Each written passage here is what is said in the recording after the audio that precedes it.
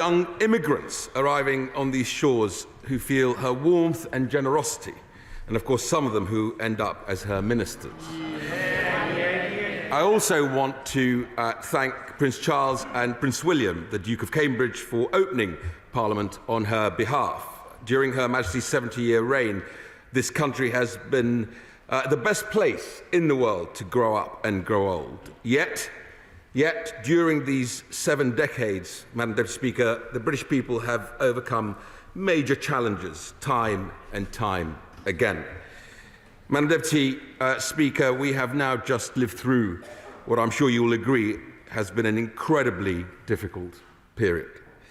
After years of sacrifice by people up and down the country, this Queen's speech focuses our attention exactly where it should be: the future. The future, full of promise, will again not be without its challenges, both at home and, of course, overseas. Our country needed a Queen's speech that rises to the scale of the challenge we face, and we have delivered it. Our communities needed a Queen's speech that keeps them safe, secure, and prosperous, and we will deliver it. And of course, our constituents needed a Queen's speech that shows them the door of opportunity is always open to them, and we will deliver it. Our relentless focus, Madam Deputy, is delivery, delivery, delivery. Before I outline how our legislative programme is making sure that this country remains the best place to grow up and grow old, I would just like to reaffirm this government's solidarity with the people of Ukraine. I'm pleased to say that all Ukrainian children and young people arriving in the United Kingdom have the right to access state education whilst in the UK. With memories of my own childhood, Madam Deputy Speaker, leaving Saddam Hussein's Iraq and building a new life here, I know how important education is to helping young people integrate into their new communities. But not only do we... I'll give way to the Honourable Gentleman. Thank the Secretary of State for that, and he's absolutely right to say that there's no better place in the world to live other than this great United Kingdom of Great Britain and Northern Ireland, always better together. But just to say this to the Minister, the Secretary of State, can he confirm, when it comes to education, through the government policies and the Queen's speech, that every step will be taken to ensure that every child in this United Kingdom of Great Britain and Northern Ireland will achieve their academic success, that every person who is on the waiting list for health will have a better health system, and every elderly person who's dependent on a better income for energy, food and heat, that those things would also be part of the Queen's speech. Thank you. I'm grateful to the member for Strangford, and I think he speaks for the whole of Northern Ireland when he says the focus has to be on education and healthcare and those public services that the people of Northern Ireland so badly need to be delivered upon. But not only do we need to make sure, Madam Speaker, that Ukrainian refugees are well integrated, we need to give them the same skills that we are giving our children so that they can take on the challenges of the future. And I just want to take this opportunity to commend schools and local authorities across England for rising to that challenge of welcoming and supporting children arriving from Ukraine, offering thousands of them a school place. In these same schools, Madam Deputy Speaker, that are at the heart of our plans to level up. One of the first bills introduced this session in the other place is the Schools Bill, delivering a stronger school system that works for every child, no matter where they were born or live in our country. It will work alongside close to £5 billion of investment for our ambitious multi-year education recovery plan, investing in what we know works: teacher training, tutoring, and extra educational opportunities, including, of course, extra hours for those who've got least time left in education, the 16 to 19-year-old students. Madam Deputy Speaker, the evidence is clear that our plan is working and the recovery is happening. Primary pupils recovering around 0.1 months in reading and 0.9 months in maths since the summer. Combined with our £7 billion cash increase in the total core schools budget by 2024-25, not 10 years ago, but compared to 21-22, we are giving schools the resources they need to focus on student outcomes. It is money that will help schools increase teachers' pay, including delivering on our manifesto pledge of £30,000 starting salary. Money that will help schools deliver resources for students, and money that will help schools meet inflationary pressures in these uncertain times. But there is more to do, Madam Deputy Speaker, because as it stands today, too many children leave primary school unable to meet the expected standards in reading, writing and mathematics, despite the remarkable progress in the last decade. Through our bill, by 2030, 90% of primary school children will achieve the expected standard in reading, writing and maths, and the percentage of children meeting the expected standard in the worst performing areas which need the most help will have increased by over a third. To meet our ambitious targets, the schools bill will go further, taking steps to make children safe, addressing standards in attendance, all underpinned by a fairer and stronger school system. And because our best multi-academy trusts that family of schools, delivering improvement in schools and in areas where poor performance had become entrenched, by 2030, we want all schools either in a strong multi-academy trust or with plans to join or form one. Madam Deputy Speaker, our ambitions are... I will be brief. I thank the Secretary of State for his allowing me to intervene. He's making a very powerful point. Is he aware that in my area, the strong Odyssey Trust, which runs the successful Townley Girls Grammar School, is already ahead of the game on this one and has taken over the failing Erith School and made it King Henry School, and are determined to make it a great success? I'm grateful for my honourable friend. I certainly am aware of the Odyssey Trust, and indeed it is exactly that passion for transforming young people's lives that we need them on this journey, and I know they and many other grammar schools, I think 90 of the 165 grammar schools have already joined those families of schools, will do the same.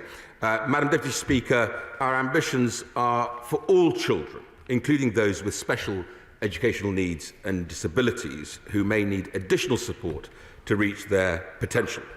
The SEND and Alternative Provision Green Paper published in March sets out our ambitions for children and young people with SEND. Our proposals will build a more inclusive and financially sustainable system that delivers the right support in the right place at the right time for every child and young person. And we want to establish a new single national SEND and alternative provision system, and are investing now to secure the future sustainability for that system. We have also set out clear roles and responsibilities and, of course, accountability measures for everybody working in the SEND and alternative provision sector. This includes the new national and local inclusion dashboards to give a timely and, I think, transparent picture of how the system is performing across education, health and care, which is what parents have asked us to do. Madam Deputy Speaker, children and young people are the future of our country, but they cannot succeed if they are not safe and secure at home. That is why, under my stewardship, the Department for Education has been laser-focused on families. With strong families, we can make a fairer society, one in which children can escape the quicksand of disadvantage. With strong families, we help make sure that every child can grow up happy and, of course, with that vital opportunity. And we are taking steps to strengthen families. We're funding 75 local authorities, half of England's local authorities, with the highest levels of child deprivation, to create family hubs and transform that support for families.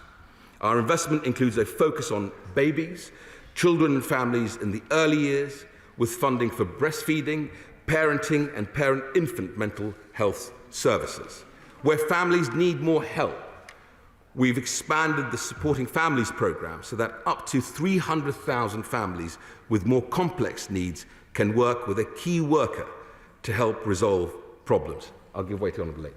I'm grateful to my right honourable friend for giving way. Safety is at the heart of so many parents when they send their child into settings, and I welcome the Family Hub. Last week, a child died in a nursery in my constituency. I send my heartfelt condolences to the family. It was a heartbreaking time. 10 years ago, another constituent lost her child in a nursery. She's Dan and John Thompson. They set up in Millie's name, the child, Millie's Trust, and now have Millie's Mark, which accredits people in nurseries, staff in nurseries, who have got paediatric first aid training. Would my right honourable friend agree with me that safety in nurseries and childcare settings is vitally important, that paediatric first aid is vitally important for members of staff to know how to deal with these emergencies? And would you join me in calling for it to be widespread? There are a lot of speakers trying to get into this debate, really a lot. So interventions do need to be really very brief. Thank you. Secretary of State. I'm grateful for my honourable friend. I absolutely agree with her on Millie's Mark. And of course, child safety in nurseries is vital and non-negotiable. And I'm very grateful for her for bringing the accreditation to the House's attention. And of course, as I was saying, Madam Speaker, where families do need that additional help, we've expanded Supporting Families programme so that those 300,000 families with more complex needs can work with a key worker to help resolve problems.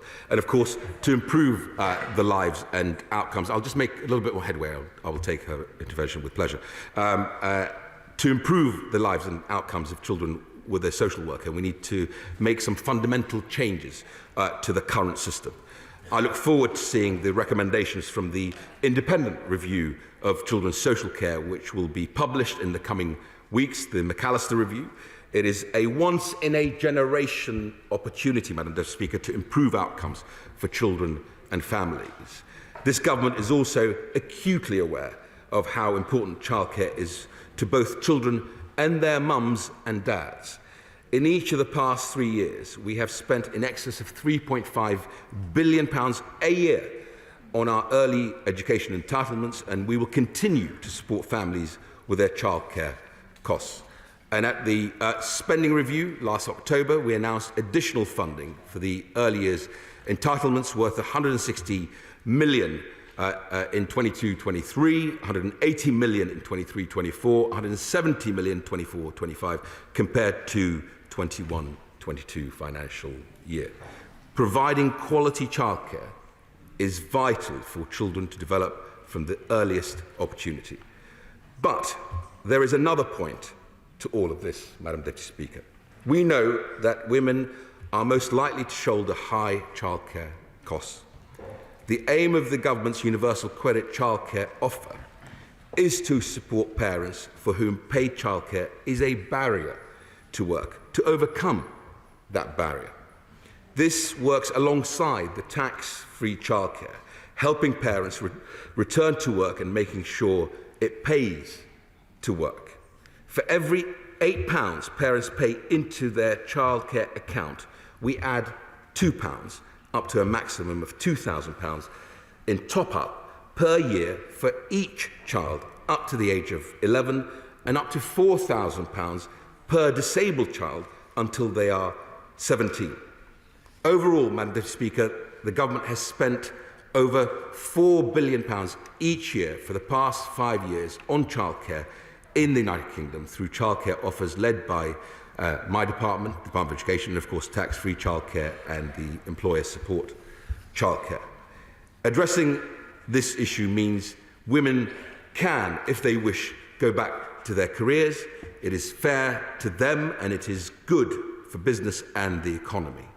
Madam Deputy Speaker, for our long-term economic success will really turn on our ability to nurture and utilise talent, including new mothers. Human potential, human capital is the most important resource on earth. To steal a phrase from my right honourable friend, the chair of the Education Select Committee, we are determined to build a skills-rich economy. We are committed to delivering those skills through massive investment and reforms to skills and further education provision. We've already embarked on revolutionising the post-16 education sector, transforming apprenticeships, driving up quality, better meeting the skills needs of employers through more flexible training models. We've launched T-levels, boosting access to high-quality technical education for thousands of young people and, of course, creating our skilled workforce of the future. And, Madam Deputy Speaker, I will pledge to the House to make T-levels as famous as A-levels. Watch this space. In the last parliamentary session, we successfully passed the Skills and Post-16 Education Act to do just this. This Act, alongside our wider reforms, including an additional £3.8 billion investment in skills over this Parliament, rightly in my view, places employers at the heart of the skills system, supporting our ambition for everyone to be able to access the training they need to move into highly skilled jobs. There is, of course, a crucial role for our universities in making sure that our country remains the best place to grow up and, given the link to future earnings and opportunities, to grow old too. We will bring forward further legislation through a higher education reform bill to ensure that our post-18 education system promotes real social mobility, is financially sustainable, and will support people to get the skills they need to meet their career aspirations and help grow the economy. Alongside this, I'll give way to Honourable.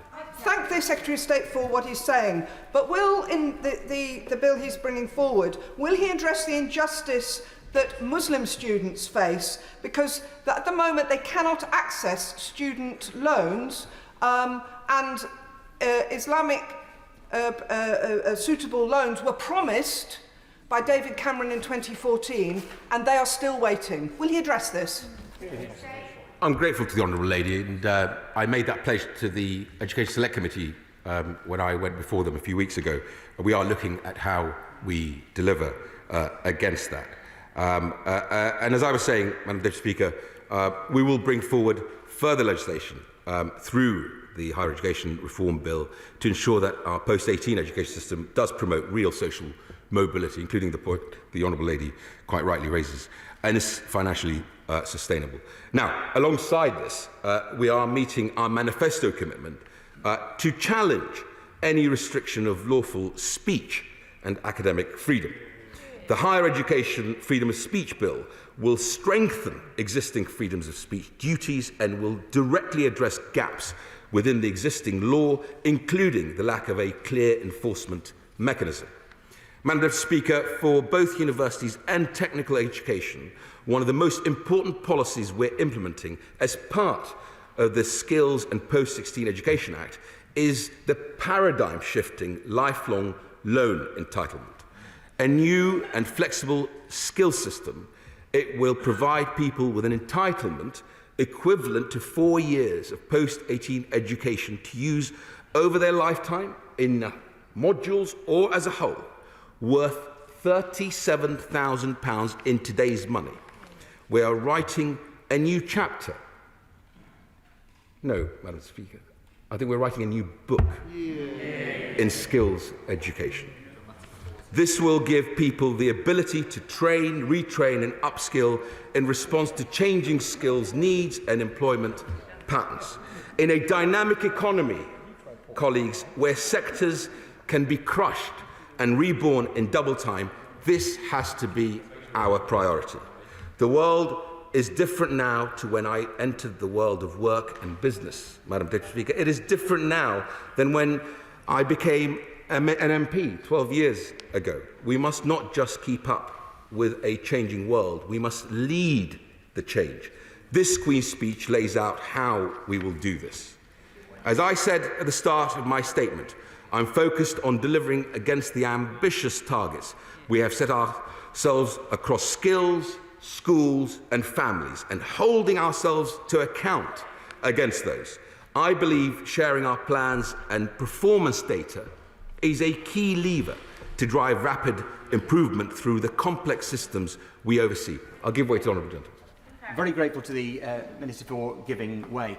He talks about skills, so important. Would he recognise the real crisis we face when it comes to skills in the health service, in particular the number of people we lack in prevention and treatment of cancer? Would he look at, and would the Secretary of State for Health, his friend sat next to him, look at the amendment in my name on the order paper, which calls for a strategy to tackle the cancer backlog, in particular the fact that over a third of my constituents with cancer are waiting more than 2 months for their first treatment? I'm grateful for the Right Honourable Member's intervention, and I think a couple of things to say on that. One, obviously, I know that the Secretary for Health will address this, but his priority, his laser-like focus is on the backlog and dealing with that backlog, but also the investment in Cumbria and the University of Cumbria in terms of those clinical training and needs that is happening for his constituents as well. As I said, Madam Speaker, at the start of my statement, I am focused on that delivery, and I'm passionate in believing that the performance data is key as a lever to drive rapid improvement through a complex system in education or in health, and that transparency, as we did with vaccine, we will do again in education and health. And I've committed to publishing a delivery plan setting out what we will achieve and a performance dashboard showing progress so the House and the country can hold us to account. I've already written to all schools stating that we will publish data on uptake of the National Tutoring Programme this summer. Many schools have helpfully given us access to their attendance data, and I'm conducting a trial over the coming weeks to share that data back in a way I think that prompts helpful actions in schools and, of course, in local authorities. Madam Speaker, the spirit with which our education sector responded to the pandemic demonstrated why this is the best country to grow up in. It is a spirit... I will give way to Honourable Lady. I'm grateful to the Secretary of State for giving way. And when he's talking about the best place for young people to grow up in, could he explain to me why there isn't a single placement of special provision for children at risk across the country, as my constituent is experiencing right now?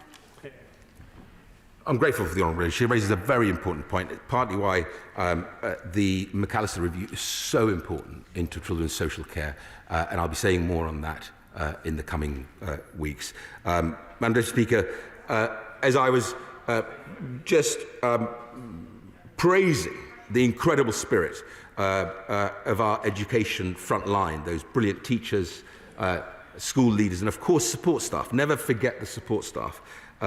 Demonstrates why this is the best country to grow up in. It is a spirit we see across our public and private sector, including, of course, the National Health Service, working with our great vaccine companies, which has led the way in protecting lives and livelihoods in the battle against COVID. Thanks to the astonishing rollout of the vaccine and booster programs, we were the first European nation to protect half of our population with at least one dose, and the first major European nation to boost, thanks to my right honourable friend, half of our population too. Following the unprecedented challenges placed on the NHS by COVID, we will spend more than £8 billion from 22-23 to 24-25, supported by the revenue from the Health and Social Care Levy to clear the COVID elective backlogs. But we must be honest. We must be honest, Madam Speaker.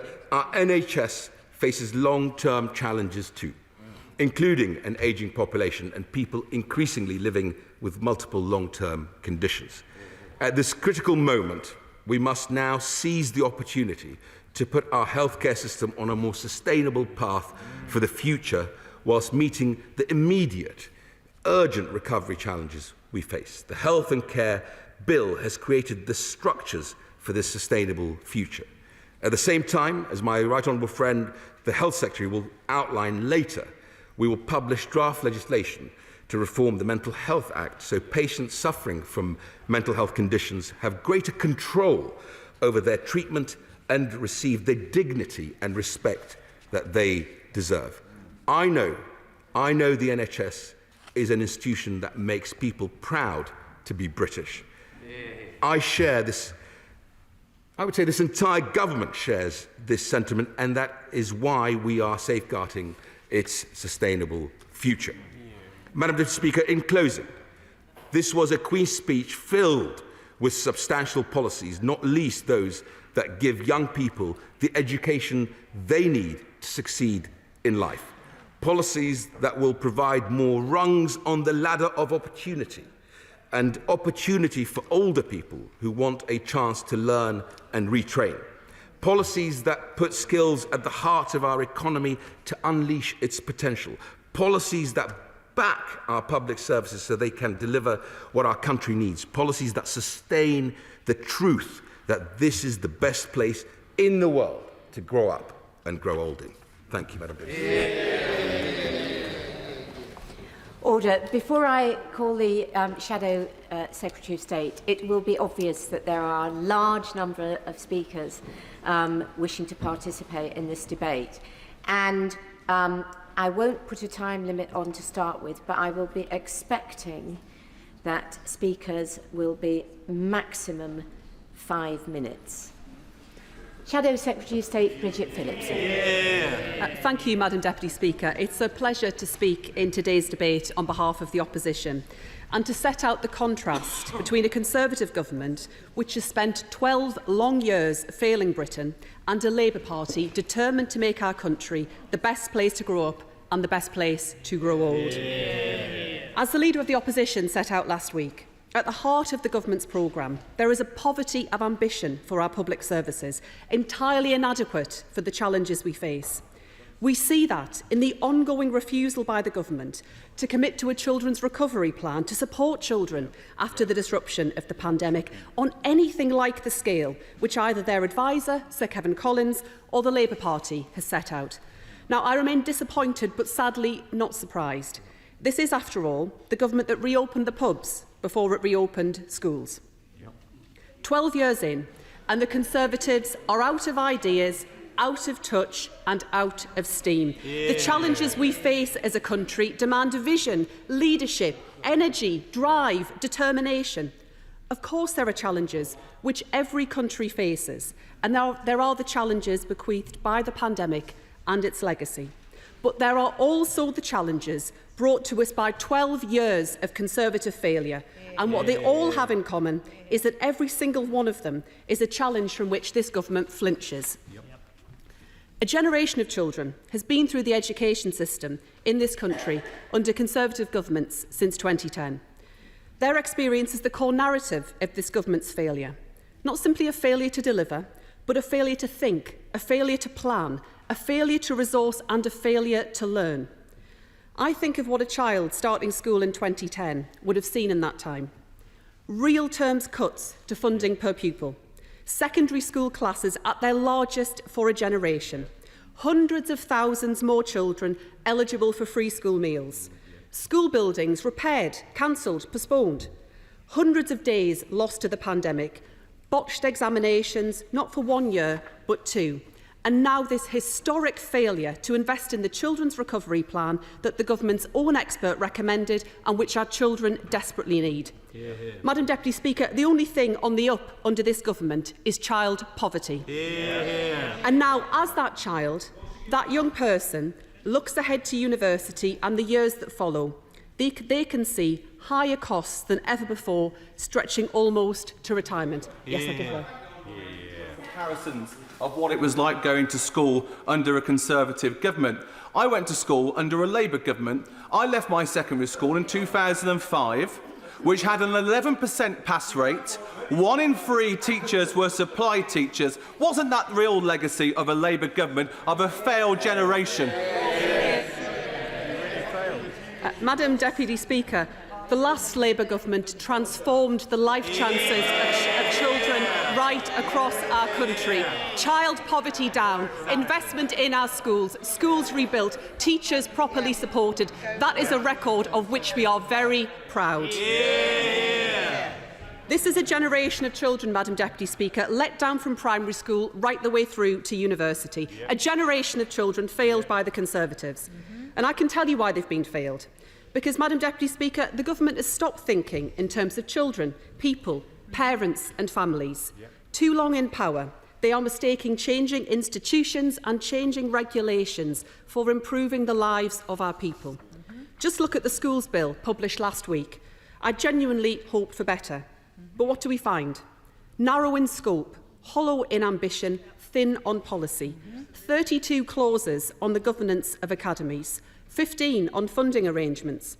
And on funding, what a sorry sight it is to see a Conservative Chancellor and a Conservative Secretary of State seeking plaudits merely for aiming to restore, by 2024, a level of real terms school funding achieved by the last Labour government, when his own government has spent a decade slicing it away.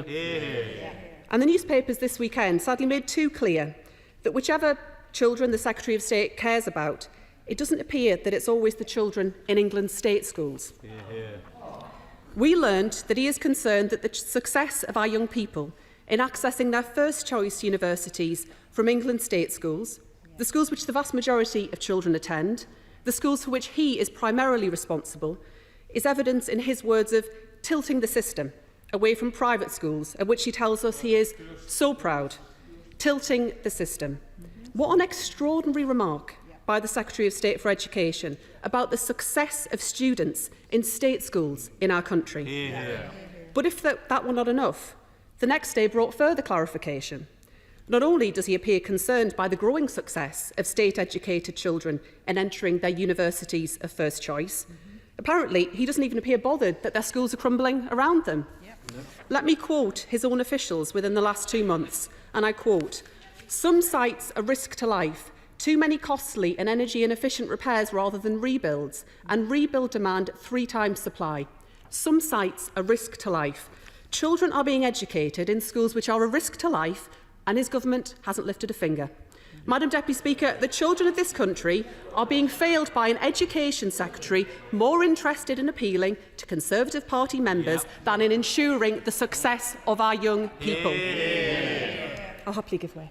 The lady's made 2 points in the last 2 minutes. One about school funding for buildings, and the second about children for private schools. Perhaps I could, with the Deputy Speaker's permission, address both. One, will she welcome the over £1 million given to Cars Grammar School in Sleaford to improve the school building and facilities?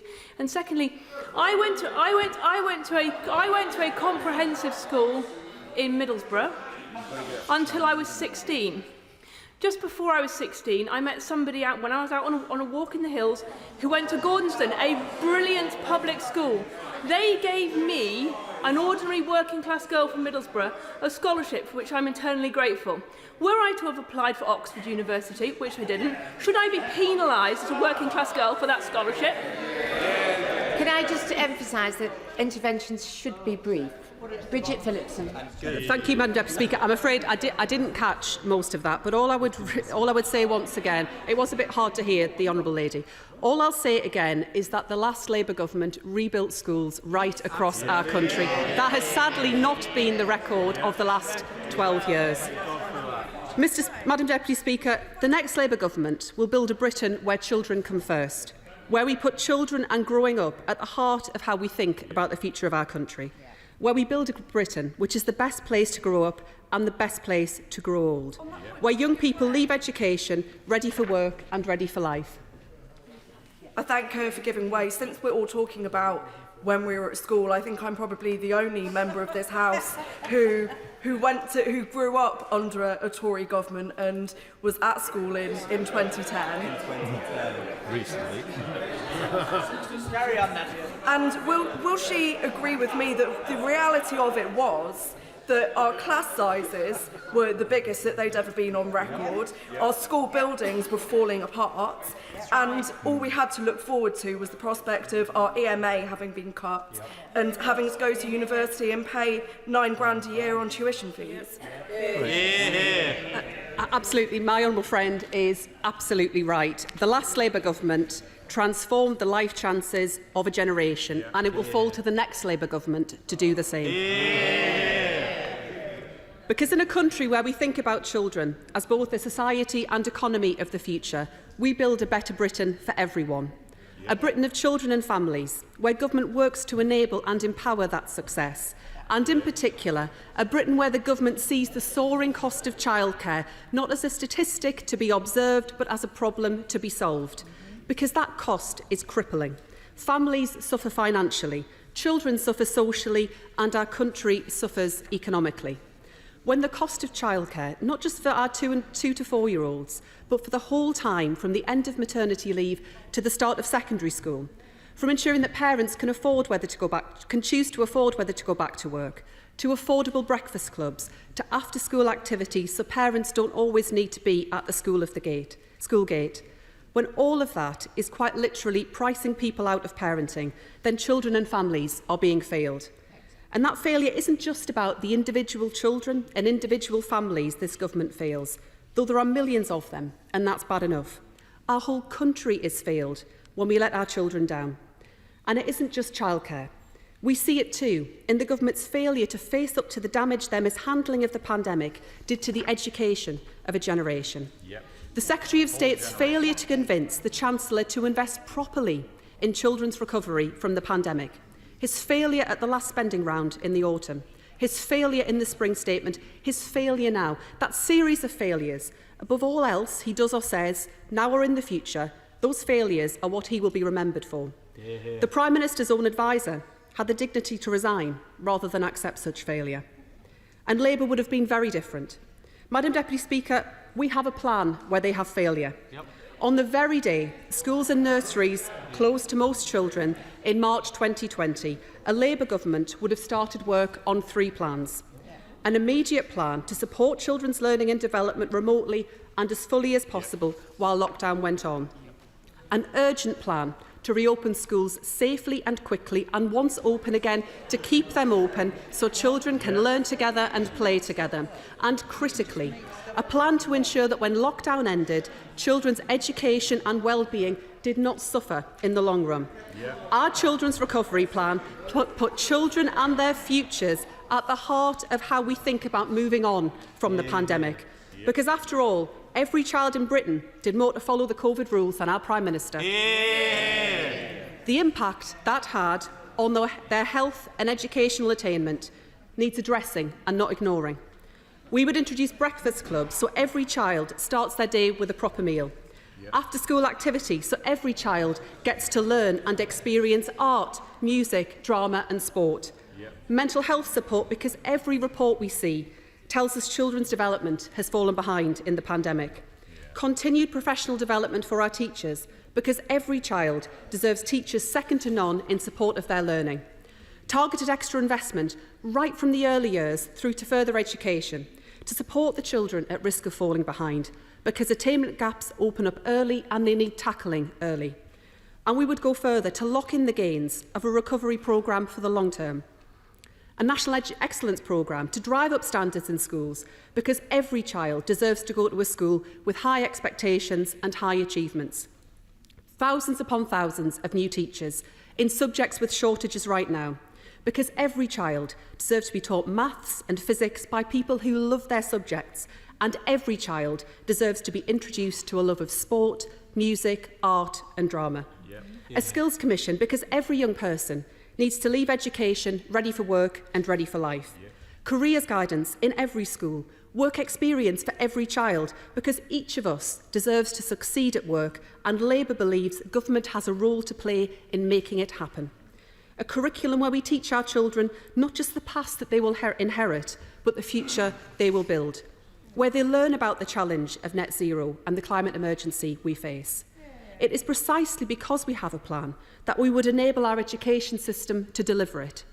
It's why we want an approach to how our schools are run that focuses on how children achieve and thrive, not the name on the uniform or the hours that they are there.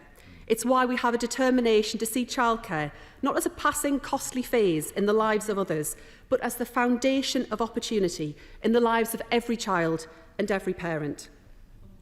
And Madam Deputy Speaker, it's sadly not the case that as our children grow and as they interact more and more with my party's proudest achievement to date, the National Health Service, that their experience of this government's record on public services improves.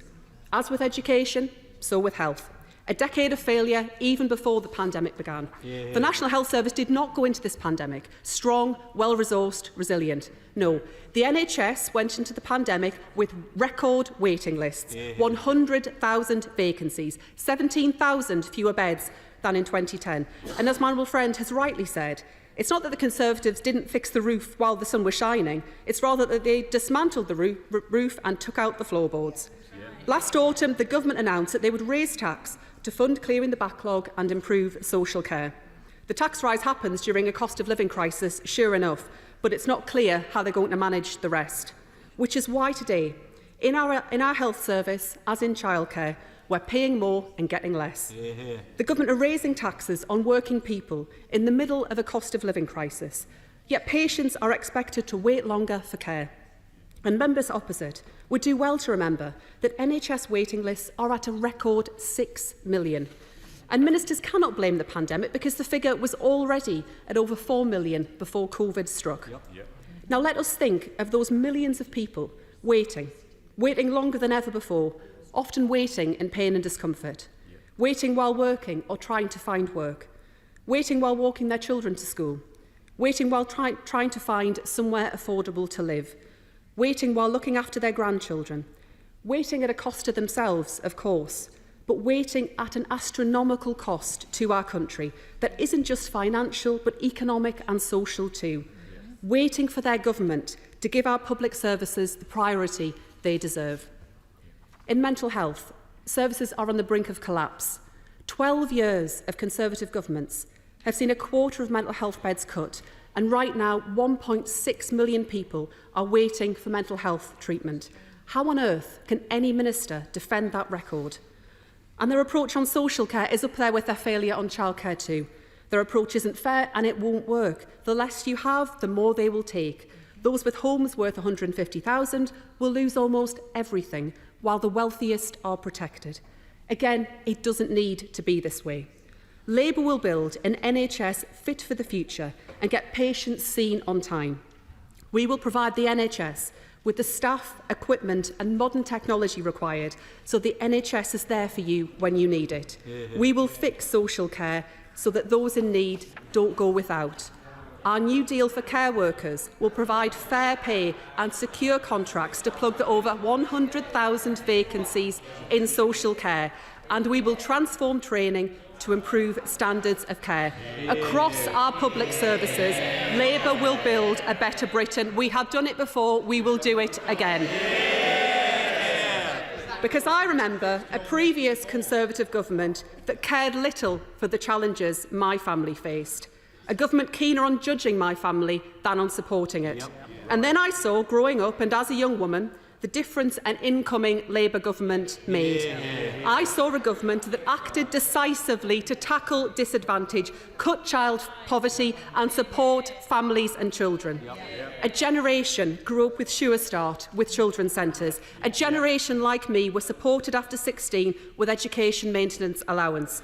A level of investment in our NHS unmatched in history. Waiting lists driven down from months and years to days and weeks. I saw then, in my own community, the difference those changes made, and I still see it now in the better lives of young people who grew up with that advantage, with the support it unlocked. For 12 long years, ministers opposite have failed a generation of our children. Labour in power will be different, because we see Britain as its people, our children, our families, our future, and we will never swerve from making this country the best place to grow up and the best place to grow old. Order, order. Nominations closed at 5 o'clock this afternoon for candidates for the post of Chair of the Backbench Business Committee. One nomination has been received. A ballot will therefore not be held. I congratulate Ian Mearns on his re-election as Chair of the Backbench Business Committee. I remind honourable and right honourable members of my stricture about sticking to 5 minutes, at least for the opening contributions from the backbenchers. John Whittingdale. Thank you, Madam Deputy Speaker. It's a pleasure to speak in support of this Queen's speech. It's tempting to respond to a number of the points made by the Right Honourable Lady, whose speech did sound remarkably like a bid for the leadership of the Labour Party. However, given the lack of time, I want to concentrate on just 4 bills, all of which emanate from the Department of Digital Culture, Media and Sport, and all of which I had a small hand in a part of the preparation of. The first bill is a continuation, the Online Safety Bill. And I was going to say to you, Madam Deputy Speaker, that I would welcome this opportunity because I only had 5 minutes to speak on the second reading of the Online Safety Bill. I will have rather less this time. But I do want to reiterate that this bill is tremendously important and will protect our young people as they grow up. But equally, it is a pioneering piece of legislation to introduce some regulation of online activity. And we also have an ambition in this country to be the technological leaders of the world. And therefore, I do remain concerned that the bill is very vague in a lot of aspects. And since the second reading, I've actually had meetings with mid-sized platforms like Pinterest and Reddit and Eventbrite and TripAdvisor, all of whom are committed to this country, but are concerned that whilst they want to comply with the provisions of the bill, it is not actually clear to them what those provisions are going to undertake. And I would once again say to the government that what is important here is to control and protect people who are at risk, not necessarily just regulate every large platform because of their reach. If the honourable gentleman forgive me, I'm under a lot of pressure to keep this short. The second bill I wanted to touch on is the media bill, which is vital for the future of public service broadcasting in this country. A lot of attention will be given to the provisions for Channel 4, which I welcome, although I do think that it's important we debate those and discuss the model that Channel 4 should operate in the future. But equally, it contains other very important provisions. The prominence of public service broadcasters is something that has been argued for by ITV and Channel 4 and the BBC for many years, and it is essential if we are to protect public service broadcasters and ensure that they are visible in a world where there are competing channels increasing in number almost every week. And equally, in support of commercial public service broadcasters, can I also add that I welcome the absence from the Queen's speech of a bill to introduce advertising bans for HFS foods after 9 o'clock. I am one who supports the government's wish to reduce obesity, but I firmly believe that an advertising ban would have no effect on that and at the same time would massively affect commercial broadcasters in this country. I also regret the absence from the bill of provisions for radio prominence. This was an important part of the outcome of the Digital Radio and Audio Review. The government has accepted the recommendations from that, but it seems to have dropped out of the bill. That's something which I hope we might try and correct during its passage.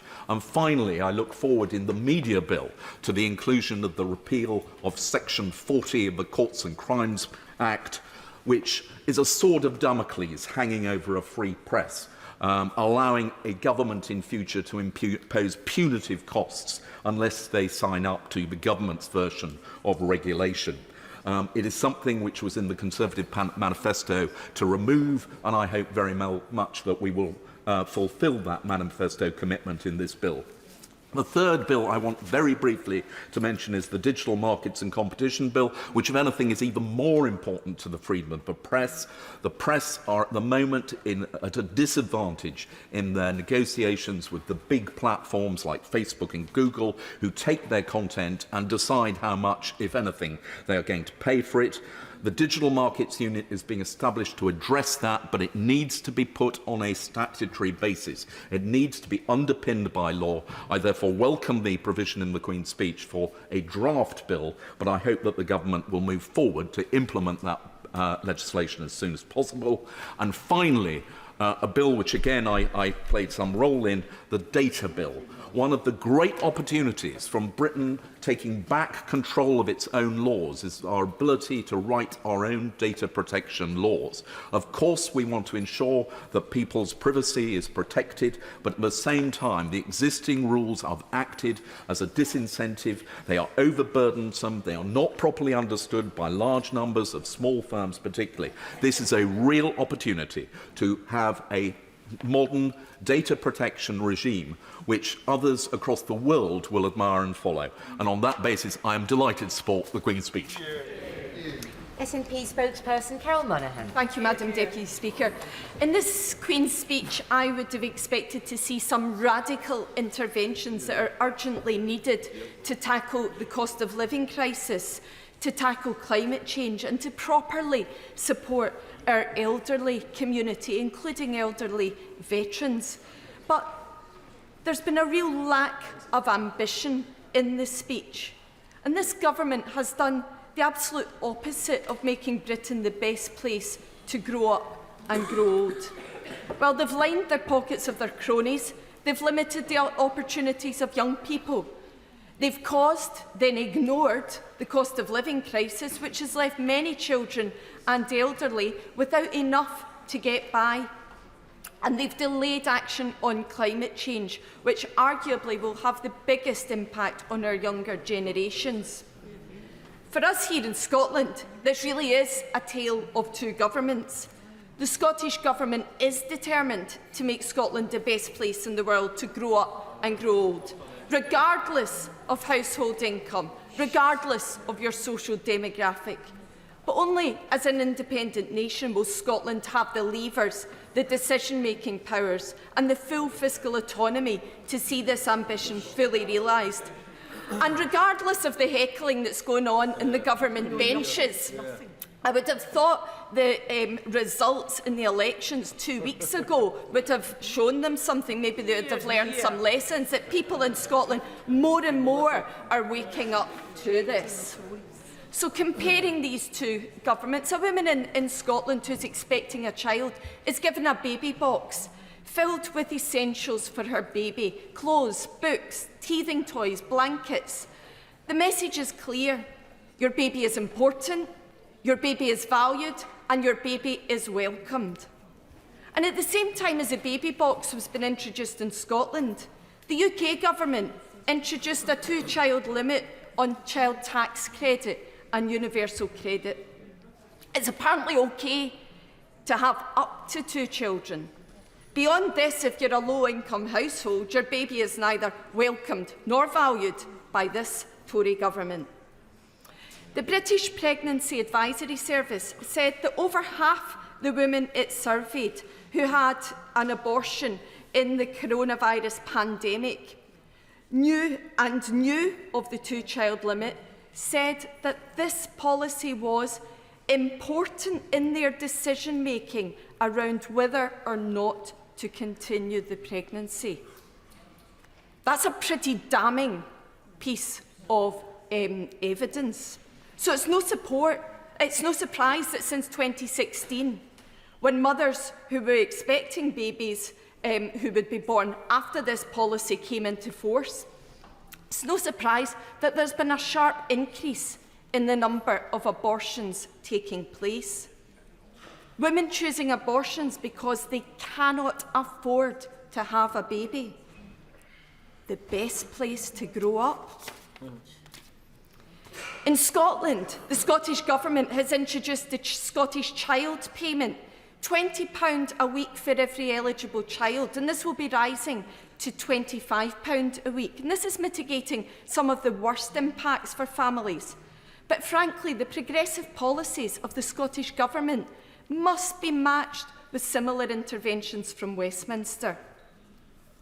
Last week we were treated to the Honourable Member for Ashfield and Eastwood's comments, who said that people were only using food banks because they can't budget and can't cook a meal from scratch. Today, Gareth Mason, the head chef at Absolute Bistros in West Houghton, has said that the Honourable Member's comments were tone-deaf and insulting. And he set about to prove this by cooking 7 everyday meals such as spaghetti Napoli, beans on toast, baked potato... Order. Can I just check that the Honourable Lady has informed the Honourable Gentleman that she was going to refer to him? Perhaps just a reminder that perhaps that's what she should do. Madam Deputy Speaker, I haven't, but I wasn't making a point of order. I was referring to something that was said in a debate and has been said in the press. Now, the chef, Gareth Mason, said, I've come to a conclusion it's a load of rubbish. These meals I've done, as soon as you put any protein or dairy into them, it's not feasible to do for 30p. If you eat beans and toast for every meal, it might work. But even if you had cheese and toast, the cheese would be more than 30p on its own. And that's before you consider the cooking cost of the food. Absolutely. And the member for Ashfield was very clear that he offered anyone from the opposition benches to go and join him down in Ashfield. Given the problems she's outlined, is she planning on going down to see what happens in Ashfield, to see how that food bank functions? I would love to do that, but more than that, I look forward to the honourable member from Ashfield's cooking book, because I'm sure that'd be a really popular volume. And do you know, I'll even buy some copies for my own food bank if we think that we can be making meals for 30 pence a day. Incredible. The fact is that people on low income or on benefits are far superior with managing their finances because they have to be. According to Jack Monroe, the bootstrap cook, who gave evidence to the Work and Pensions Committee, the impact of the cost of living crisis on millions of children living in poverty in Britain today is going to be, in some cases, fatal. This is first and foremost due to the rise in the cost of everyday essentials, not because families on low incomes can't budget or can't cook a meal from scratch. But it gets worse. The Minister for Safeguarding said on Sky News today that people struggling with the cost of living should just take on more hours or get a better paid job. This shows how detached this government is from the lived reality of so many people in our communities that we represent. Because hunger impacts the ability of children to learn. They can't, as one of the members has said, they can't concentrate, they can't think. And I know of teachers that are keeping cereal bars and snacks in their desk drawers to give to children to make sure they have something in their tummies. And the Secretary of State said in his opening remarks, he talked about extracurricular activities, and I think every member here understands the importance of these. But for families that are just about managing, they're just about managing to pay bills and to feed their children.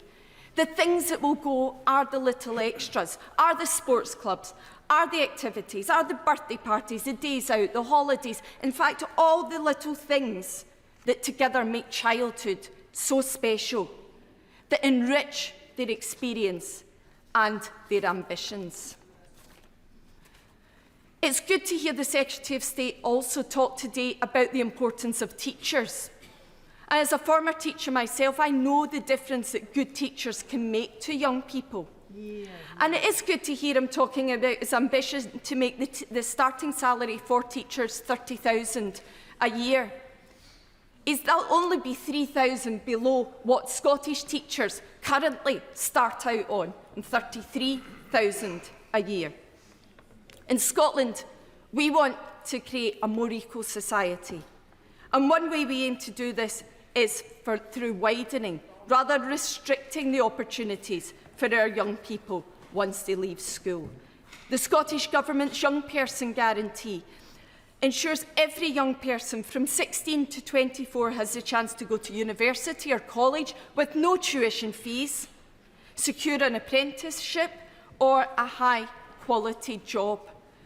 And it's significant that in Scotland we have the highest proportion of young people with positive destinations post-school anywhere in the UK.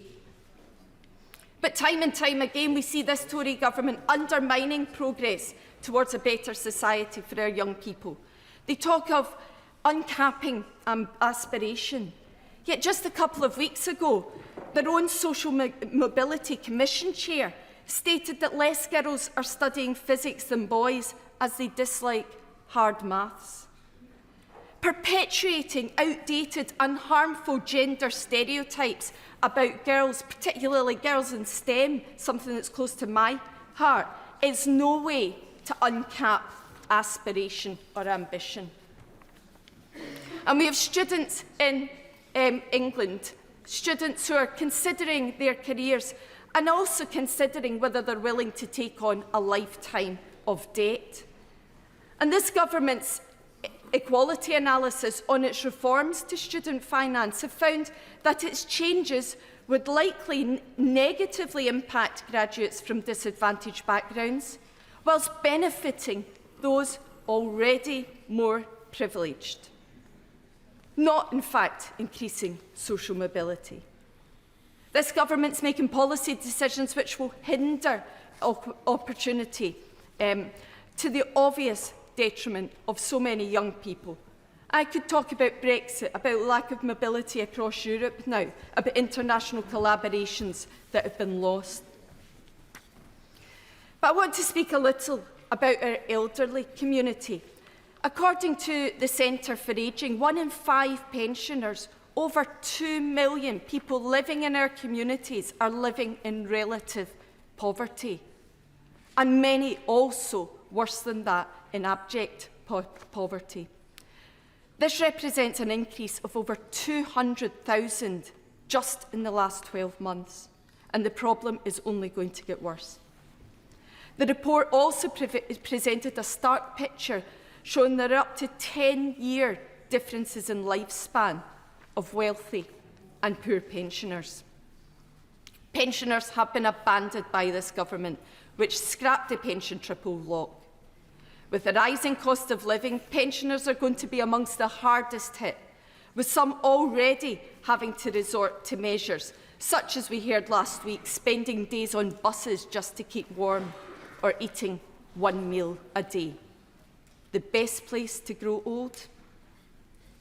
Many UK citizens, including a significant number of veterans, are also living in poverty abroad as a result of the freeze of overseas pensions. So their pension is frozen at the point at which they moved. Now, other countries have asked for a reciprocal arrangement. Countries such as Canada have formally requested a reciprocal arrangement covering pension uprating, but this UK government has declined. And of course, we've also got amongst our pensioners, we have veterans as well, those who have given their very best of themselves in order to serve. We have a duty of care to those pensioners, and I want to talk briefly about one particular group of pensioners that I know has support on both sides of the House, and this is the nuclear test veterans. The nuclear test veterans who are dwindling in numbers, who have had a lifetime of health issues and have received neither a medal, recognition or compensation. The only country not to have compensated their nuclear test veterans. Surely we can do better for this small group of individuals. The SNP Scottish Government are doing what they can to support households during these difficult times. Fully mitigating bedroom tax, mitigating council tax, doubling the Scottish Child Payment, free tuition, free prescriptions, free school meals for all primary school children. But just as Scotland tries to mitigate the worst excesses of this Tory government, the Scottish Government are suffering budget cuts by this Tory government.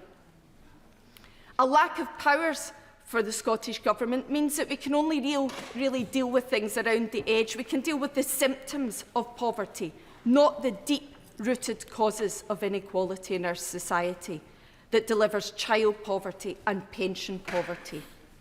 Only with full independence can we realise our ambition for our children, for our young people and our pensioners. Sir David Evnett. Mr. Speaker, and it's a great pleasure to have the opportunity to participate in this debate today in support of the Queen's speech. And I want to focus my attention in my speech to education as part of the session on making Britain the best place to grow up and to grow old in. However, I appreciate inflation and the cost of living are top priorities for my constituents at this time, and the government needs to do more to help alleviate the consequences of rising prices, and I believe that they will. I believe the UK is and always has been one of the best places to grow up in, and I'm convinced it remains a great place for all ages to live in. People from my own background have been fortunate through education and resultant opportunities, especially with great state schools and teachers, to be able to reach our potential. However, despite the fantastic opportunities and the increase in finance the government has put in to our education system, there are a number of issues that still need to be addressed. And I know my right honourable friend, the Secretary of State for Education, is determined to tackle these. We congratulate him on the White Paper of March 22, and I know he aims to improve standards and achievement. And I look forward to the schools bill coming to this House where we can participate in it. I've worked both as a teacher and a lecturer, so I know how important, vitally important it is that every child receives the best possible education. Education and social mobility have always been key political issues for myself, and I passionately believe that every child deserves the best possible start in life. I'm a strong supporter of lifetime learning, as education is not just for the young, but all age groups, particularly in this time of a rapidly changing world. As we all know, parents are the primary educator in children's lives. Parents' education level has also a significant impact on their children's success, and this can significantly affect opportunities later in life. However, talent and hard work alone should determine how far people can go, whoever you are, wherever you come from, whatever your background. Opportunity is the key, and this government believes passionately in opportunity. And I believe talent is widespread across our nation. Unfortunately, there are certain groups and areas where opportunity is not open to all for many and varied reasons. So fair funding, accountability, a safe environment and attendance are vital, and I look forward to further debates on the bill. In my constituency, Bexley Heath and Crayford, we're very fortunate to have a diverse and fantastic collection of schools, both primary and secondary level. The borough is a social mobility hotspot, and we have a wide variety of education offerings available, including church, grammar, comprehensive and single-sex schools, all of which achieve good results and give excellent opportunities to young people to develop their talents. Children across Bexley from both advantaged and disadvantaged backgrounds achieve great results at school and benefit from the wide range of opportunities. We have an excellent further local education provider in Bexley campus of London South East Colleges, giving a wide range of choices and courses. Visiting recently, I particularly enjoyed the media and special needs facility. Last week, I also visited Woodside Academy, which is a special school supporting children from the age of 4 to 19 with a wide range of learning difficulties, and is part of the London South East Colleges Trust, another example of working together. They are doing innovative work to support the children under their care, both within their education and wider health concern, especially as I watched and listened and learned about their specialist eye testing on the site. And the Trust Chief Executive, Dr. Sam Parrott OBE, and her team are doing a superb job. However, even in areas like Bexley, where we're making great progress, there's always more that can be done. In particular, I think I visited Bedenwell School recently with my honourable friend, the member for Old Bexley and Sidcup, and the honourable lady, the member for Erith and Thamesmead, which provides outstanding SEN provision, but highlighted some of the concerns they have on SEN funding. I've written to my right honourable friend, the Secretary of State, on the concerns they raised during our visit. I'd like to say that the schools bill will make it easier for schools in England to join multi-academy trusts and strengthen their regulatory framework, reform the school's funding formula to make it fairer, and strengthen the school attendance regime so that children can benefit from being in school. These are vital issues, and that is why I support strongly what the government is doing. Keeping to the 5 minutes that the Madam Deputy Speaker has insisted, I can't talk about the higher education bill, which is also great news.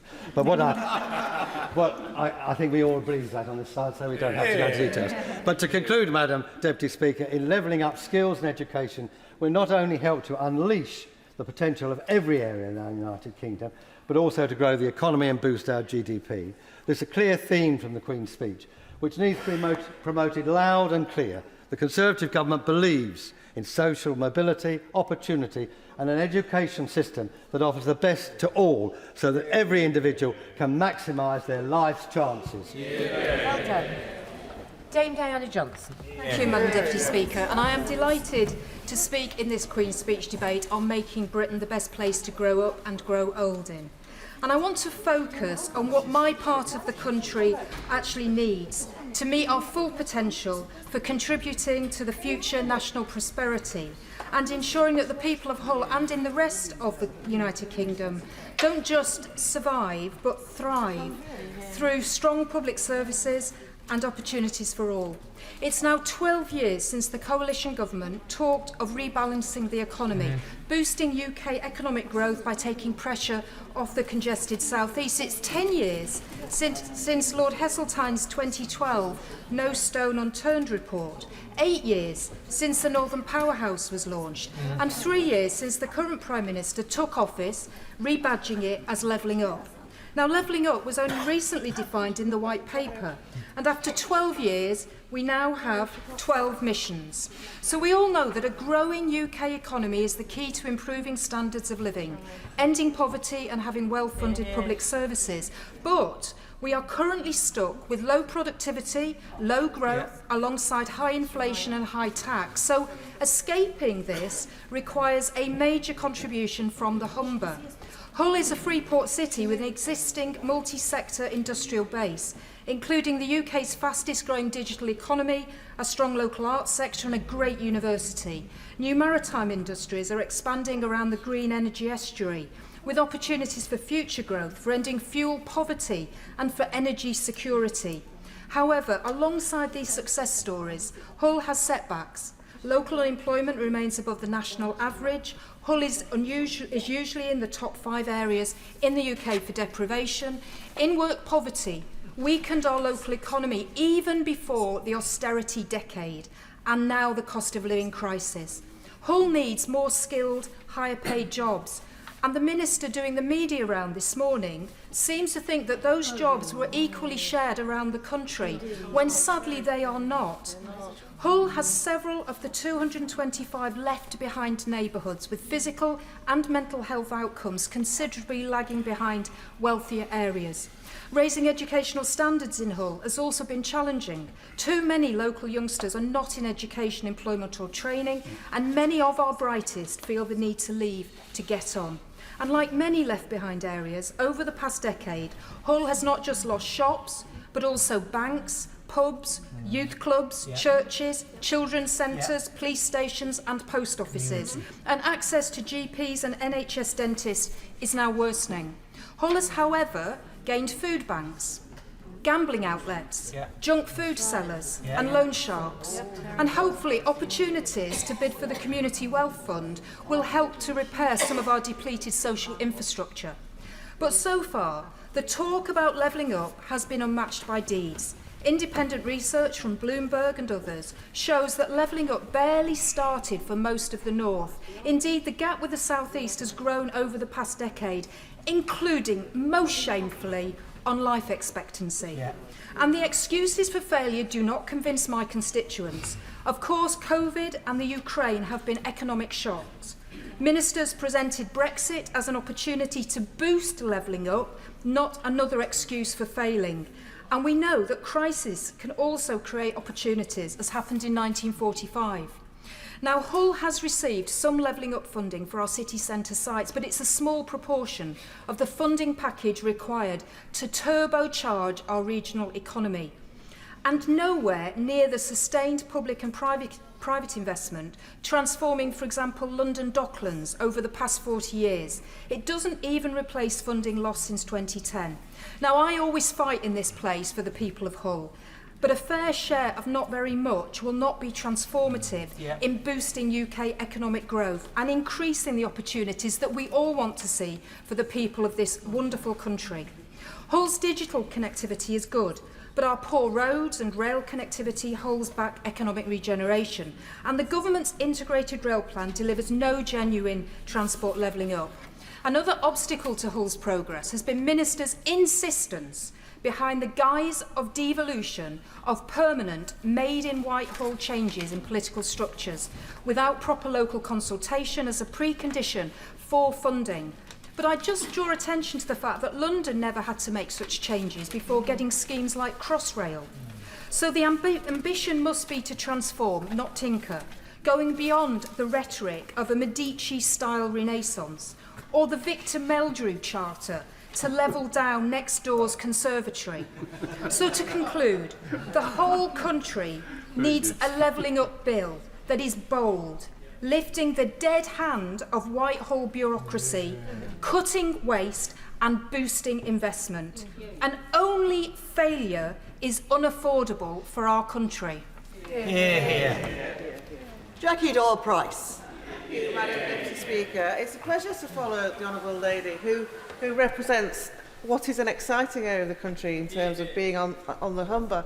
And as I say, representing Thurrock, which may be in the South East, but I share her exasperation about London's century policy making, which has actually gone back decades. And in that sense, I think we should welcome the commitment to levelling up, even though she's set quite a high bar in terms of proving what it actually means in practice. But I do share some of the concerns she's expressed.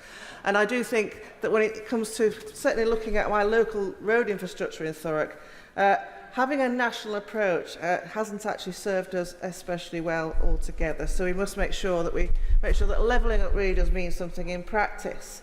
But we're talking today about whether making this country the best place to grow up and grow old, and it is the greatest country in the world. And I have to say, when we look at what's happening around the world, aren't we lucky to be here in the United Kingdom?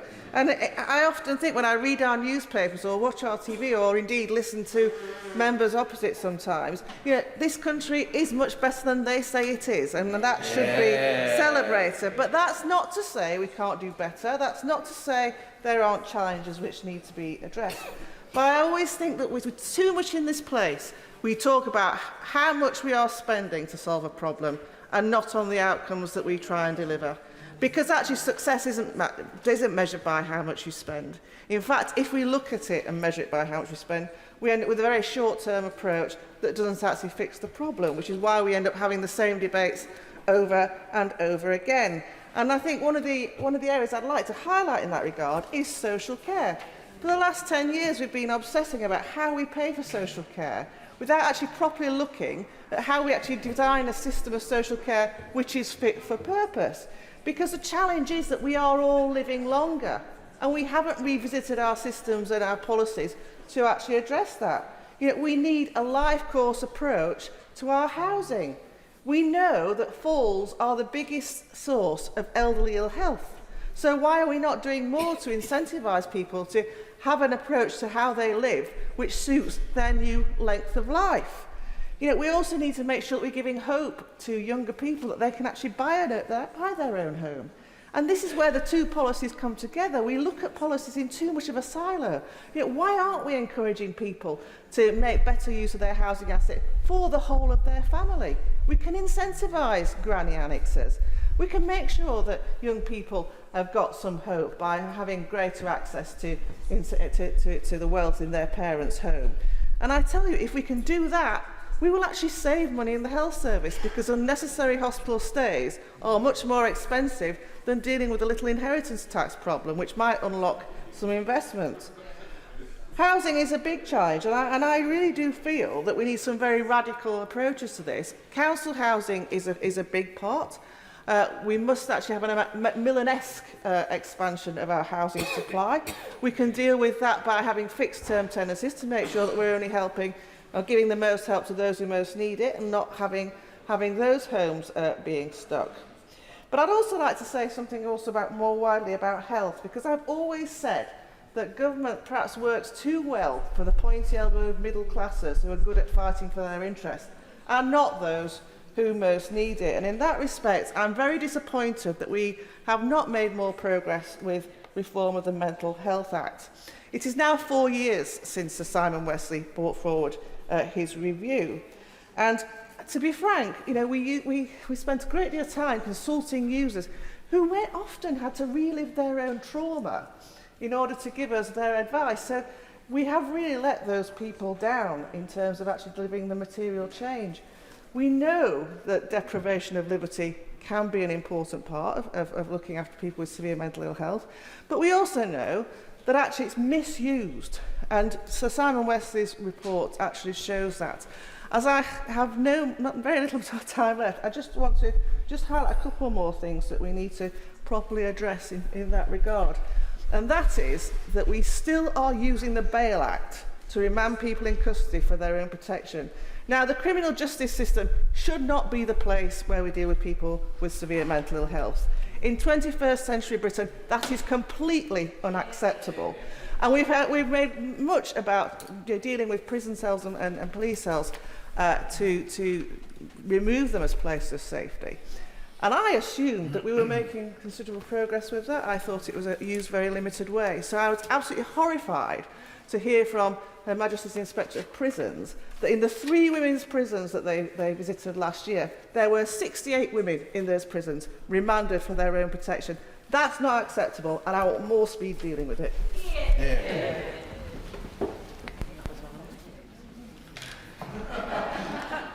Stay standing up. I now call to make her maiden speech, Paulette Hamilton.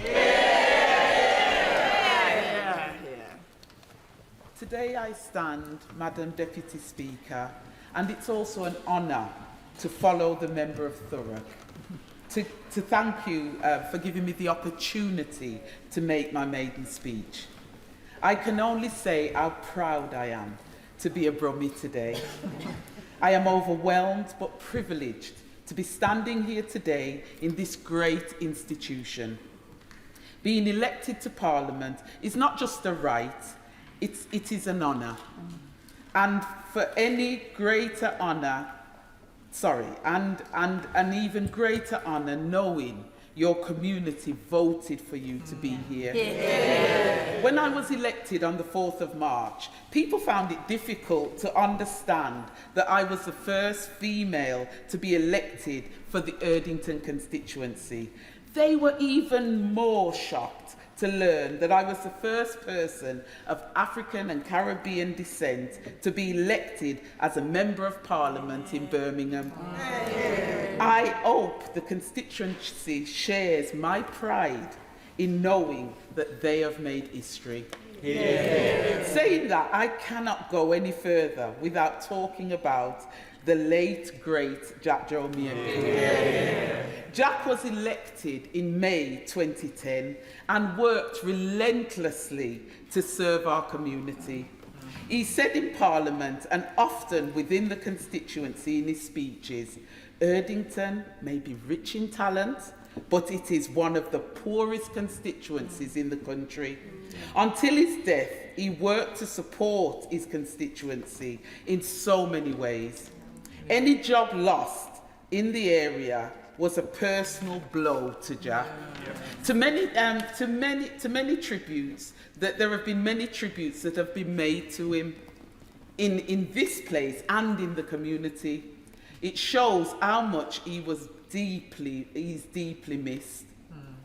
Madam Deputy Speaker, I grew up in Answorth, in a neighbouring constituency of Perry Bar. But Erdington is a place I have called home for 35 years.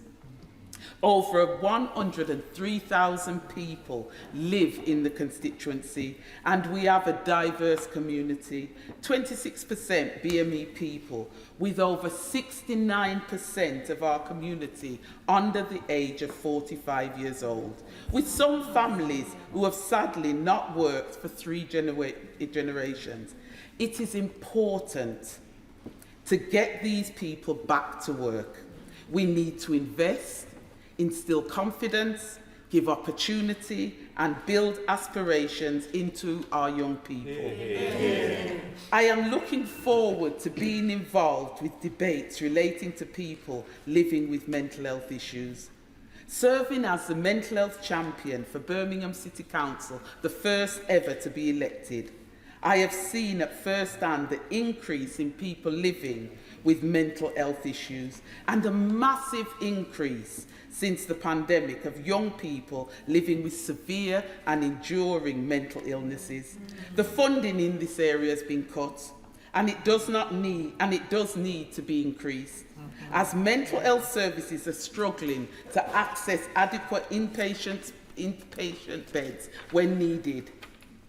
In Erdington, the community has also seen an alarming increase in the houses of multi-occupancy, where we have the second highest number in the city. My constituency needs to see an urgent change in legislation to ensure poor, unscrupulous landlords are punished, fined, and removed from the market if they fail to comply with the rules that are designed to protect residents. These are just some of the many issues that I will be raising on behalf of my constituency, as I heard time and time again whilst out campaigning. My children were born in Erdington, and some of them are up there. I am so proud. They went and they went to Erdington schools, of which we have over 40 in my constituency. I have 40 schools to visit, and I promise I will be visiting all of them. But listen to the point. I know I will feel at home when I do, because arriving in Parliament after a by-election has truly made me feel like the new girl at school. My husband opened his first shop on the Slade Road in the late 80s, in an area where the high street was dying. So as a family, we were acutely aware of the difficulty other small businesses were experiencing back then. At the same time, I trained as a nurse and worked at the local health centre in Warren Farm Road, King's Standing, for several years. My career in the health service lasted over 25 years, and it has truly shaped my political career. As I have already noted, Erdington is a very diverse part of Birmingham, with a wonderful, strong community and neighbourhood spirit, with people who work very hard and look out for each other.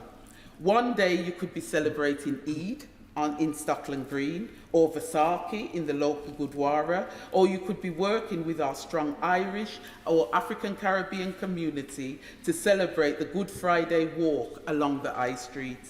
Our manufacturing history is well known. Sadly, too many of our workplaces have closed. It is vital that new business comes into the constituency. So it is important that through the Levelling Up Fund, we are given the funding to develop our high street, particularly the Erdington High Street. The Erdington constituency can look quite dark and lacking green space when you drive through. This is because of the roads like the Gravelly Hill interchange, which I am sure you all know as Spaghetti Junction. But if you can look more closely under the Spaghetti Junction, and Gary will tell you this, you can walk along some of the most beautiful canal walkways in the country. We are also fortunate to have many lovely parks, such as Pye Pays, such as the Rookery Park, such as Shorteeth Playing Fields, such as the beautiful 13-acre site owned by the Erdington Rugby Club. I would also like to mention the stunning bowling facility we have in the constituency, run by the Erdington Port Bowls Club. The Brookvale Lakes, the Witten Lodge Lakes, where residents do duckling watch. to ensure we preserve the natural beauty of this area is truly incredible. Alongside the amazing Eco Hub run by an organisation called the Whitton Lodge Association. When I won this election, my husband looked on and said, "Well done, now the work starts." How right he was. After receiving over 2,000 emails plus sacks of mail in my first month, I am under no illusions that the role of an MP is many things to many people.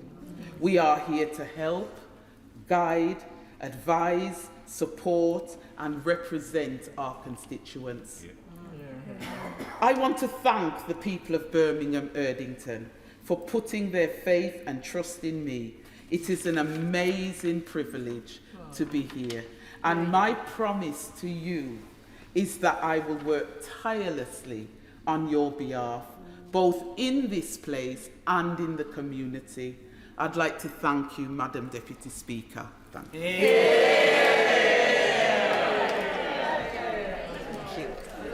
Sir Paul Beresford. Okay. I must congratulate the Honourable Lady. That was a really feeling speech. I was sitting here waiting for clapping above, but you must have warned them not to. But it would have deserved it. It was absolutely brilliant. I want to just, with the time strictures, touch on one little bill, and it wouldn't be very hard for people to work out. It was a trade bill that will help make Britain the best place, and that is the Trade Australia and New Zealand bill. There's a great support between this country and the Antipodes, a kith and kin support. In fact, most of my parents' generation used to talk about this country as home, even if they'd never been here. And many a New Zealand coffee table of that generation displayed a copy of one of those amazing books of beautiful photographs of the United Kingdom. The amazing factor was that they were all taken on a sunny day. This is the UK's first new free trade agreement with New Zealand and Australia since us leaving the European Union. It's long overdue. New Zealand and Australia were sore when we went into the common market. I'm a member of the UK NFU, and locally there's been some concern as both Australia and New Zealand are agricultural juggernauts. My Mole Valley biggest dairy farmer has about 350 cows, and I think my largest sheep farmer probably has about 1,000 sheep. A couple of colleagues of mine in the north of the South Island, dairy farmers, are milking 1,500 and 2,500, and the farm I left to come here, after lambing, we had 30,000 sheep. But fortunately, the balance of timing means that we can work together, plus the fact that the New Zealand NFU equivalent is looking to working with our farmers, fulfilling the bids that are going into Europe. Now, the economic opportunities under this agreement will be considerable across a whole range of sectors, whole range of businesses. Any visitor to New Zealand or Australia will be struck by the dominance of cars, trucks, agricultural machinery, and I'm not just mentioning tractors. They are dominated by Southeast Asia, particularly by Japan. There is a desire to buy British trucks, cars, etc. But they're too expensive. Now, with this tariff change, that should give us the opportunity. And we need to get in there, and I've already been urging the appropriate minister to get down and do something about it with the manufacturers and promote in Southeast Asia, promote in Australia and New Zealand. I've suggested a campaign. I've offered to help. I've offered to translate. And I hope that the combination with the government stimulating our industries, we will get in there, open the doors, and work towards going into the TPP. Because of the time limit, I will stop at that point, but I still reiterate, and I hope the Minister does hear from us, that I'm willing to help and need to help, and it is an opportunity for huge sales to make Britain the best place. The Honourable Gentleman has been exemplary in his watching of the time limit. But whereas he has been such an excellent example, I'm just going to make sure that everyone else adheres to the 5 minutes by now putting on a formal time limit, but it's still 5 minutes, which is a long time if you speak quickly. Sharon Hodgson. Thank you very much, Speaker, and I will speak very quickly. When I became chair of the APPG for dyslexia and other specific learning difficulties in 2016, the implementation of the Children and Families Act was underway. Now, here was a piece of legislation I had actually taken through Parliament as the Shadow Minister, so I was very hopeful that it might lead to an advance in SND provision in schools.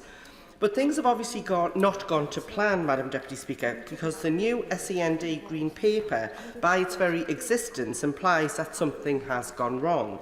So let's look at some numbers. Pupils with SEN are less likely to meet the expected standards in reading, writing and maths at the end of Key Stage 2, with only 22% of children with SEN achieving this compared to 74% of those with no recorded SEN. This continues at GCSE, with only 27% of SEN children achieving a grade 4 or above in English and Maths, compared with 71% of those with no recorded SEN. In 12 years of Conservative government, those with SEND have endured a broken system, leaving lasting impact on their futures. Special educational needs and disabilities are sometimes invisible, as we know, making them hard to identify and support. Many working class children are categorised as poor readers, not because they may have dyslexia, but because they come from disadvantaged backgrounds. Others who may have dyslexia but don't have the money to access private assessment and diagnosis, so may never then get the support that they need. And far from levelling up, this government imprisons these children in lower expectations. And as we make necessary strides in special educational needs assessment, so the system supporting these needs faces greater levels of strain on capacity, so it's all about cost. I hope, Madam Deputy Speaker, that that is not the reason for a conspicuous absence in the government's recent Green Paper of the 3 Ds: dyslexia, dyspraxia and dyscalculia. The government finally recognises the need for new high-level alternative provision, but I implore the government to expand their priorities to specific learning difficulties. These can have a profound effect on a child's educational development, and without wider assessment we can only guess at the incidence rates of these conditions. In the meantime, children will struggle through their school years and lose the chance to fulfil their potential. And that is not to say those with specific learning difficulties are less able than their peers. On the contrary, neurodiverse individuals exhibit problem-solving, lateral thinking and innovation skills often in excess of the neurotypical.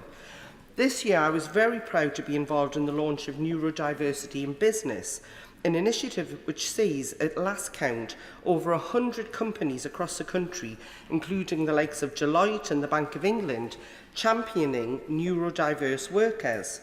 They recognise the unique skills and benefits neurodivergent employees bring to an organisation, and this is to be greatly welcomed and encouraged, as it's so true.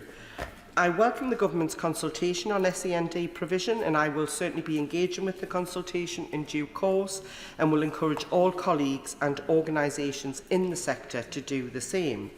Now, very quickly on another topic, I'd also like to take a moment to draw attention to food insecurity. We know families are struggling with the cost of living crisis, a crisis that is only going to get worse. More adults are reporting skipping meals, 57% more in April than just in January, and more children are unable to access nutritious food. At the same time, public sector caterers, who make up an important part of the protection against food insecurity, are facing supply chain disruptions, stock price explosions, it's been described to me, and it's getting more expensive to run the industrial kitchens in our schools, hospitals and prisons, and it's getting so much harder to ensure services therefore offer the same nutritious food. So the government is allowing food insecurity to become worse and allowing standards to decline and doing nothing to prevent a public health crisis along the way. This is happening on their watch, Madam Deputy Speaker, and there was nothing in this Queen's speech to address it. That means it's only going to get worse until we have a change of government to one with the will and the plan to grow the economy and be on the side of working people. Thank you. Bob Blackman. Thank you, Madam Deputy Speaker, and a pleasure to follow the Honourable Member for Washington and Sunderland. And indeed, add my congratulations to the Honourable Member for Birmingham Erdington for her maiden speech. I can assure her that actually the caseload continues year after year. Can I say from the outset that I also want to appreciate another formidable lady, Her Majesty the Queen. And I was delighted to see her being able to join in the celebrations of her Jubilee unaided yesterday. On the gracious speech, I wish to talk about several of the bills that are coming up. First, the Levelling Up and Regeneration Bill, which I think gives us the opportunity of levelling up each part of the United Kingdom. I was absolutely over the moon with the local election results in Harrow last week, where we took 8 seats from Labour and control of the council for the first time since 2006. And I look forward to the hard-working councillors levelling up Harrow and for putting right what has been going wrong for far too long. But on the transport bill, my constituents depend on good public transport, and across the UK we need good public transport and getting people out of their cars and onto public transport. So I'm delighted that this morning Catalyst, the developers, withdrew their planning application to build high-density multi-storey flats on the Stanmore Station car park, and I trust that TfL will now abandon that plan completely. On the social housing regulation bill, I hope that we're going to go further, not just regulating social housing, but expanding the amount of social housing across the UK and providing more affordable housing for the people that need it. We've got to stop selling public land and start building homes on it instead of allowing developers to end up with unsustainable capability. On the Renters Reform Bill, these are central, and I refer the House to my declaration in the Register of Interest. I have a concern that in just abolishing Section 21 no-fault evictions, which the government consulted on in 2019, we will improve the security of tenure for tenants and also make sure that we're strengthening the position around which landlords can give cause for gaining possession of their properties back. But what we must not do is lead to more Section 8 evictions and tenants being landed with county court judgments across the piece. So I hope that we're going to have a new lifetime tenancy deposit model that eases the burden on tenants when they move from one tenancy to the next, which will improve the overall private rented sector. I also remind the government that my landmark Homelessness Reduction Act the trigger for that is a Section 21 notice that then leads to the local authority having responsibility to help and advise people who are threatened with homelessness. So if we abolish Section 21, I want to make sure that local authorities are not let off the hook from their responsibility of ensuring that they help and assist single homeless people.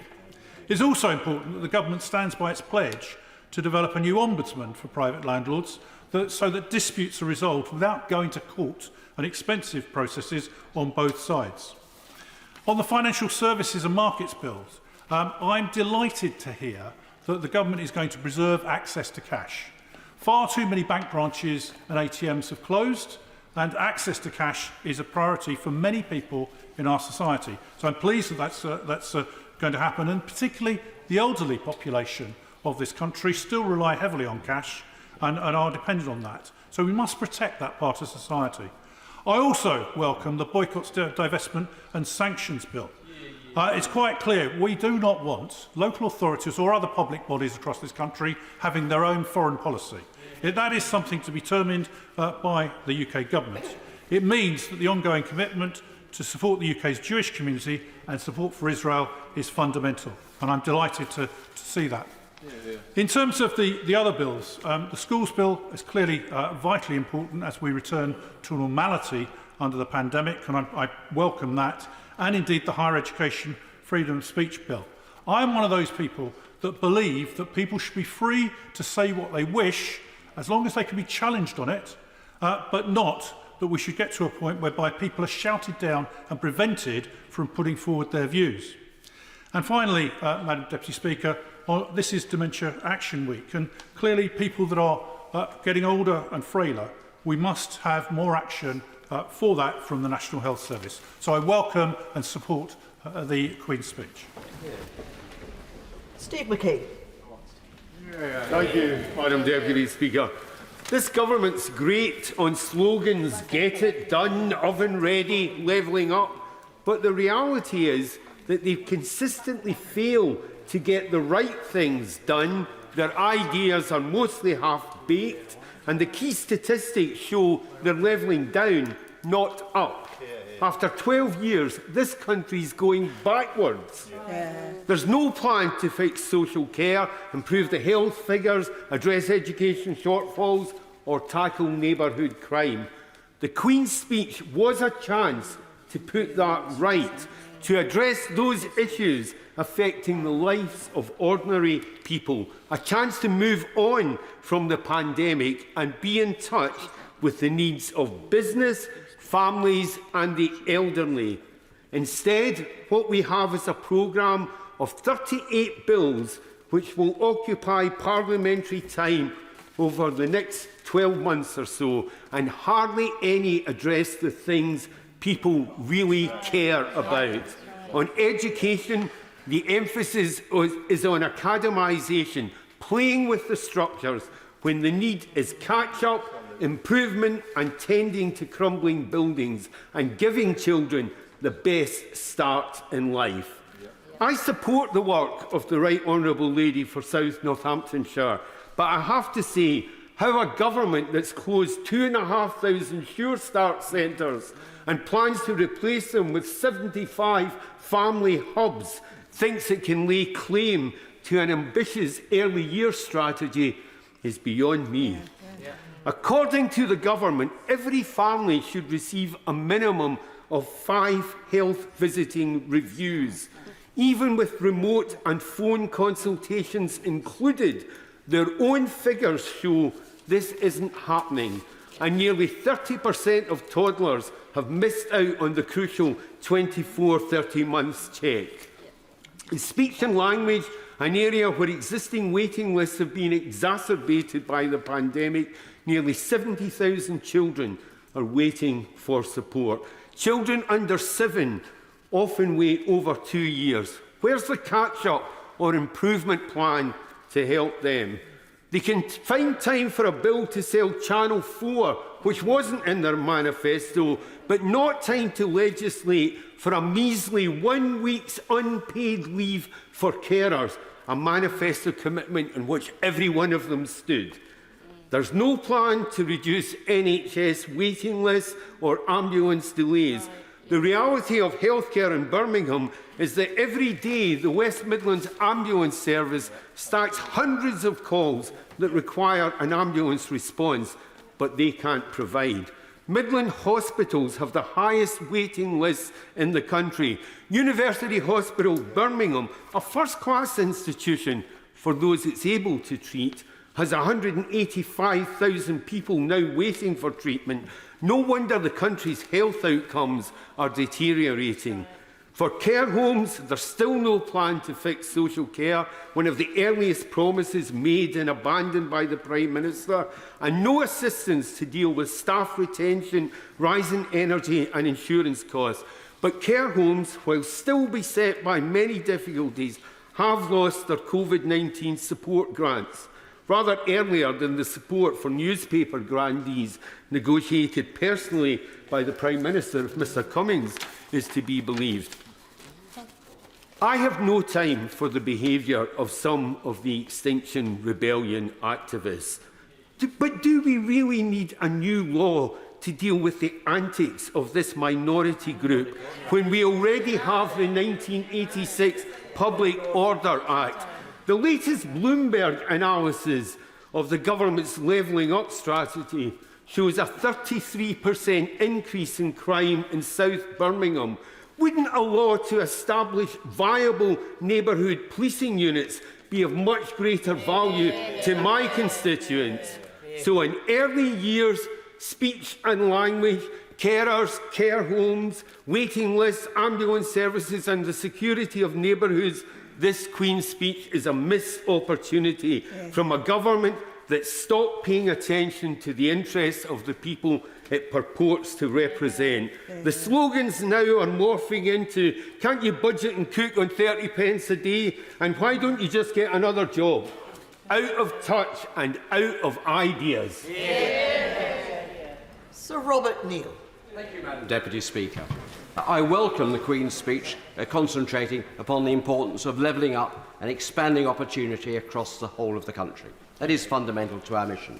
That couldn't be more important than in the health service. And I'm glad to see the Minister of State on the Treasury bench, because he will know how passionately I feel from personal experience of the importance that we level up all health service provision, in particular provision for often underappreciated conditions such as those which touch upon stroke survivors. And he knows, and the House will know, my interest as chair of the APPG for stroke. At the moment, stroke provision of aftercare and therapy for stroke survivors remains unfortunately patchy across the country, despite it being the largest single cause of adult disability. If we're serious about levelling up, I hope we'll invest more in that, and in particular take up the APP's suggestion of transforming our already good National Stroke Plan into a fully fledged National Stroke Strategy, joined up and fully resourced with specialist workforce behind it. Levelling up is also important to education, and both getting education and health services right in terms of the criminal justice system. Because failures there, as the Honourable Member for Thurrock pointed out, often have impacts on the justice system downstream. Poor educational outcomes, mental health and allied issues, failures in relation to social services, childcare and poor housing all contribute to people falling into offending behaviour, getting into the justice system and then getting upon the never-ending circle of reoffending. That ruins lives and it harms the economy. Investment in those topics upstream is actually investment to the whole of the public good, both societally and economically. I hope the government will redouble its efforts there, both in terms of cash, but also in much more joined-up policy working across the various agencies. Can I then turn, Madam Deputy Speaker, specifically to some legal issues and start with the proposed Bill of Rights? I stood and supported our manifesto in 2019 to update the Human Rights Act and Administrative Law, and I stand by that. And in pursuance of that, the government commissioned an expert panel of independents under the chairmanship of the Right Honourable Sir Peter Gross QC, of highly distinguished former Lord Justice of Appeal. Sir Peter and his team produced a thoroughly detailed, comprehensive, meticulously argued report on how best to take this forward. He followed that up with most compelling evidence to the Justice Committee. I support and am persuaded by Sir Peter's proposals. The government, as it is entitled to, of course, appears to propose to go further than Sir Peter's proposals. Well, up to a point, there's never harm in that. I'm all in favour of updates. I don't see any harm in putting in already well-established rights, such as the right to trial by jury in England and Wales, or the right to freedom of speech, into statute, even though they're perfectly well protected under our existing common law. Where I urge caution, however, it is going any further than that beyond Sir Peter's well-researched and argued proposals. It will be perhaps dangerous to go down a route of limiting the ability of individuals in the United Kingdom to assert their European Convention rights in the domestic courts in a way which ultimately means that there will simply be more petitions brought to the Strasbourg court. On the face of it, that is potentially counterproductive to the government's own avowed intention of reducing litigation in this area. I'm delighted that we remain committed to our membership of the European Convention upon Human Rights. It is a fundamental. It was written essentially by a future Conservative Lord Chancellor, the future Lord Kilmuir. It was Churchill's government which took us in to the European Convention on Human Rights. So it's in the Conservative DNA. But we must make sure that we approach this important issue with care and with caution and do not run beyond the evidence. Briefly, Madam Speaker, I also welcome the draft Victims Bill. I look forward to the Government delivering on its commitment to pre-legislative scrutiny by the Justice Committee of that. That is critical for a real impact upon people who suffer from crime at the moment. And I also welcome the Economic Crimes and Corporate Transparency Bill.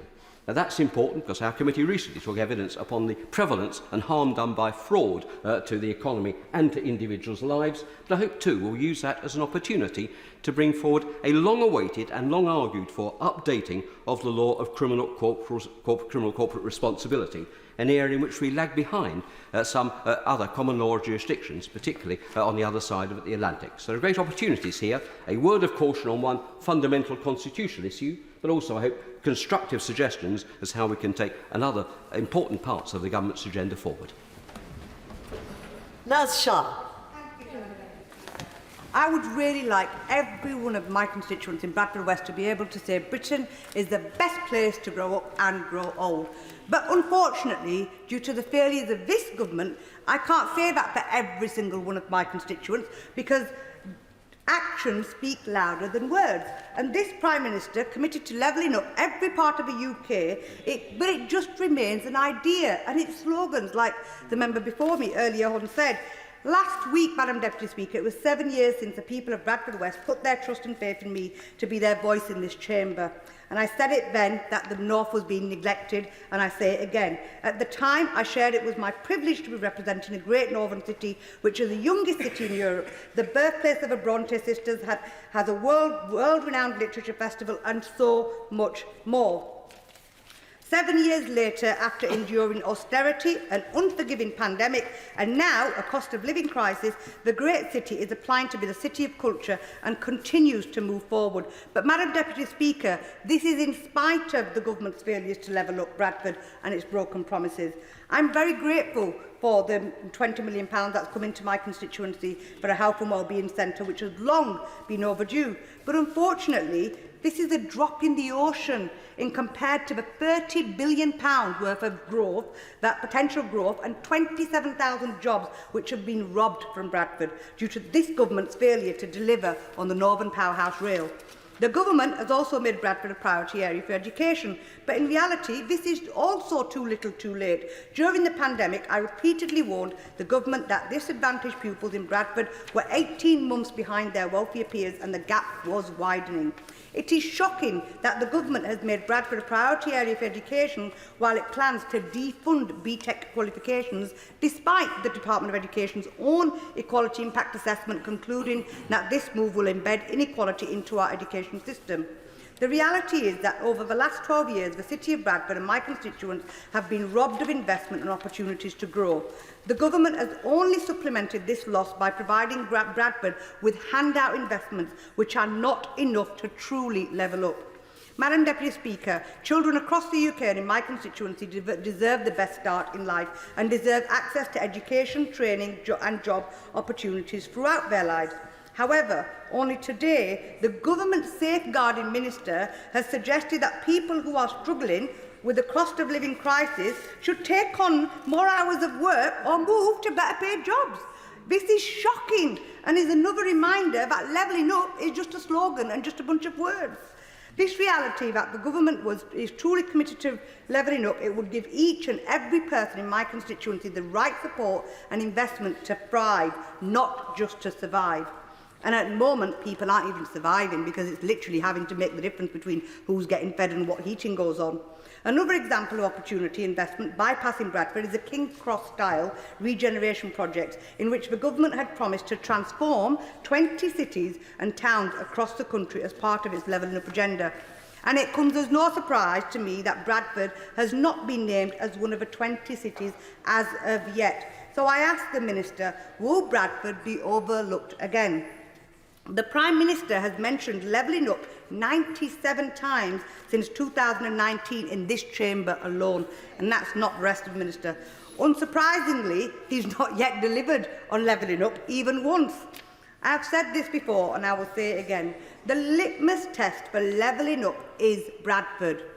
And the reason is, if a government fails Bradford, it has failed to deliver on its levelling up strategy, full stop, the whole lot of it. And without equality and equity and fairness, Britain will only be the best place to grow up and grow old, it's not going to work for people in Bradford West if there isn't the equality and fairness, and if this government doesn't put its money where its mouth is and the actions speak louder than words, and my constituents will be judging everything this government does. Thank you.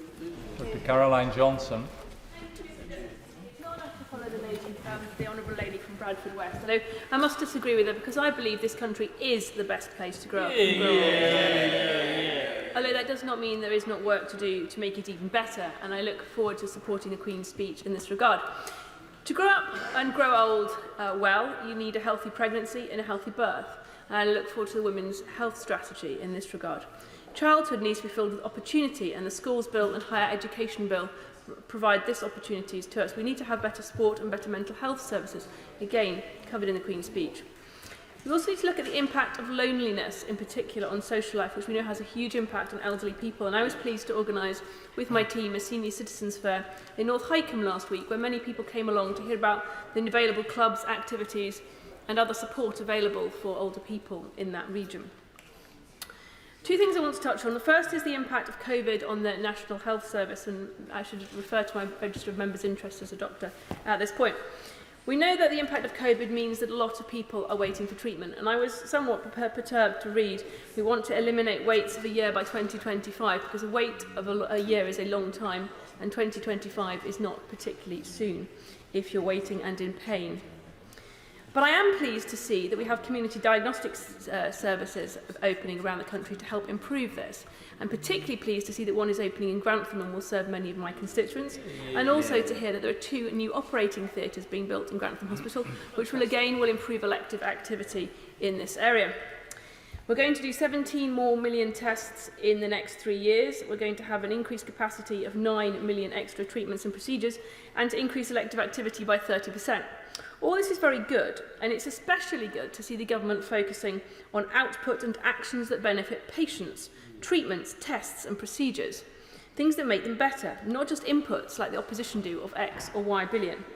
I've noted in my career in hospital medicine that the amount of senior staff has increased, but demands, expectation and the number of administrative and managerial staff has also increased too. If we're to deliver for patients and not simply spend more money, we need to ensure that the extra money is only spent in those areas of clinical care which improve patient outcomes.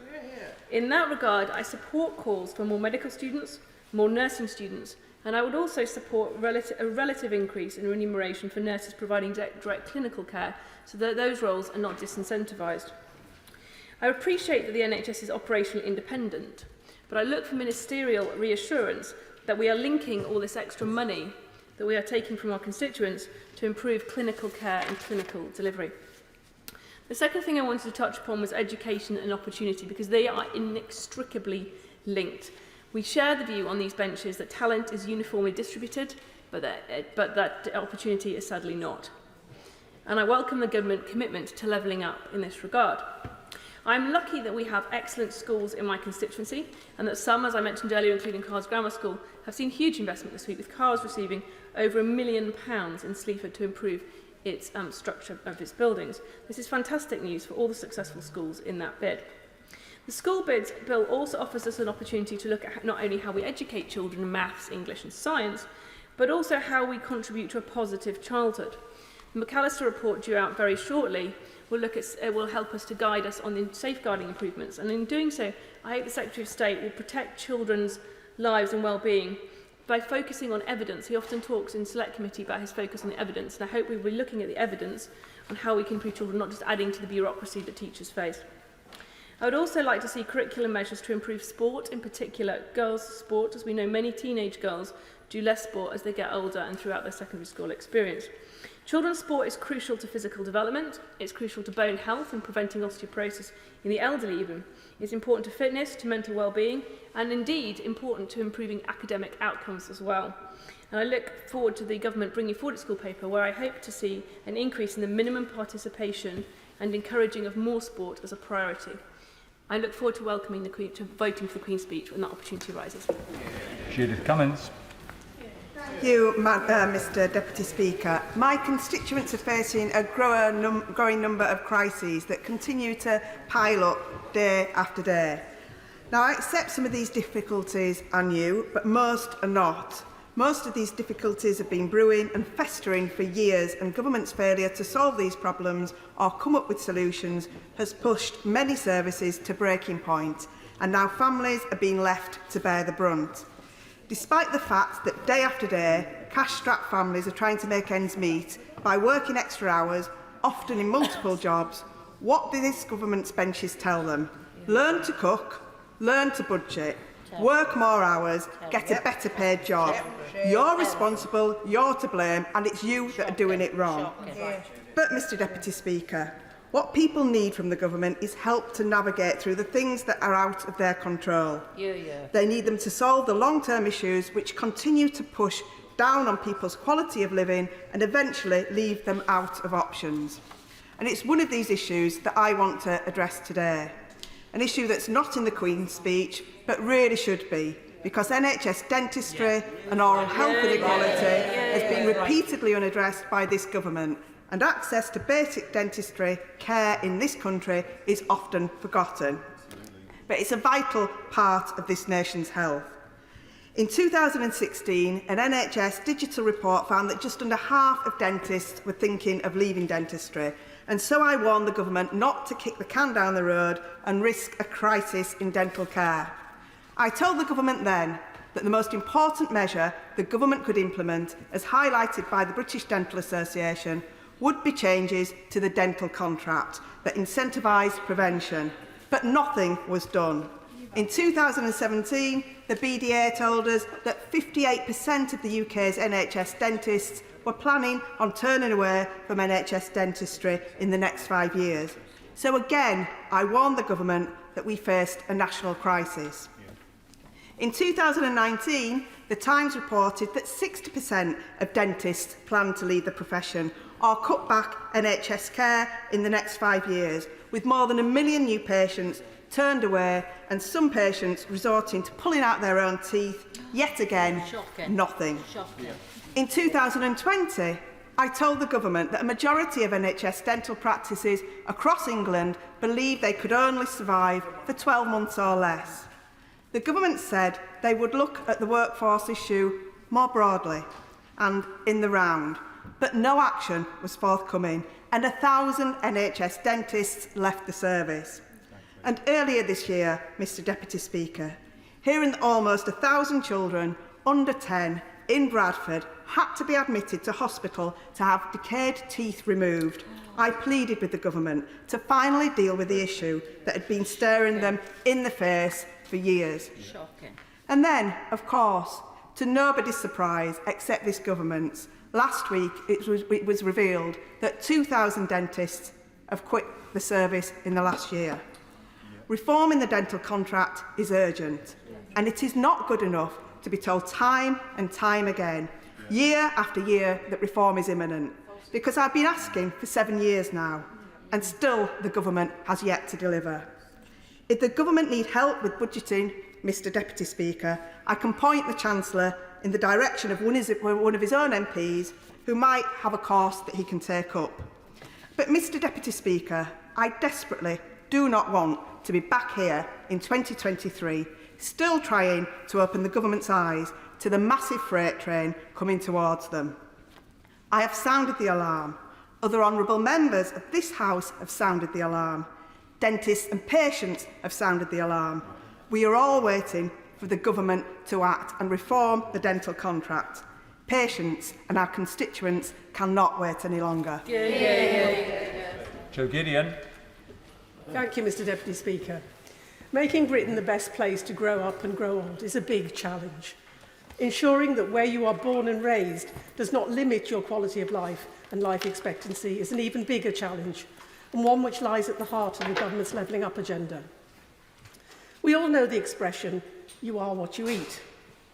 In Britain, we are trapped in a junk food cycle that means we now consume more highly processed foods than any other European country except Malta, and have higher levels of obesity. Yet we have had decades, even centuries, of political barriers to good food policy. We often hear cries of nanny statism or don't tell us what to eat. The latest government announcements of delaying the ban on junk food advertising on television before 9 p.m. and delaying restricting buy one get one free promotions follows this regrettable trend. As a self-confessed chocoholic, I struggle to resist the temptation to boost my energy levels with a bar of chocolate rather than a piece of fruit. So I know firsthand the irresistible pull of promotions and multiple purchase deals. And I appreciate that some honourable members believe that attempts to tackle the bombardment of unhealthy food should be postponed so as not to increase the cost of living. They are wrong. Research shows that promotions on unhealthy food and drink actually encourage people to buy 22% more unhealthy food and drink than intended, and to consume more of it too. Marketing tactics have a real financial cost, as well as a negative health impact. Let's not forget, retailers have other choices. Instead of encouraging customers on tight budgets to spend more on non-essential foods through these offers, they could simply offer 50% discounts, or as some supermarkets have started to do, ensure that they have a value range of products at affordable prices, which covers the basic foods for a balanced diet.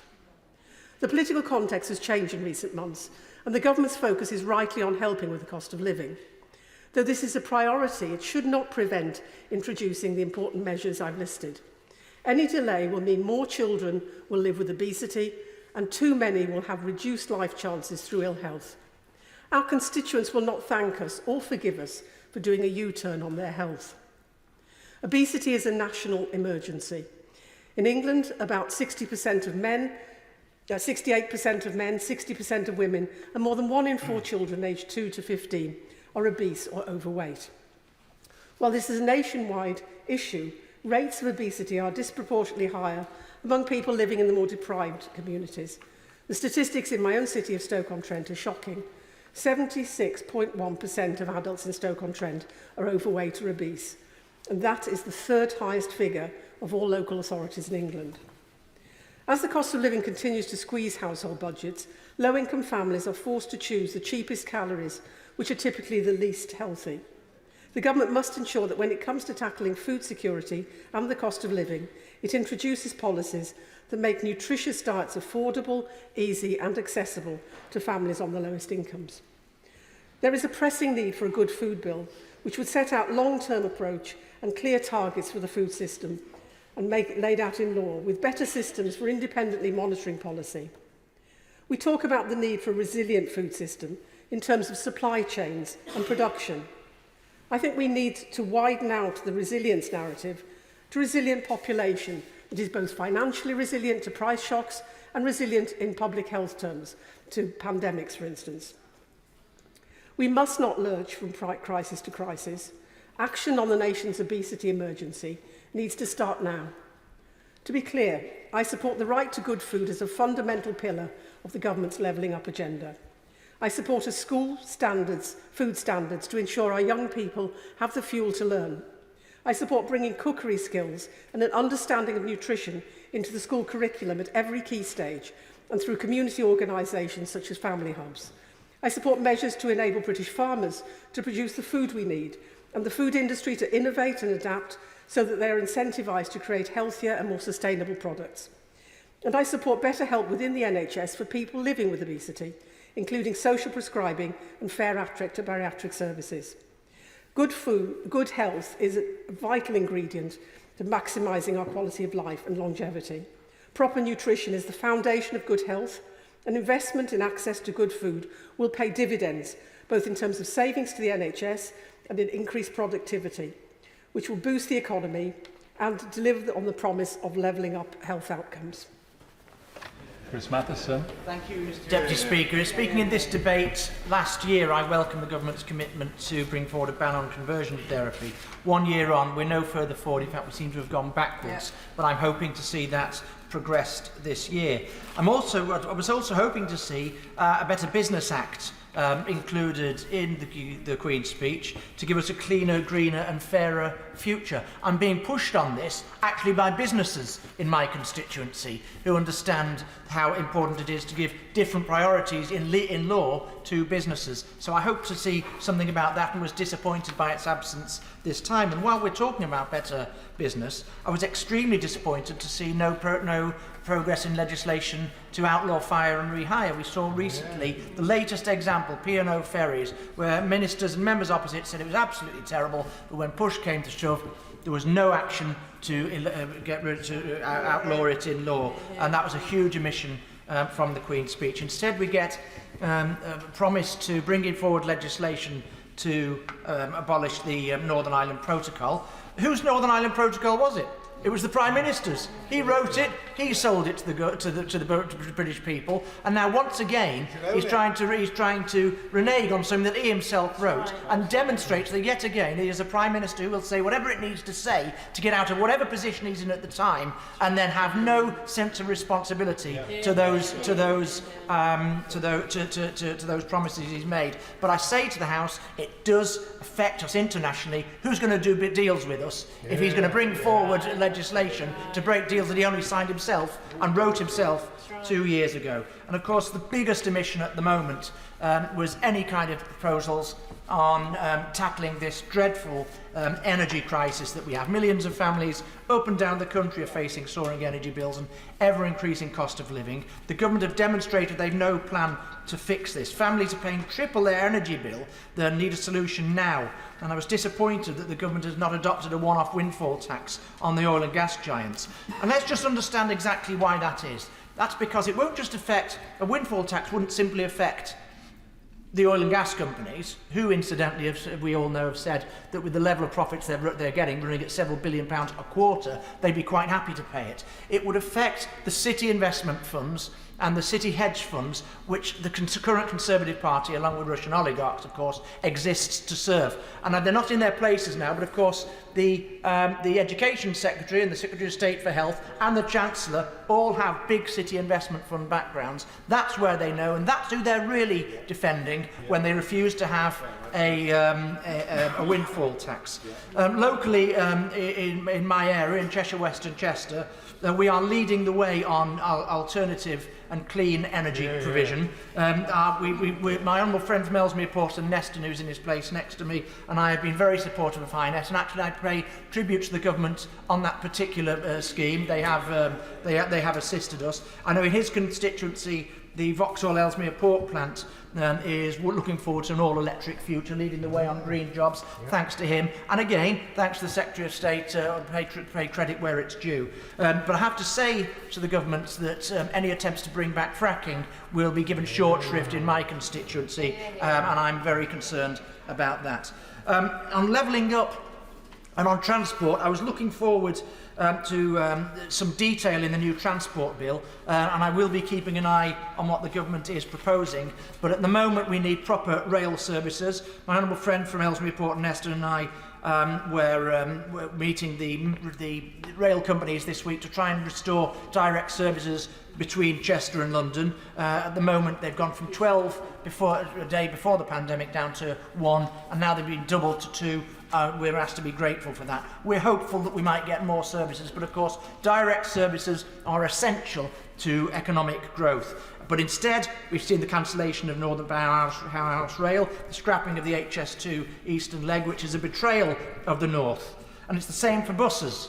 The government has turned down bids for more bus money from Cheshire West and Chester Council, even though ministers described the bid as excellent. And I hope the transport bill will tackle the difficulties we are seeing with bus provision and give more opportunity for places like Chester to improve connectivity. Finally, it is absurd that the great heritage asset, which is the city walls of Chester, have to be paid for out of highways budget.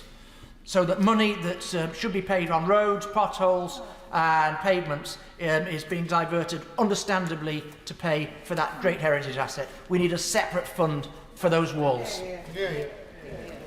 Jack Brereton. Deputy Speaker, I was delighted to welcome the Prime Minister and the Cabinet to Stoke-on-Trent last week to meet with local workers, businesses, educators and community groups. Stoke-on-Trent is on the up and we are determined to deliver an even better place to grow up and grow old. We must now level up cities like Stoke-on-Trent and seize upon the opportunities of Brexit, free from the shackles of Brussels bureaucracy through the Brexit Freedoms Bill. Stoke-on-Trent is a city which has been neglected and held back for decades, but we have so much potential just waiting to be unleashed.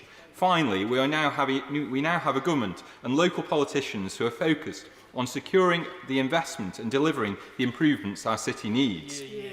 We must particularly improve our local public transport, which is a barrier to jobs and skills opportunities. In parts of Mere, in my constituency, 40% of households do not have a car. For the rest of the city, on average, it's around 30% of households. The need for rail and bus improvements is desperate. So the big win pledges we've secured for investment from the Transforming Cities Fund, Bus Service Improvement Plan, Restoring Your Railways and others are greatly received, removing some of those barriers to better jobs and skills opportunities. I was delighted to champion the improvement works proposed for Longton Station through the Transforming Cities Fund.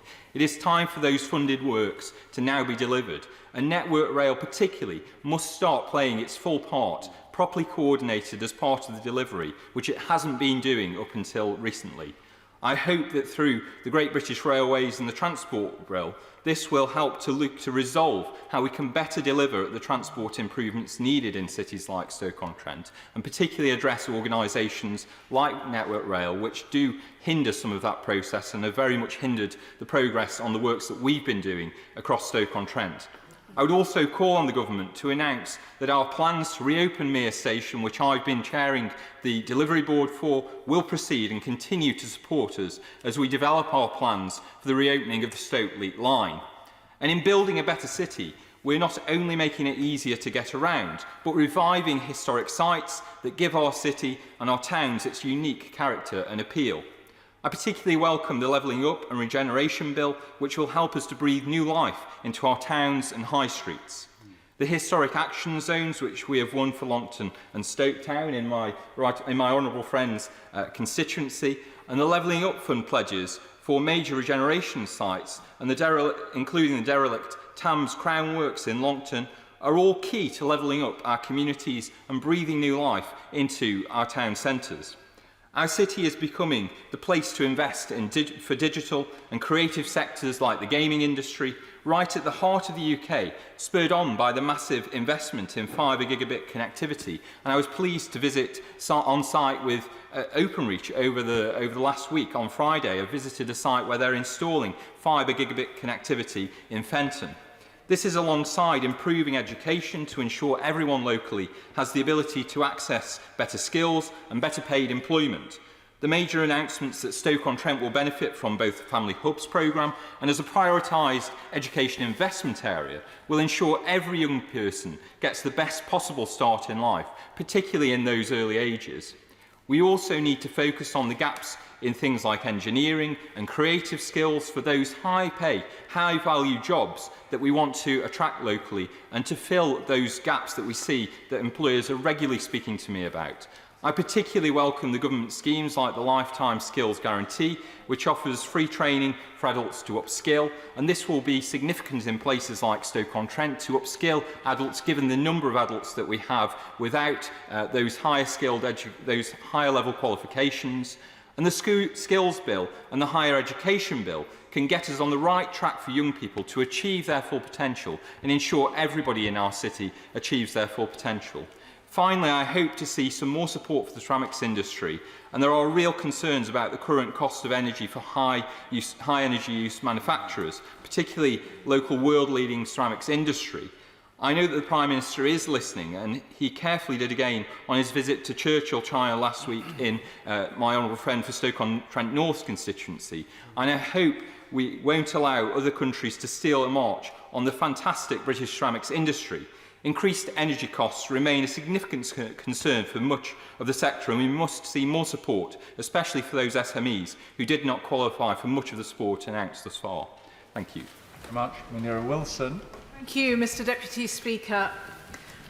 Children and young people have paid a very high price through the pandemic in terms of their liberty, in terms of learning loss and in terms of their mental well-being.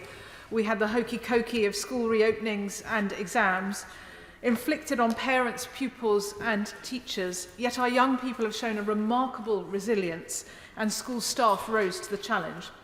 Now is the time to recognise those challenges and sacrifices. Now is the time to address the widening attainment gap between the wealthiest and the poorest children. Now is the time to embrace new ways of teaching and learning, as well as to capitalise on new levels of parental engagement. I'm afraid Her Majesty's humble address failed our children spectacularly. Only one sentence dedicated to children or education.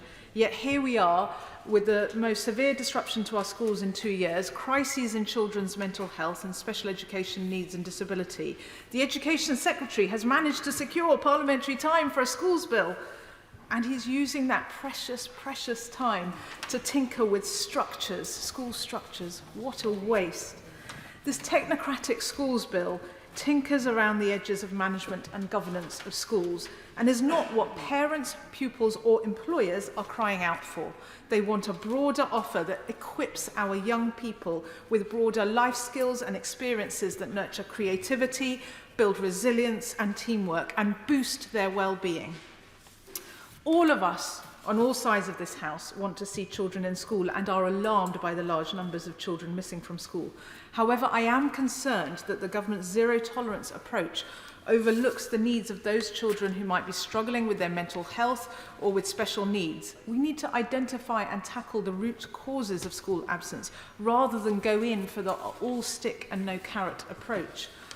I hope the government will use the clauses in the bill that relate to the funding formula to reverse the devaluation of the pupil premium.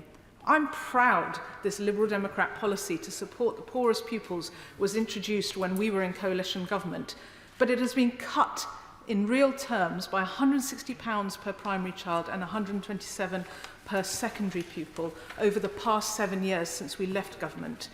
With the attainment gap growing, the pupil premium must be restored to its original value if the government really is serious about levelling up.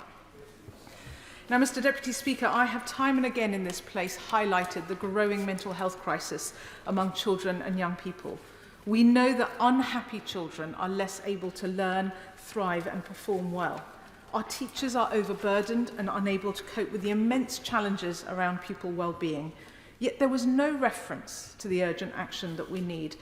I would suggest we need an urgent children and young people's mental health plan, recovery plan, and the Secretary of State for Health is here. In the same way that he's focused on the elective care backlog, I implore him to come up with a similar plan on children's mental health because it's desperately needed. We wouldn't ignore a child with a broken leg, yet too many children who are mentally unwell cannot cope without the access to help and support that they need. And Liberal Democrats are calling for a dedicated, qualified mental health professional in every school. Finally, Mr. Deputy Speaker, on catch-up funding, there was no reference to this either. The Sutton Trust has found that more than 2/3 of primary heads are struggling to help children due to a lack of catch-up funding.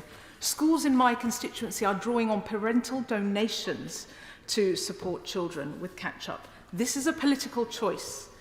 People no longer may want to talk about the pandemic, but its impact on our young people and our economy will be felt for decades if the right investment is not forthcoming.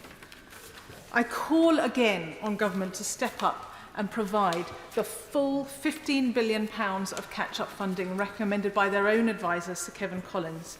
The Education Policy Institute has said that the cost to the economy of lost learning could run into the trillions. I repeat, trillions over the next 80 years, and that's based on OECD data. That's many times the return on investment of key infrastructure projects if the full 15 billion catch-up is committed. So let's start treating our children, the future generation, on whom we will all be reliant on one day, as an investment and not as a cost. Sadly, the Queen's speech has largely ignored them. Luke Evans. May I take this opportunity to say a great deal of thanks from my constituency to the Queen for her service over the almost 70 years, as I may not get that chance going forward. This Queen's speech is labelled, the session today, is Making Britain the Best Place to Grow Up and to Grow Old. 2.5 years into my service as the MP for my constituency, I thought it's worth touching on a few things to try and move that plan forward. We've had millions of pounds into Hinckley Academy to make sure we have an education that's supporting our local children. We've had £19.9 million go to Twycross Zoo to create a conservation education centre there to breed the next conservationists of the future. We've had £28 million go into Leicestershire for internet, which means 330 houses in Sketchley Brook in Burbage have now got better, faster internet access. And we've had £1.8 million into Hinckley High Street to improve it, to make sure that people go to that place and want to enjoy it, whether you're a child or an OAP. We're working on getting the A5 improved, the infrastructure that's vital for our constituency so people can get to their jobs, with £20 million invested in it, and we've moved through decision point 1 earlier in March, and I'm keen to see that goes forward. And of course, most importantly, we've had £7 million put towards the Hinckley Hospital, with another CDC coming forward with a plan that's coming together, ready to go, and I am dead keen to make sure there is no red tape in the way when that CDC comes forward, because that puts Hinckley on the map and provides the service we need for our community, children, adults and OAPs, and that's what it's all about. But there are two parts that I'd like to focus on in the 3 minutes I have left. The first is planning, and the second is the online safety bill. Now, when it comes to planning, I've heard the Secretary of State use an acronym Maiden to discuss the 5 crucial points. I put it to him he's missed a trick here, because actually in bed with Gove would be a far better selling point. But the principles are right. We need the right homes in the right place with the right infrastructure that's right for our environment. That is actually fundamental to our planning system. And the current planning system doesn't deliver that, and my constituency typifies it, because under the Lib Dem local borough, under the Borough Council, we don't have an up-to-date local plan, which fundamentally means every single day we are open to speculative development without that infrastructure, without those amenities, and without that support. So I'm pleased the Queen's Speech is bringing forward planning change, and I think it should really concentrate on strengthening neighbourhood plans, localism in action, especially if you don't have an up-to-date local plan. But of course, the infrastructure levy is so important, getting funding up front for the amenities that we need. The roads, the GP surgeries, the schools, all these things need to be rectified, and I'm glad they're being brought forward. And of course, building out. It's one thing developers getting the land, it's another thing them using it. Because we need houses for young people and their families to aspire to, but we also need houses for our pensioners to be able to retire down, to downsize to, that provide support for them. Now, the second, in my last minute, is the online harms bill, and I come at this through my work on body image. And there are 2 fundamental things that I'd like to see go forward in the online harms bill. The first is a legally named person for the algorithm. We have safeguarding leads in school, we have Caldecott guardians in health, we have GDPR controllers. And the fundamental point on our social media or on internet is the algorithm. Naming someone who's accountable means that anyone in this house or anyone in this country would be able to hold the big companies to account. And I think that's imperative to lifting the bonnet to see what is underneath and what is driving the content that all of us, be it children or adults, are served. And the second is the authenticity of images. Allow people to choose if they want to be served verified, authentic images. That technology exists. We're allowing people to choose anonymity. Why don't we do it with authenticated images? These 2 little changes will really make sure that we grow up and grow old in the best of Britain. Mr. Matters. Thank you, Mr. Deputy Speaker. We've already had quite a lot of discussion tonight about waiting lists, and I just want to talk about another aspect of that, which is actually waiting times for mental health services. Yes, because they continue to be chronically oversubscribed if people are actually deemed ill enough to be referred to them in the first place. And if I may, I just want to give one example of what this means to the person who is waiting. A constituent who was advised in 2020 that they were displaying signs of PTSD and an emotionally unstable personality disorder. They were accepted onto a dialectical behaviour therapy treatment course which had a 2-year waiting list. which of course has been exacerbated by COVID. However, in the second year of waiting, there's been no update whatsoever from the Mental Health Trust, so my constituent is just left waiting and wondering how much longer it will be before she receives any treatment at all. We of course have been chasing the Trust as well as the MP's office, but we haven't heard anything either. I just think this is a really appalling way to treat some of the most vulnerable people in our communities. I also want to join in with what my honourable friend, the member for Bradford South, said about dentistry. Yep. In my area, waiting lists are in their thousands, with one practice quoting a waiting list of more than 3,000 people. One constituent contacted me because of the pain she was experiencing, described her attempts to register at a practice as a fight, which I think sums up the situation perfectly. And in the last 6 months of 2021, I was contacted by dozens of different constituents, all of whom were actually contacting on behalf of their families as well as themselves. I think it's well documented just how challenging it is, that the issues dentists face in relation to the UDA, which doesn't encourage dentists to take on new patients and only accommodates 50% of the population. That in effect means we start from a position where the government knows that many people will be denied access to dental care, but if consciously and deliberately accepted, their policy will leave many people either forced to carry on in pain or seek treatment from the private sector. The whole system is in desperate need of reform. And of course, we cannot have a debate on the NHS at the moment without having regard to the impact COVID has, but we mustn't just limit it to COVID itself, but also how people have been suffering from long COVID. It remains a huge issue. Recent reports have suggested the number of people seeking help for long COVID is to be in the region of 1.8 million people. Yeah, that is a huge number, Mr Deputy Speaker, and it's reported some sufferers are waiting so long for help that they are taking advice on buying their own oxygen to help with their breathlessness, whilst others are also seeking advice on accessing private healthcare because they can't get anything from the NHS. And that is the nub of this. The pattern we are seeing in just about every aspect of healthcare, for surgical procedures, for mental health support, for dental treatment, people are finding that the system that they have paid into all their lives is no longer there for them. And the founding principle of universal healthcare, free at the point of use, that is supposed to be the bedrock of the NHS, is under threat. This will lead to privatisation by default, and we will be all the poorer for that. I just want to say a little bit, Mr Deputy Speaker, about the cost of living, because every indicator I see shows that things are going to get much worse before they get better. Interest rates, inflation, energy bills, food bills, we're on the cusp of a tsunami that will send many people under.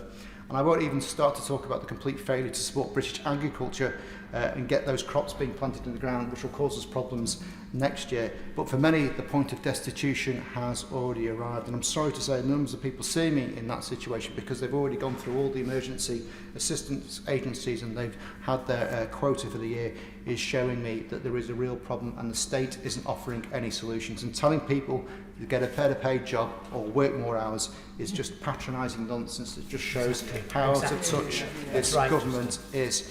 So it's shocking in those circumstances that in terms of the most pressing issue that requires urgent action, there is nothing about the cost of living in the Queen's speech. There's nothing to give families the security they need, and I really don't see what the objection is to a windfall tax on North Sea oil profits and gas profits. The clue is in the name, Mr Deputy Speaker, windfall. These companies were not expecting this money, therefore it cannot be a restraint on investment that some would claim it to be. But it would make a huge difference to my constituents. 12,500 families in my constituency alone would see £400 off their bills as a result of a windfall tax. And I think that is something that we should really continue to push for. But in the end, we have a whole system where we are seeing a rowing back of public services. Many constituents see the transport network decaying, public services decaying, local councils starved of resources, town centres closing down. I think there is so much more that we need to be addressing, and I'm afraid, for me, the humble address fails to do that. Yeah. Jacob Young. Mr Deputy Speaker, it's a pleasure to follow the Honourable Member for Ellesmere Port and to congratulate him as well for Ofgem's recent announcement that Ellesmere Port as well as Redcar will progress to stage 2 of the hydrogen village trials. Today's debate is on making Britain the best place to grow up and grow old, and we're doing just that. But this Queen's speech must be viewed in the context of a war in Europe and a growing energy crisis. That's why, for me, the Energy Security Bill is one of the most important bills in this speech, because defence and energy security go hand in hand.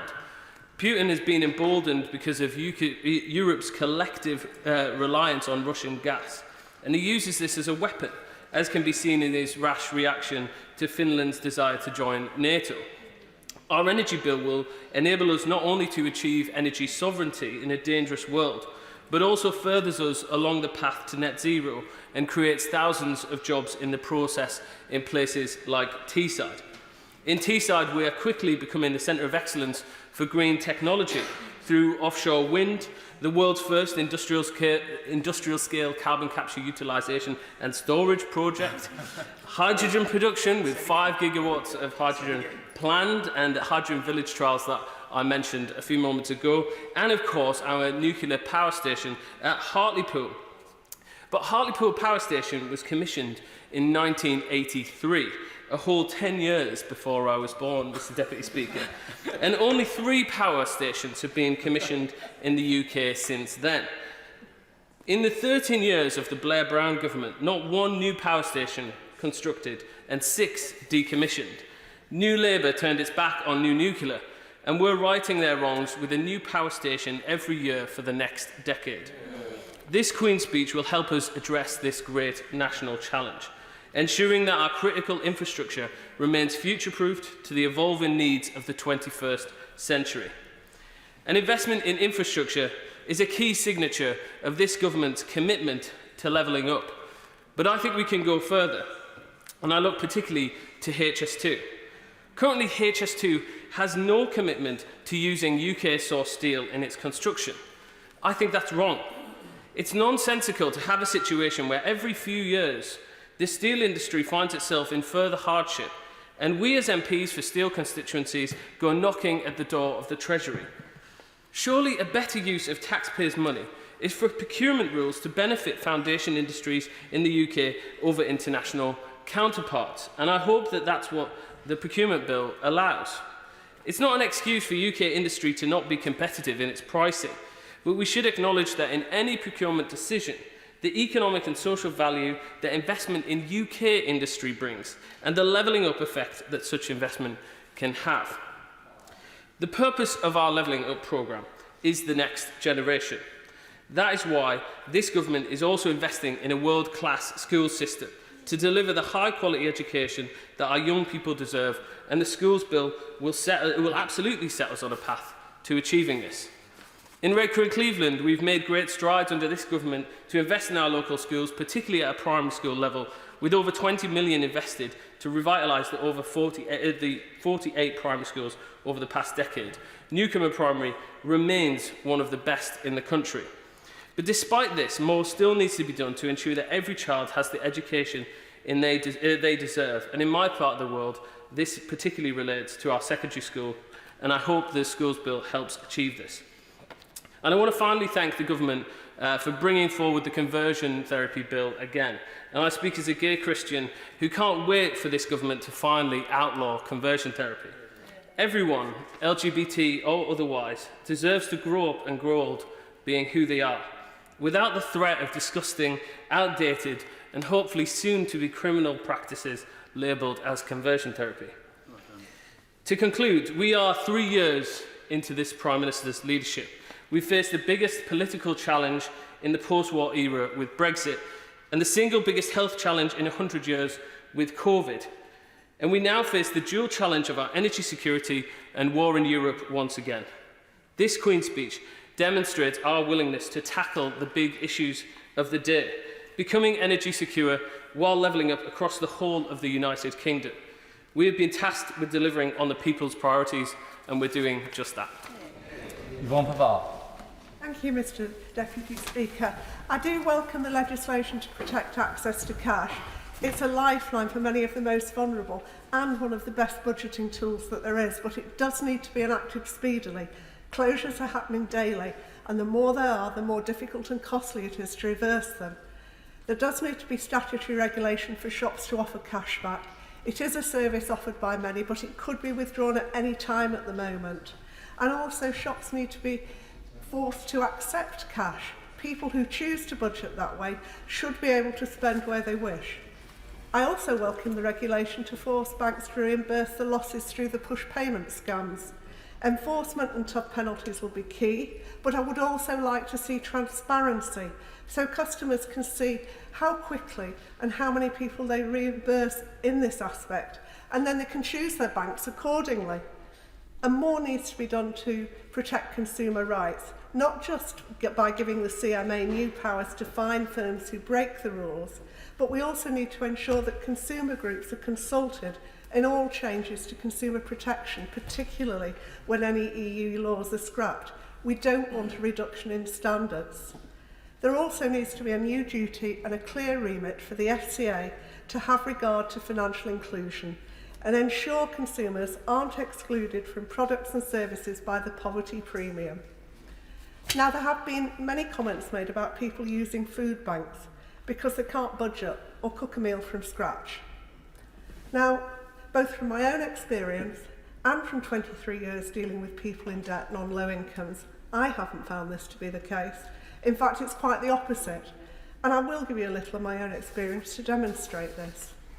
When I was left alone with a very young child, I did find a job very quickly. It wasn't greatly well paid, but I managed if I was careful and if there were no unexpected bills, which is often the tipping point why people get into debt. I got up at 6 a.m. I got my daughter, who was 18 months old, ready for the childminder, breakfast, drove 30 miles to work because there was no public transport suitable, did a day's work, drove home, gave my daughter tea, bathed her for bed, 8 p.m, thought about my tea, prepared for the next day. That was every weekday. Weekends, tidying, washing, and trying to spend some time with my daughter and play with her. Doing this week in, week out, it's no wonder that people have little time or energy to prepare meals from scratch every day or batch cook every weekend. I certainly didn't. And it's no wonder people resort to frozen convenience food or, heaven forbid, a takeaway instead of a rush sandwich. There is a saying about not judging people until you've walked a mile in their shoes, and CAB brought that home to me, and I think we'd all do well to remember that. Now we have 2.1 million people a year using food banks to survive. It's been said that throwing money at the problem won't help, but actually it's probably the only thing that will help, as too many people have too little income to pay bills and eat and heat. A windfall tax is one measure that could happen, reinstating the £20 uplift to universal credit, and a moratorium on deductions from benefits which leave people well below the poverty line would also help. But undoubtedly there will be an increase in demand for debt advice and an increase in the numbers of people who have no disposable income to pay their creditors. I'd like to know what discussions the government is having with both businesses and their own departments regarding treatment of people who have no chance of paying off their debts due to lack of income. According to the Joseph Rowntree Foundation, nearly 4 million low-income households are behind on essential bills, rent or debt payments to creditors. That's gone up threefold since the pandemic. What measures are being considered to help these people? We perhaps need to look at the Jubilee debt campaign and write off some of these debts, because there's no point in leaving people in constant debt. All it's doing is building up mental health problems, ill health, and causing more and more pressure on the support networks for these people. The Prime Minister promised to bring his full fiscal firepower to tackle the cost of living crisis.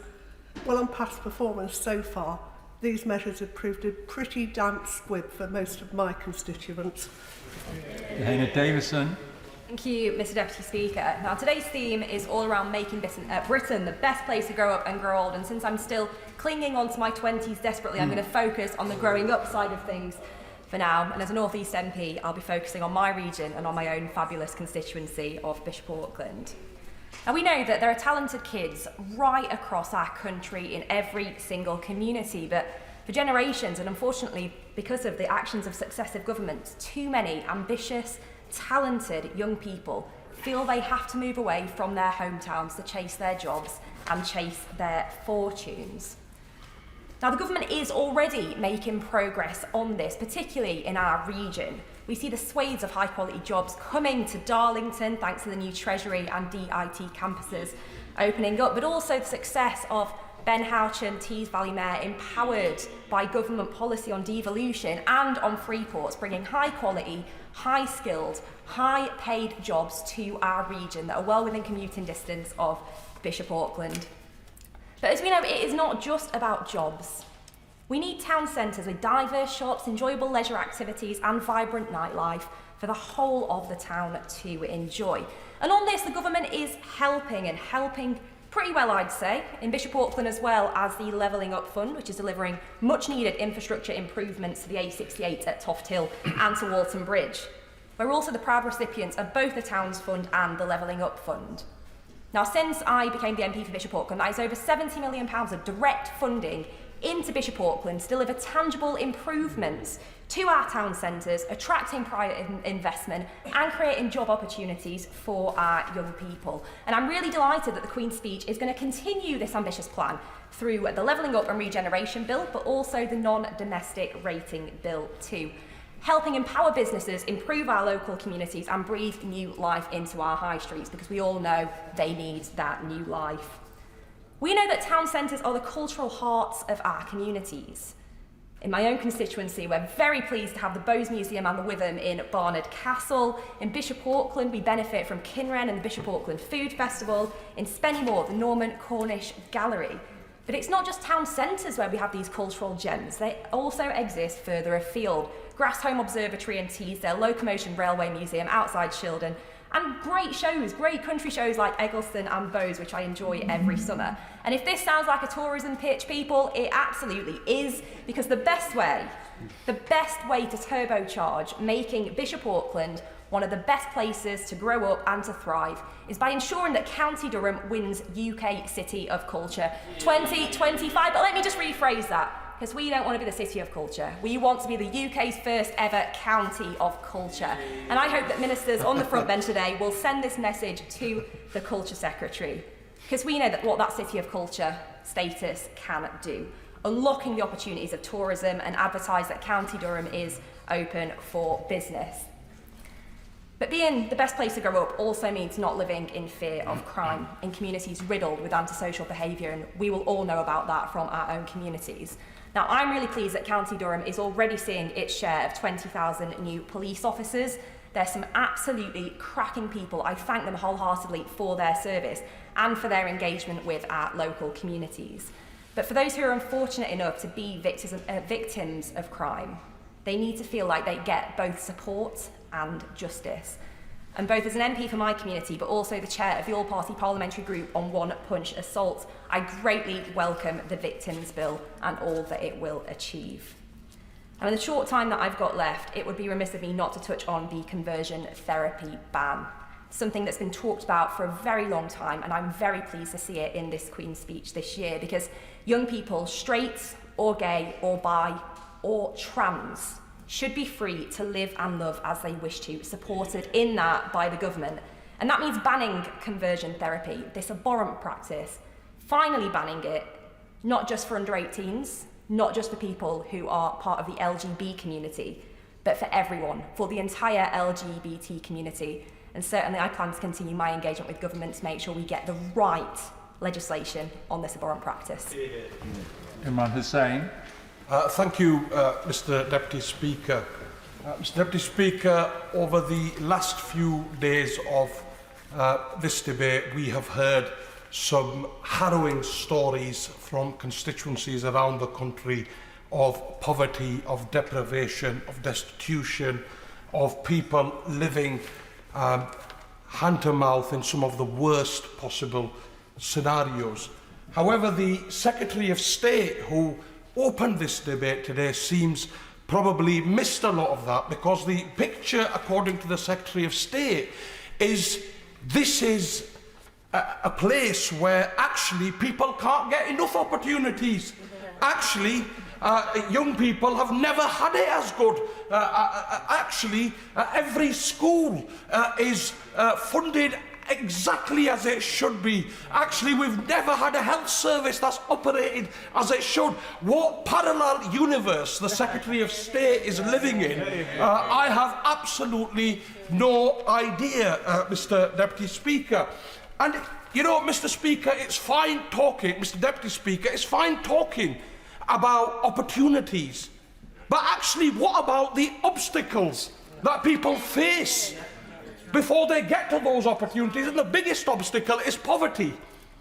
And let's be clear about this. Poverty did not arise a few months ago with the cost of living crisis. Poverty has been worsened over the last 12 years because of an ideological austerity by those opposite that has devastated our communities. That's right. And this is an absolute reality of where we are.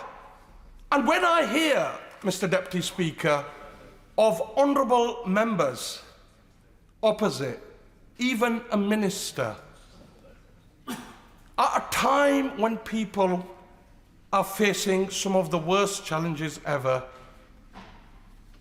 going on national television and saying people should budget better, people need to find more hours in work, as though that is the reason people are poor. When's the last time we met anybody that chose to be poor? When's the last time we met a child who was born in poverty and said, you know what, actually, that's the right thing, I'm glad I was born in that household? And I urge the Secretary of State to come to a place like Bradford, where our young people are full of aspiration, are full of ambition, are full of doing. Tragically, the media do not give Bradford an easy ride all the time. And I'm frankly fed up of the media's unfair image of Bradford and our young people sometimes. But we are a vibrant city. We have the youngest population. But what we lack is the opportunity. The same opportunity the Secretary of State stood on that dispatch box earlier today and apparently told me and my constituents and people in my district that somehow we have. Now the reality is he could have used his time today, and they could have used their time in this Queen's speech. And honourable members opposite know this. Those who represent constituencies with poverty, with deprivation, will know inside themselves that this Queen's speech is a missed opportunity. Because actually it does nothing to provide opportunity to young people in Bradford. It does nothing actually to address the issues that we have. Health inequalities. If you live in Bradford, you are likely to live in the inner cities of Bradford, you are likely to live 10 years less than if you lived in an affluent city suburb. These are the realities. Educational attainment, you are likely to achieve a lot less than if you lived in a rich, leafy suburb. Now that's the unfairness. Those are the barriers that we are talking about. And if the Secretary of State who came earlier today and the Secretary of State for Health who's going to close this, if they want to address these inequalities, then they've missed that opportunity. They should follow the suggestion that we've made. We need an emergency budget to address the destitution that is rife in our country, because poverty, Mr. Deputy Speaker, is a political choice, and the people of this country will remember the choice they made. Danny Kruger. How to follow that? Okay, well, thank you very much indeed, Mr. Deputy Speaker, for calling me. I'll try and just use the microphones for amplification. I'm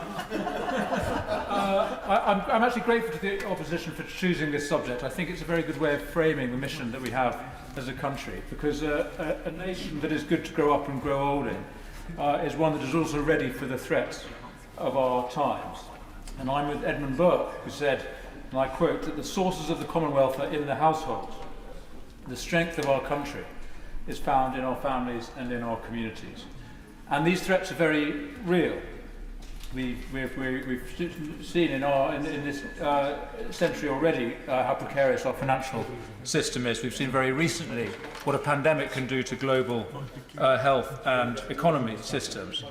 We are witnessing now the appalling reality of war in Europe and the real threat of nuclear war. And I think also of the threats of technological collapse, triggered by accident or sabotage, and the prospect, even if we don't fully believe the prophets of the apocalypse, but of what climate change could do to the developing world and inducing extraordinary upheaval and the prospect of hundreds of millions of people on the move, heading for our safe and temperate continent. So we face a series of very real threats to our country and to our civilization.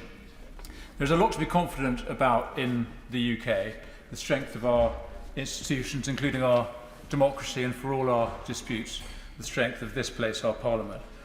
And I think also of the dedication of those who serve the state on the front line, not least in the British Army. And I mention those who form the largest garrison in the UK, in my constituency in Wiltshire. But some of the greatest assets of our country, Mr. Deputy Speaker, are not mostly found in the agencies of the British state. And I think of two recent crises that did us proud as a country. The situation of millions of isolating people during the COVID lockdowns, and the plight of hundreds of thousands of refugees fleeing the war in Ukraine. And for all the efforts of ministers and officials in both those situations, I think it is fair to say that the apparatus of the state struggled to manage fast enough to help. But society did. Millions of people stepped forward during COVID to organise spontaneously mutual aid groups to support their neighbours. And we have had hundreds of thousands of people offering homes and support for refugees. In both these cases, the state enabled and helped fund the work of communities, but it was communities that took the initiative and did the work. And this brings me to the nub of my argument. If we are to rise to the threats of our time, the crucial thing, the watchword of our whole strategy, should be resilience. Now, of course, this means national security, and yes, we need to modernise the British state. We need to invest even more than we are in our national defence, and we need real security in our energy supplies, our food supplies, and in technology. But the system we really need to be strong isn't the state or the economy, it's society itself. This is the real foundation of national resilience and national security, the security of our communities and our families. So how do we strengthen our communities and our families? Well, our communities need the plans outlined in the Levelling Up Bill, in the Queen's speech, more devolution, more community power. And I also want to see more reform of our public services to put them in the hands of local people, not outposts of the central state. And our families need more power and resources too. We need more family-sized homes, including affordable and social housing, as has been announced. And I also welcome the plans for the expansion of the Community Hubs programme. And when it comes to childcare and social care, the answer does not lie, in my view, in ever greater, larger provision, large-scale warehousing of children and the elderly, trying to arrange for the home and the family to do as little as possible. We must help people to live as they would prefer, to work closer to home, to have time for meaningful family life. We need people to be able to spend the money that is available for childcare and residential social care in the way that is best for them, to look after their children or their parents at home if they wish, or to pay for informal support among friends and family. To put it bluntly, it shouldn't only be possible to get government money if you put your dependents in an institution. And while I'm at it, Mr. Deputy Speaker, we need tax and benefits that reward couples, not penalise them. The family is the best and the most important welfare agency that we have or possibly could have. We should invest in it and trust in it. Thank you. Marion Fellows.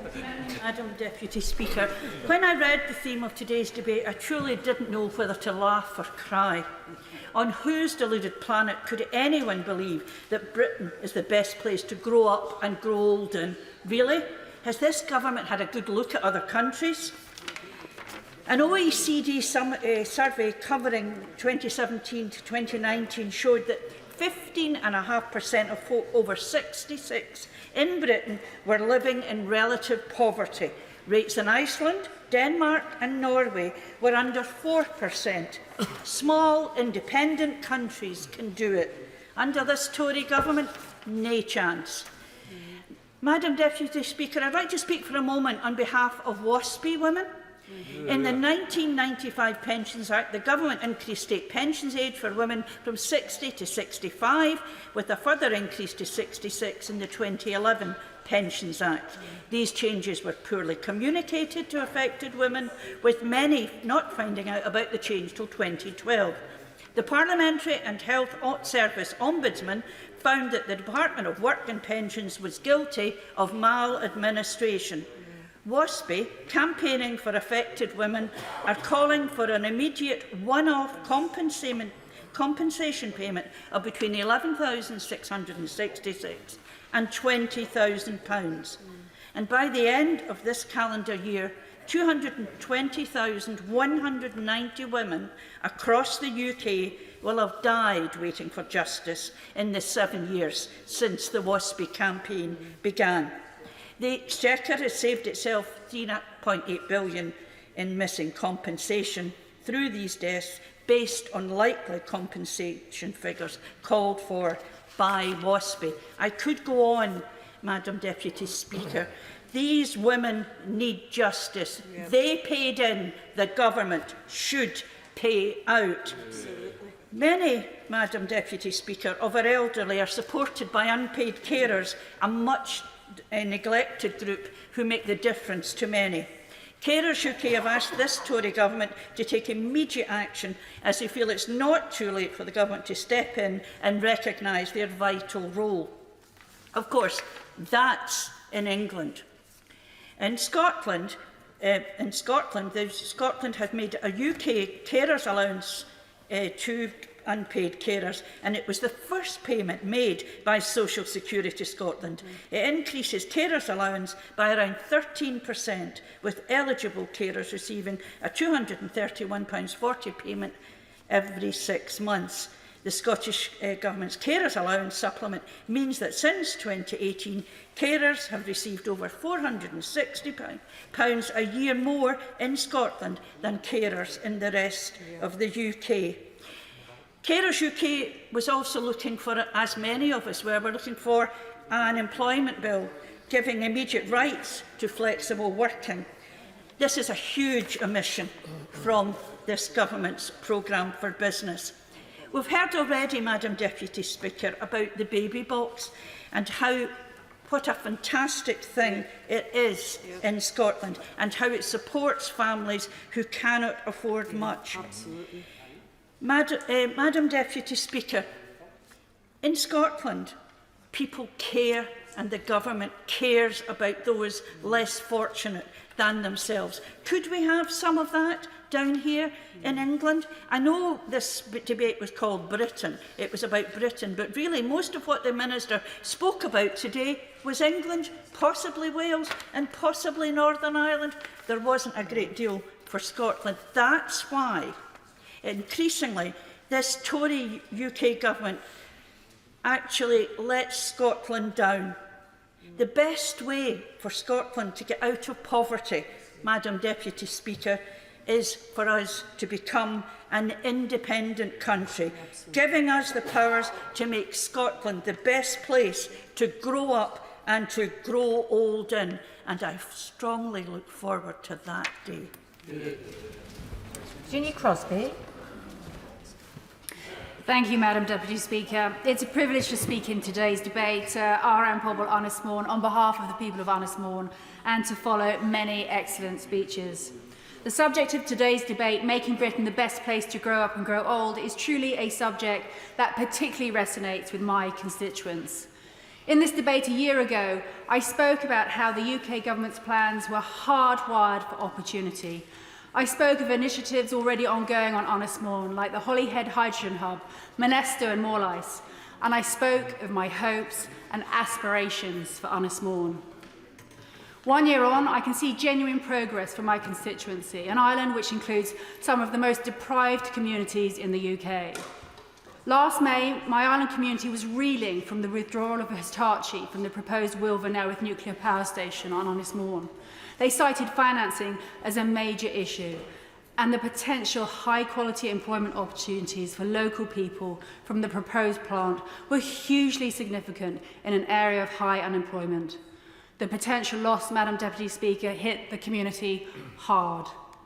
Since then, this government has taken significant action. It has fast-tracked the nuclear financing bill to support the funding of new nuclear.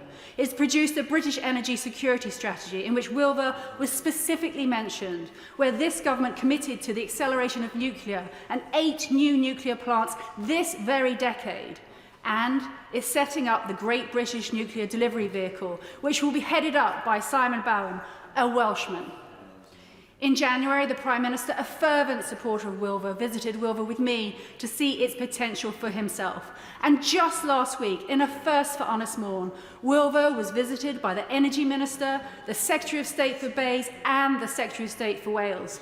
The Minister and 2 Secretary of States came to announce the £120 million Future Nuclear Enabling Fund, announced the plans for at least 1 free port in Wales. I'm so proud that Anglesey is now front and centre of government policy, an island in North Wales where our most senior ministers come to make significant national announcements. So how does this fit into today's debate? I regularly highlight to this House how Honest Morn hemorrhages its young people every single year in search of skilled employment.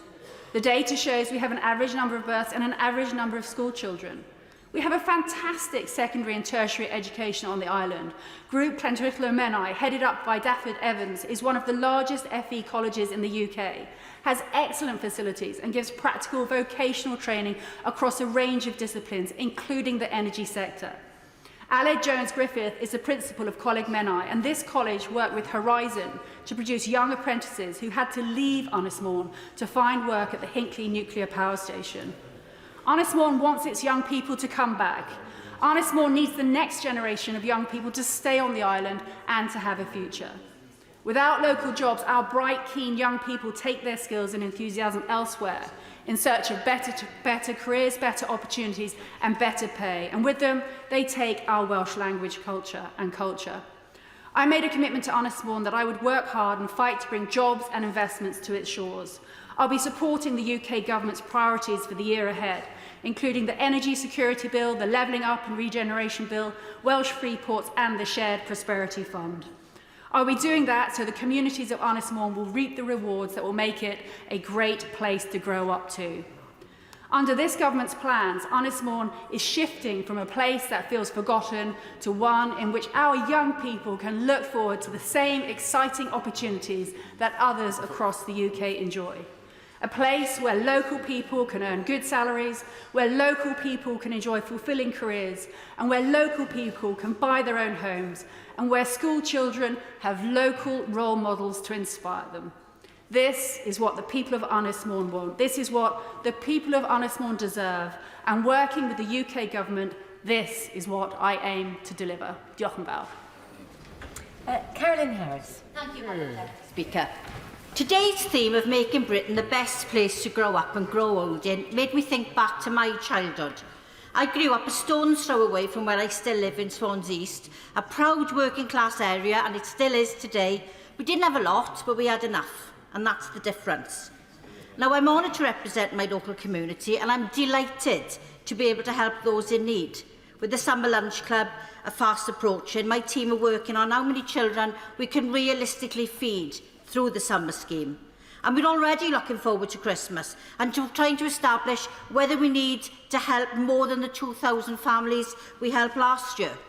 And whilst I'm privileged to be able to use my platform to do this, it breaks my heart that I have to. If we are serious about making Britain the best place to grow up in, then the government needs to do more, much more, to tackle the food poverty and social injustice that we all see in our constituencies every day. Despite many promises in the Royal Address, words alone do nothing. Action on promises is what's needed. Warm words are not delivering on the assurances by this government that menopausal women in England would only have to pay one annual fee for the HRT prescription. The announcement was made in October 21, but it now looks as if it won't happen until April 2023. That's not what was said. That's not what was anticipated, and it's not what the women who attended this place on that day to welcome the government's commitment believed. As a result of this, I, other colleagues across the House, and very many menopause campaigners, groups and individuals have recently launched the Menopause Mandate, which aims to ensure that we will add our voice to make sure that there is fair and equal access to menopause support and services right across the country. Yeah. And I'm not even going to start on the HRT shortage, which I've written to the Health Secretary about on so many occasions. I was beginning to think we'd started a pen-pal relationship, although his lack of response is obviously a one-sided arrangement. Now, there were glimmers of hope in the Queen's speech, but they were just glimmers. Primarily, the commitment to publish draft legislation to reform the Mental Health Act. As a woman who spent 12 years on antidepressants after wrongly self-diagnosing with a nervous breakdown and depression, instead of what it was, the menopause, I know how vital it is that links are made between the two. I'm pleased that depression is listed as a clinical indicator on the Quality and Outcomes Framework, but I'm disappointed that menopause isn't. I'm not being critical of depression being on there, nor the fact that doctors are incentivised to diagnose and treat it. But what concerns me is what is being missed, because all too often anxiety and depression are diagnosed when menopause is the problem. It's really important the similarities and the links between menopause and mental health are better understood by medical practitioners. The government have an opportunity here, through the proposed Mental Health Act, to include the menopause and the impact it has on mental health in this piece of legislation. I'm truly passionate about making Britain the best place to grow up and grow old in. And I've been called a lot of things in my time. The sandwich lady, the menopause lady, a prohibitionist and a Methodist, if you listen to the gambling lobby, and quite a few other things that I can't actually say in this chamber. But in last week's debate on the address, the member for Brecon and Radnor gave me perhaps my favourite title when she referred to me as a pain in the government's neck. I'm very proud of that, and for the record, I fully intend to continue that trait. Thank you, Madam Deputy Speaker. Rob Butler. Madam Deputy Speaker, it's a great pleasure to follow the Honourable Lady's speech. Madam Deputy Speaker, this Queen's speech promises to deliver an agenda that reflects the ambition and the aspirations of the British people. Our debate today focuses on some of the most significant periods of our lives, growing up and growing old, and the bills in this Queen's speech will make Britain an even better place to do both. Education is the ultimate expression of levelling up. Good not just for our employment prospects, but for our well-being, our personal development. Good not just for the individual, but for the economy and for society. Einstein said education is not the learning of facts, but the training of minds to think. An educated, thinking population creates a productive, dynamic, innovative and entrepreneurial population capable of meeting the challenges of this country. So I'm pleased to see in this Queen's speech the government's determination to deliver an education for all ages, whether you're starting out at primary school, a student at the local technical college, or in your 40s or 50s wanting to retrain and learn new skills. My constituency of Aylesbury has superb grammar schools which consistently feature as some of the top state schools in the country. But as well as pure academic qualifications, we also need young people with the technical and vocational skills that are fit for the modern economy. Bucks UTC, with its offer of health and digital courses, is an excellent place to learn those skills for children in my constituency, one that I am proud to champion. And Bucks College is an enthusiastic advocate and adopter of T-levels, a qualification that, like my right honourable friend, the Secretary of State for Education, I want to see as famous and as respected as A-levels. The school's bill promises to help every child fulfil their potential by raising standards. As a former school governor, I've seen firsthand how joining a strong multi-academy trust can enable schools to flourish as they benefit from high standards and expectations. This is exactly what far more schools will do with this legislation. I'm also very pleased that the Department for Education has now published the Send Green Paper. My constituency has excellent volunteer organisations like GRASPs, which help parents to navigate the minefield that are education and healthcare plans. Many parents have come to my office in sheer desperation, trying to resolve difficulties with the HCPs, and I'm glad that the government, and particularly the Minister on the front bench, is working really hard to improve this. I would respectfully urge ministers in the Department of Health to ensure that the NHS plays its part in ensuring that children with special educational needs and disabilities are treated as they should be, because sadly, all too often, the delays and difficulties I see stem from health rather than from education. Madam Deputy Speaker, growing up is not just about getting good exam results, a great apprenticeship or a job. It's also about becoming a rounded adult, confident and secure in oneself. That's why I'm delighted to see the inclusion in the Queen's speech of the Conversion Therapy Bill, which will ban, frankly, evil and abhorrent practices which are intended to change sexual orientation. We all need to be free to love who we want to love. For too many of us, it took too long to be able to do that. Too long to accept ourselves for who we are, and too long for others to accept us. Let us hope that this bill will be another step to enable today's young people, today's generation, to feel safe and secure in acknowledging and expressing their sexuality. Madam Deputy Speaker, we're often keen to talk about the delights and the opportunities of childhood, but less enthusiastic about confronting some of the challenges of growing old. Too often, elderly people are almost hidden from view.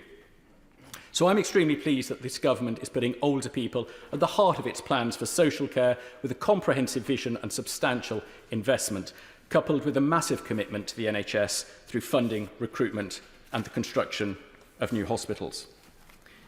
Madam Deputy Speaker, no one can deny that we face difficult times in the months ahead. But with the measures announced in the Queen's speech, our country is equipped to encounter any challenge and any adversary with skill, experience and expertise, with resilience, enthusiasm and true British grit. Lillian Greenwood. Thank you, Madam Deputy Speaker. This Queen's speech shows that the government either doesn't understand or doesn't care about the lives of my constituents in Nottingham South. Top of their agenda, but sadly not the government's, is practical action to address the soaring cost of living crisis. Take my constituent, a single mum of two living in privately rented accommodation. Despite working full-time, when her wage goes in and her rent and bills are paid, she has just £75 a month left over to feed and clothe her family, including 2 teenagers. She told me, "My daughter came home from school worried because she had a cookery exam and didn't want to tell me because she was worried about me having to spend more on the shopping list for her ingredients. Can you imagine, as a mother, how that made me feel?" I'm sure you'll agree with me, Madam Deputy Speaker, that the situation my constituent faces is not her fault and that young people should not face those worries. Rents and prices are rising fast, energy bills are skyrocketing and wages aren't keeping pace. Yet the government chose to scrap the uplift to universal credit. The government chose to raise national insurance contributions. I don't hold the government responsible for global price rises, but I do hold them responsible for 12 years of failure, for making a difficult situation worse, and for failing to act now to protect those who are least able to withstand economic shocks. Instead of listening and acting, ministers and MPs lecture people, telling them they'd be fine if only they bought value brands, cooked better or improved their budgeting. They patronise people saying work longer hours or get a better paid job. If they really cared about pay and job security, the speech would have included legislation to protect workers from unscrupulous employment practices, action to deliver affordable childcare and measures to enable parents to better combine work and care. It doesn't. And some members of the government seem determined to add insult to injury, demanding people stop working from home and spend even more time and money commuting. For children growing up in Tory Britain, life is getting harder. The Resolution Foundation predicts that by 2024-25, more than 1 in 3 children will be living in poverty. Well, in Nottingham South, they already are. That's almost 6,000 children in my constituency being let down by this government. And there's nothing graceful about growing old in Tory Britain either. We're now at the point where many older people who've worked and paid taxes their whole lives are having to choose between heating and eating as pensions fail to keep pace with rising prices. Research by Age UK shows that 3/4 of older people in the UK are worried about the rising cost of living. And if energy bills increase substantially, as we inevitably expect them to, 1/4 of old people have said they'll choose between heating their home and buying food. Some of the poorest pensioners are already cold and hungry. Madam Deputy Speaker, the government should have used the Queen's speech to introduce an emergency budget, including a windfall tax on oil and gas companies' near record profits to get money off people's bills. But they didn't. They should have announced investment in energy efficiency measures, matching Labour's plans to insulate 19 million homes in a decade. That would reduce gas imports, make homes warmer and cut bills, whilst helping to tackle the climate crisis and create new jobs. They chose not to. On the cost of living, on support for workers, on energy efficiency, security and sustainability, on NHS waiting lists at a record level, on social care, on vital public services, including youth clubs, libraries, road maintenance, parks, and so much more. This government has failed. My constituents deserve better. I'm afraid they won't get it under the Conservatives. Yeah. James Davis. Thank you, Madam Deputy Speaker, and it's a pleasure to speak in this Queen's Speech debate on making Britain the best place to grow up and grow old, and to follow my the Honourable Member for Nottingham South. Now, with 38 bills in the Queen's Speech covering a wide range of topics from crime and disorder to education and the economy and cost of living, there will be much legislating to do in the next several months. Today, however, I'll focus on the Transport Bill, the Data Reform Bill and the Financial Services and Markets Bill.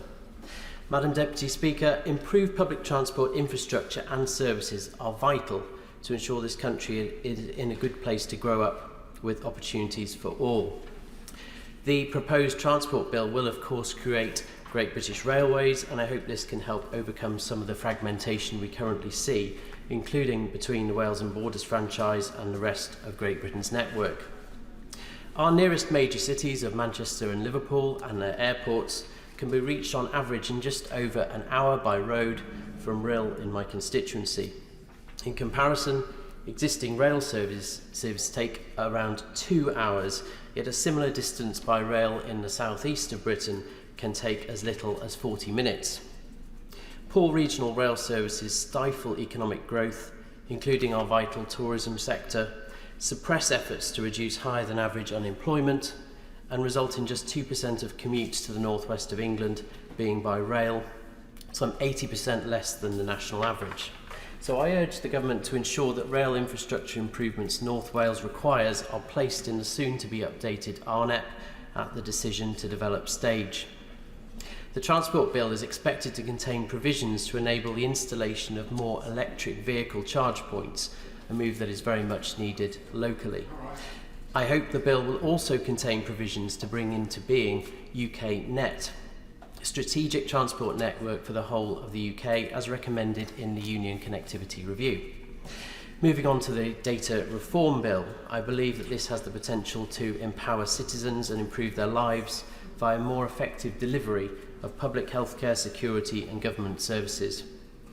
Requiring UK-wide comparable and interoperable data within our public services, but particularly the NHS, could help identify unacceptable performance, allow learning from best practice, and drive improvement and change. It would also allow the electorate to be better able to identify success or failure and hold politicians to account accordingly. Madam Deputy Speaker, we must remember that cash remains an important part of life for millions of people across the UK as they grow up and grow old, particularly those in vulnerable groups. ATMs remain the most popular way of withdrawing cash, but their numbers have been in decline recently. I have experience of this in my own constituency, where in Prestatyn High Street the number of ATMs dropped from 6 to 0 due to the rapid closure of several banks. Cash is still important for many residents and companies in my constituency, especially the independent businesses in the high street. And following a campaign and thanks to Cardtronics, 3 new cash machines have now been installed in the town centre. So I welcome the fact that the Financial Services and Markets Bill will protect cash by ensuring continued access to withdrawal and deposit facilities across the UK. It's important that the bill is delivered as soon as possible so that existing cash infrastructure can be protected. It's also my hope that the legislation will set out that Link be formally regulated by the Financial Conduct Authority to ensure access to cash, whether that be through mandating the installation of ATMs, recommending new banking hubs, or requiring enhanced post office services. Legislation should ensure that communities which have lost banking services before this year of 2022, such as Prestatyn, potentially qualify for a hub rather than only those which lose branches after the legislation is on the statute book. Consideration should also be given to the ongoing availability of Welsh language banking service provision in a community. This is a concern that Menter Iaith Sir Ddimbych has emphasised in correspondence with me, particularly in relation to the town of Denbigh. Madam Deputy Speaker, the Queen's speech has delivered a promising set of bills which will help to ensure that Britain remains one of the best places to grow up and grow old, and I look forward to helping shape the legislation as it progresses through Parliament. Ronnie Cowan. Thank you very much, Madam Deputy Speaker. We cannot provide equal opportunities and a stimulating environment throughout life which will enable people to live truly fulfilling lives while we continue to have such high levels of poverty and insecurity, and where we continue to support a society where greed is good and poverty is rife. Research provided by Independent Age in partnership with City University of London tracked the financial health of people past state pension age between 2010 and 2019. The most shocking finding was that 40% of pensioners spent at least 1 year in poverty during the 9-year period. The Queen's speech was a missed opportunity to introduce immediate measures that could help to alleviate the devastating effects of the cost of living crisis, including a commitment to ensure pension credit reaches those who are entitled to it. Increases in social benefit income from things like pension credit are a crucial factor in helping older people escape poverty, particularly true among people aged 75+.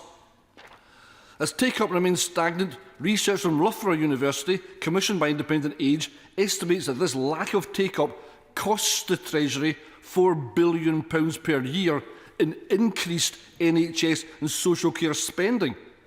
And at the other end of life's journey, before the pandemic, 4.3 million children were living in poverty in the UK. That was up 200,000 from the previous year, and up 500,000 over the past 5 years, according to Action for Children. That's 31% of children. If you're listening, that's 31% of children. Almost 60% of all children in poverty in Scotland live in a family where a child is under 6. The Scottish Government has reacted positively.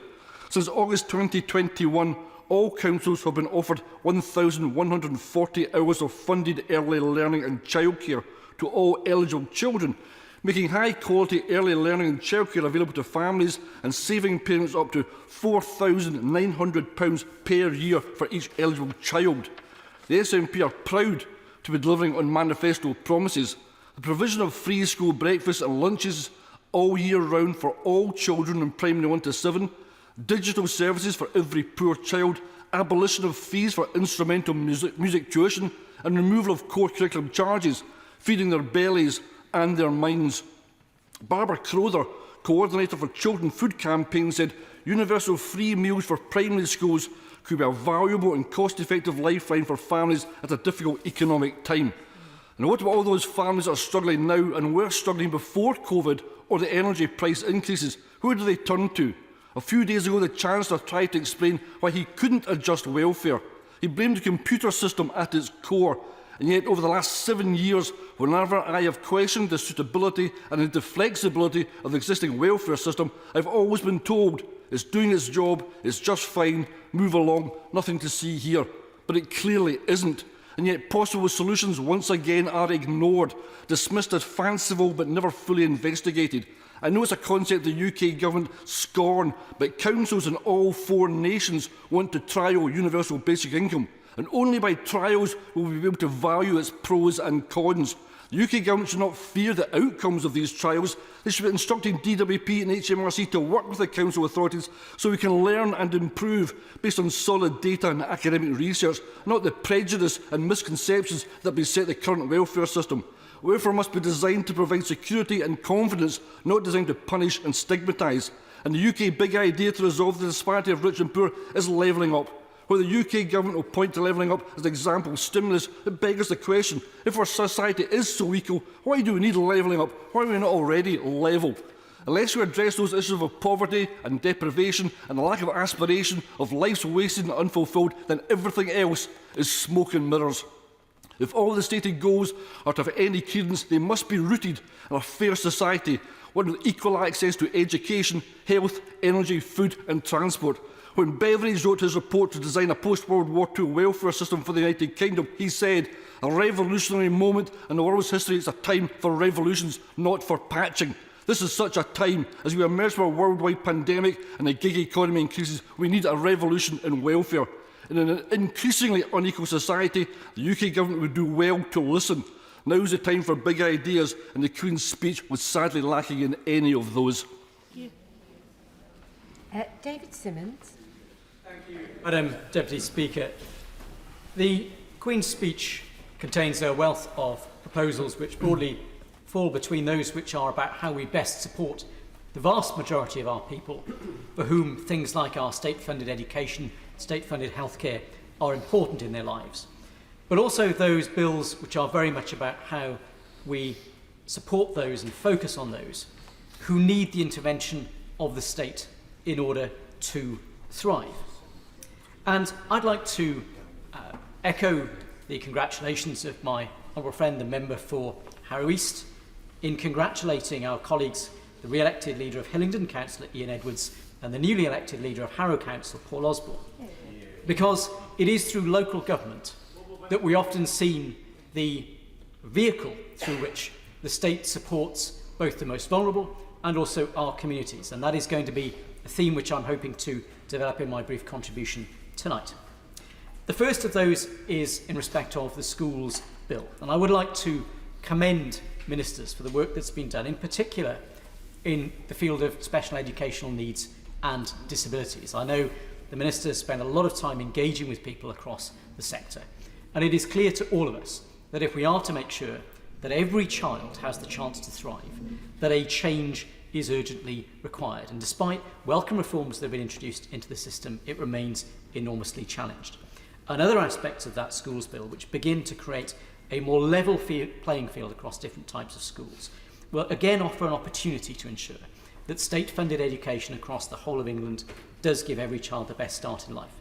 There will be a debate about that, and I would certainly welcome in particular the fact that the government has brought forward proposals to enable local authorities to set up multi-academy trusts. As the research by the Local Government Association shows, based on research previously done by organisations such as Watstead, there remains a significant maintained school advantage, and that local authorities remain more effective than academy trusts at improving the attainment of schools that have been struggling, and we need to make sure that we can harness that to the best advantage of all of our communities. The honourable member for Bromley and Chislehurst made a comment about the importance of the review of human rights, and I know as a member of the Joint Committee on Human Rights I've had the opportunity to hear a lot of representations about that over the last few months. It seems to me it's very important that we get this right, that we reflect the need to update our human rights legislation to take account, for example, of the growing impact of the online world on the way people live their lives. But similarly, I would echo the concerns about ensuring that we do not displace a problem by sending cases to Strasbourg that we can more effectively deal with at the UK level. And in respect of the development of our economy in so many different aspects, in education, in local government, in healthcare, I think we do need to recognise that the trend for working from home, which has been very much embraced by the most productive, the most efficient and profitable parts of our economy, that we recognise that in respect to professional services in particular, we can help the money that we spend on taxpayer-funded services to go even further by making sure that people who can work from home most efficiently do, but getting those who need to be in the office providing frontline, face-to-face public services are there where it is required. In respect of social care, it is important in this House that we recognise that the local authority that has the greatest proportion of its residents accessing some form of social care through the whole journey of their lives touches less than 1 in 5 of its local residents. But those residents are often the people who are most vulnerable. And I know ministers in the Department for Education in particular have been looking at the way in which we can review and improve our children's social care system and bring safeguarding updates to reflect the challenges of the modern world. But I would urge ministers to look at both the Crocker Review of Private Equity, which looks at the costs of providing children's social care. And also I hope ministers will find time to answer the call from the Children's Commissioner that England should follow Wales and Scotland in abolishing the reasonable chastisement defence in respect of the discipline of children. And finally, Madam Deputy Speaker, in respect of growing old, I'd like to encourage the government to look in all its endeavours at a public health approach to ageing, that we look at how local authorities encourage activity such as walking, football, bowls and swimming to keep our older citizens active. There is so much potential to show our pride in our communities and our ambition for them, and the public will find much of that on these benches tonight. Janet Davey. Thank you, Madam Deputy Speaker. Now, on these side of the benches, we're hearing about the cost of living crisis. We're hearing about it in the media, from our constituents, on the news. We're hearing about it constantly. But somehow it feels like this is falling on deaf ears. Because in the government's Queen's speech, they've failed to address this. And it is with shock and horror that due to the cost of living crisis, 1.3 million people in the UK are set to fall below the poverty line next year. This includes 500,000 children who will experience severe poverty.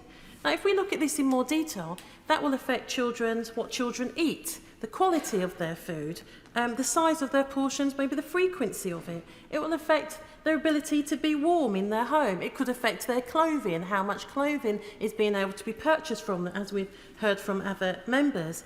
It could affect their health, and we've already heard from other members about obesity being linked to poverty. So there are lots of areas where children are going to experience deprivation and disadvantage. But it seems like the government is set to be okay on this. Now, before the cost of living crisis was even hit, in Lewisham, 3,500 children were already in absolute poverty. This figure is rising and is only set to increase further. The government must get a grip on the cost of living so that our young children will not suffer.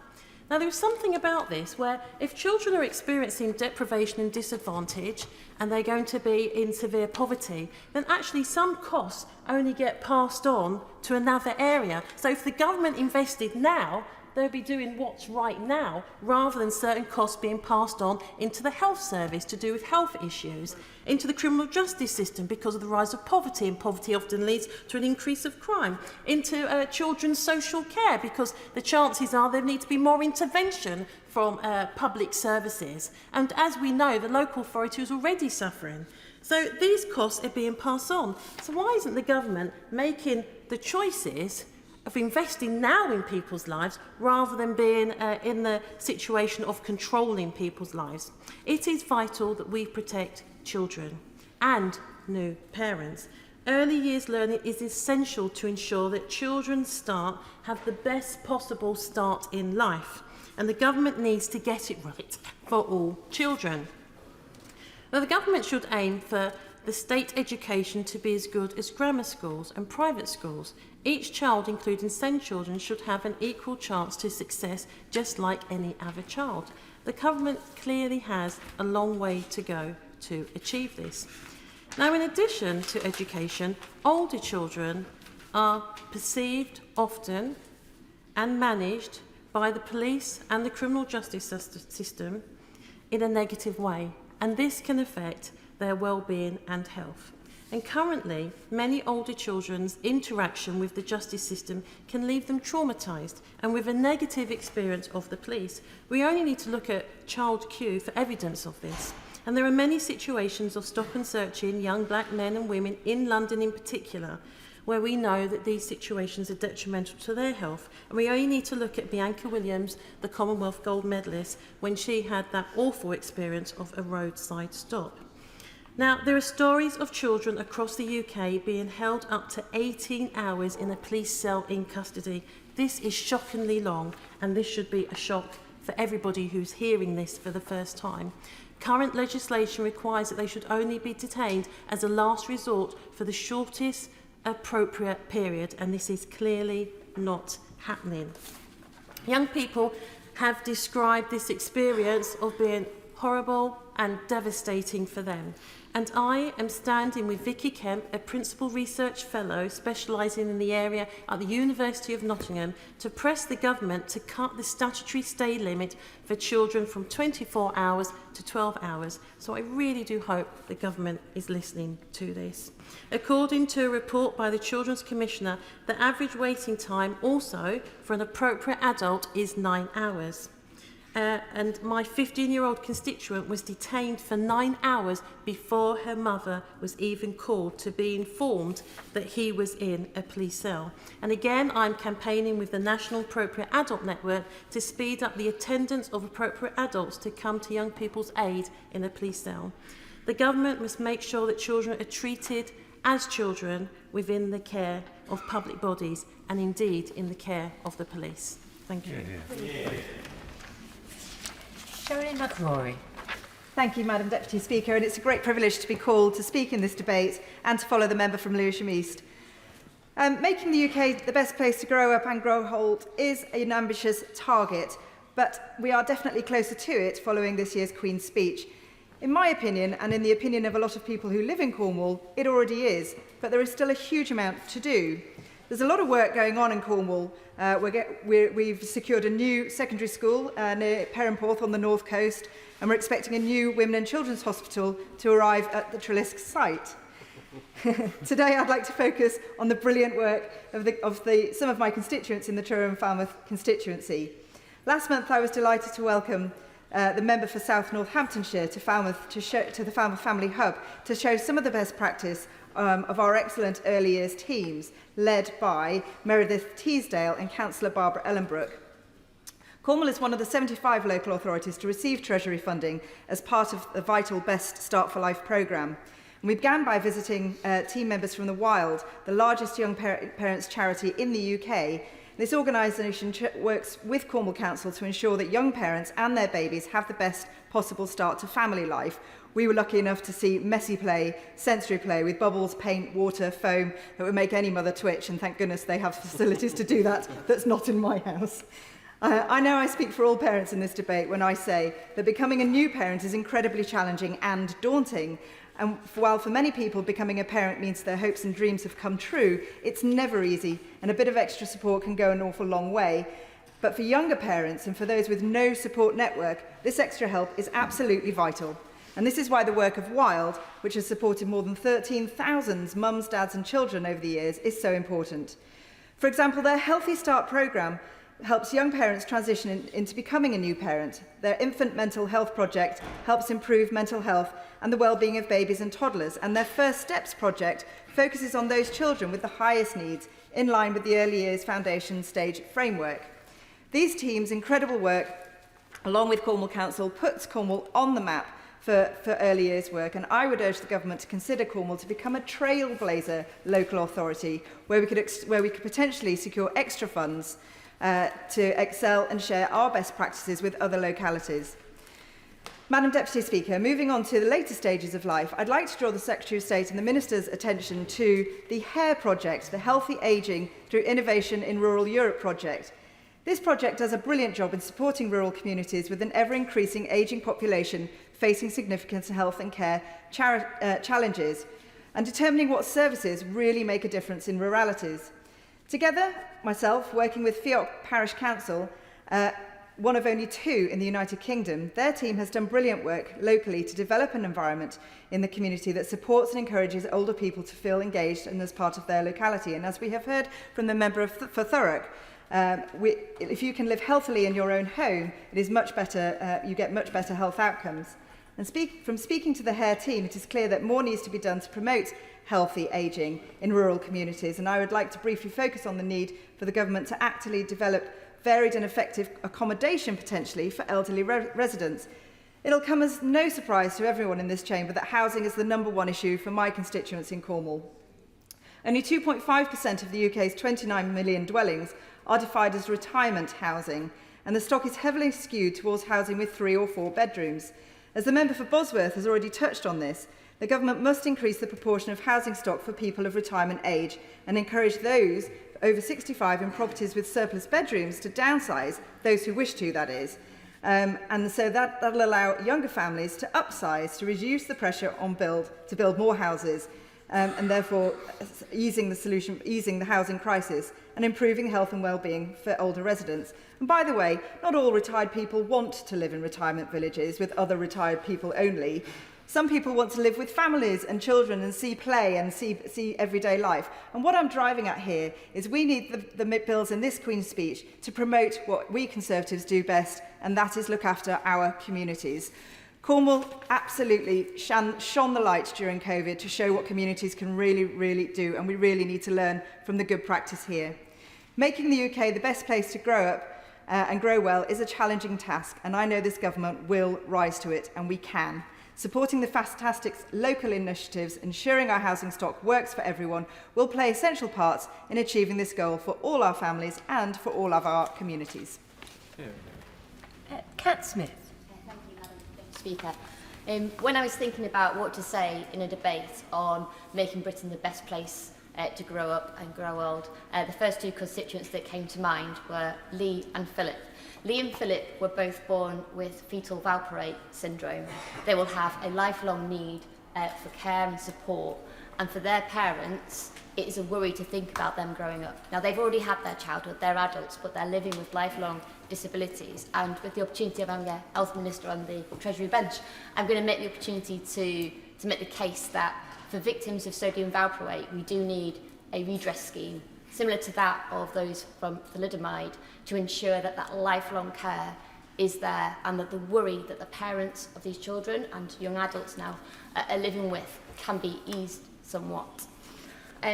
Last week I visited Beaumont College in Lancaster, as well as Lancaster and Morecambe College and the new youth club in Fleetwood, and it was really great to hear from those young people, but it strikes me that there is something missing from the Queen's Speech, which is any mention of youth work and the way in which it can support our children in education, but also support our young people growing up. At a recent Q&A session with pupils at Cardinal Allen High School in Fleetwood, the message was clear. They wanted better access to mental health support, and their teachers agreed. And they told me what we already know, which is that currently at CAMS the waiting list is unacceptably long and the thresholds to meet their care is unacceptably high. The Queen's Speech confirmed that the government planned to introduce a schools bill. These reforms come at a crucial time for our education system, but having met with many local head teachers, they tell me that it fails to deliver on the key challenges that our schools are facing. It's indifferent to the issues of mental health and well-being. The schools bill doubles down on the failures of the past, setting a new target for SATS performance that will not raise the quality of education. The bill singles out student attendance for attention, whilst overlooking the problems of mental health and the exam factory culture that contributes to this poor attendance. But Lancaster and Fleetwood is a great place to grow up because it is a great place to learn, and I'm fortunate enough to have 2 brilliant universities in my constituency, Lancaster University and the University of Cumbria. And I had the pleasure to meet with students and researchers at Lancaster University who are pioneering research across diverse areas, from flood defences to a better understanding of Alzheimer's. And given that 18,000 people currently living with dementia in Lancashire, it's certainly something that helps to bridge what can sometimes be a gap between the town and the gown in our community. But with the Higher Education Bill, we would see restrictions on who has access to this brilliant education on the basis of GCSEs. And to those who say that too many young people are going to university nowadays, I ask, How can it be a bad thing that people are getting more education? Education enriches the lives of the individuals who receive it, but also the communities that they live in, and it changes lives for the better. Lancaster and Fleetwood is a great place to grow up because it is a great place to work. My constituency is full of brilliant local businesses, from small independent retailers to international businesses like Fisherman's Friends. But the reality for many in rural communities is that they feel disconnected from these work opportunities. The Queen's speech promises a transport bill that will take control of the railway system. And my question on railways is simple. We've been campaigning hard to get our railway reopened in Fleetwood. It's been promised to us around 2 years ago. And what's happening? Where is it? Will this bill reconnect Fleetwood to the rail network, or is this something else which has become derailed by this government? But we shouldn't lose sight of the importance of local bus networks too. For many of my constituents, it might be a question of travelling from Dolphinholme into Lancaster, or from Glasson Dock into Goldgate, and those rural bus networks have suffered huge cuts, and my constituents feel disconnected from access to jobs, but also access to social and family events too. Lancaster and Fleetwood is a great place to grow old because people of every age and at every stage in their life are embraced as part of our community. From the parent and toddler group at Lancaster Methodist Church to the Wire Wheels project on every Friday in the Memorial Park in Fleetwood, supporting anyone, even me, of any ability to get on a bike and cycle. It's a resourceful community, and it's certainly a compassionate one. But in the last few weeks, I've received so many emails from constituents concerned about the rising costs of their bills and the fact their pensions are not keeping up with these costs. My rural constituents, especially those on oil-powered heating, have been left out of any government support when it comes to heating. So can I implore to the Treasury bench the importance to remember everyone in every community right across Britain and ensure that Britain really is the best place to grow up and grow old. Damien Moore. Thank you, Madam Deputy Speaker. Since the last Queen's speech, Southport has begun the process of seismic change, with our £37.5 million town deal being met with hundreds of millions in pledged private funding. The town deal will ultimately help create over 1,300 jobs and bring in over 1 million extra visitors a year. From the individual small businesses springing up along our high street to the larger Southport Cove and Marine Lake Event Centre developments, our wonderful town, which I'm proud to call my home, is rightly seeing the benefits of the government's levelling up agenda. It is important that local communities have a say over change in their area, and so I welcome the Levelling Up and Regeneration Bill, which offers a real opportunity to address the housing shortage. While this bill will also further the devolution of powers over local services to local elected leaders, I urge it to go further and bring in a mechanism to allow a community to more easily change its local authority catchment area. In Southport, we have been repeatedly held back by the vindictive actions of Labour-led Sefton Council, who take away resources from Southport and ignore local concerns, for example, over unwanted, unnecessary and unwelcome cycle lanes. Furthermore, as the Minister for Children knows, we found in the days conveniently after the election, Sefton Council's children's services have been rated inadequate by Ofsted in all areas. Yet the responsible councillors shamelessly remain in office, and Southport's vulnerable children continue to suffer. These children deserve excellent quality services from their local council, just as they deserve excellent quality healthcare from their local NHS. Such healthcare is crucial throughout life, and while I welcome the government's commitment to clear the backlog from COVID, we must aim for more than simply returning to a place where we were before the pandemic hit and restrictions came into force. And as my other honourable friend, the Minister for Health, knows, Southport Hospital has been lacking a children's A&E since 2003, with services rolled into Ormskirk Hospital. Yet over COVID, Ormskirk's children A&E has ceased being 24 hours. With the result, a child that falls sick out of those hours must now travel to Liverpool. First, we must see the resumption of the 24/7 service in Ormskirk, and then most importantly, we must see the return of this service to Southport. Madam Deputy Speaker, we must ensure that everyone across this country, from the first day they are born, is given the support they deserve. We must ensure that children are given the best possible start. We must ensure that the UK remains the best place to grow up. Education is crucial to allowing people to prosper and succeed, especially as we build back better from COVID. So I welcome that the Schools Bill will strengthen our education system. While Labour-led Sefton Council are content with failing help to children, this Conservative government will bring through this Schools Bill level-up opportunities to poor children across this country. But we are not stopping there. As the Higher Education Bill, will raise education standards and increase fairness within the system, allowing students to fulfil their potential wherever they live. Southport greatly benefits by well-qualified graduates when they return to our town, as their innovative drive and passion for local progress is crucial to our success. For example, Southport's hospitality developments need look no further than Southport College, where under the fantastic leadership of Michelle Brabner, students are well supported in finding skilled, well-paid work locally. Finally, Madam Deputy Speaker, all of this relies on strong transport links. We need the Burscough Curves rail link to reopen, which would enable stronger connectivity, not only locally within the region, but as far afield as Scotland and the south of England. We need to maintain the direct link from Southport to Manchester Piccadilly, which is crucial for jobs, businesses and leisure. So I'm optimistic that the Transport Bill will succeed in its stated aim of making our transport system more reliable and efficient for passengers. Madam Deputy Speaker, this Queen's Speech brings welcome legislation to particularly my constituency of Southport, and I look forward to supporting this government as we continue to level up our local areas, support our children and connect our communities. Hal Williams. Thank you, Madam Deputy Speaker. It's a pleasure to follow the Honourable Gentleman, who's clearly a passionate supporter of Southport, and congratulations to him. I'm sure he will do well in today's Conservative Party.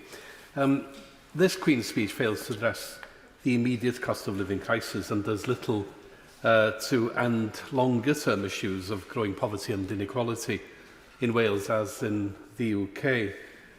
That is the context of this debate and the cause of the hollow laughter at its title, Making Britain the Best Place to Grow Up and Grow Old. In Wales, we have high levels of poverty and have had them for decades, particularly since the destruction of our heavy industries by the Conservative governments of the 1980s. That is why, in fact, we qualified for EU support on a par with the former Soviet bloc countries of the East. That is, until we were blessed with Brexit opportunities when that support diminished. Our levels of child poverty in Wales are the highest in the UK, affecting a third of Welsh children as measured in 2019.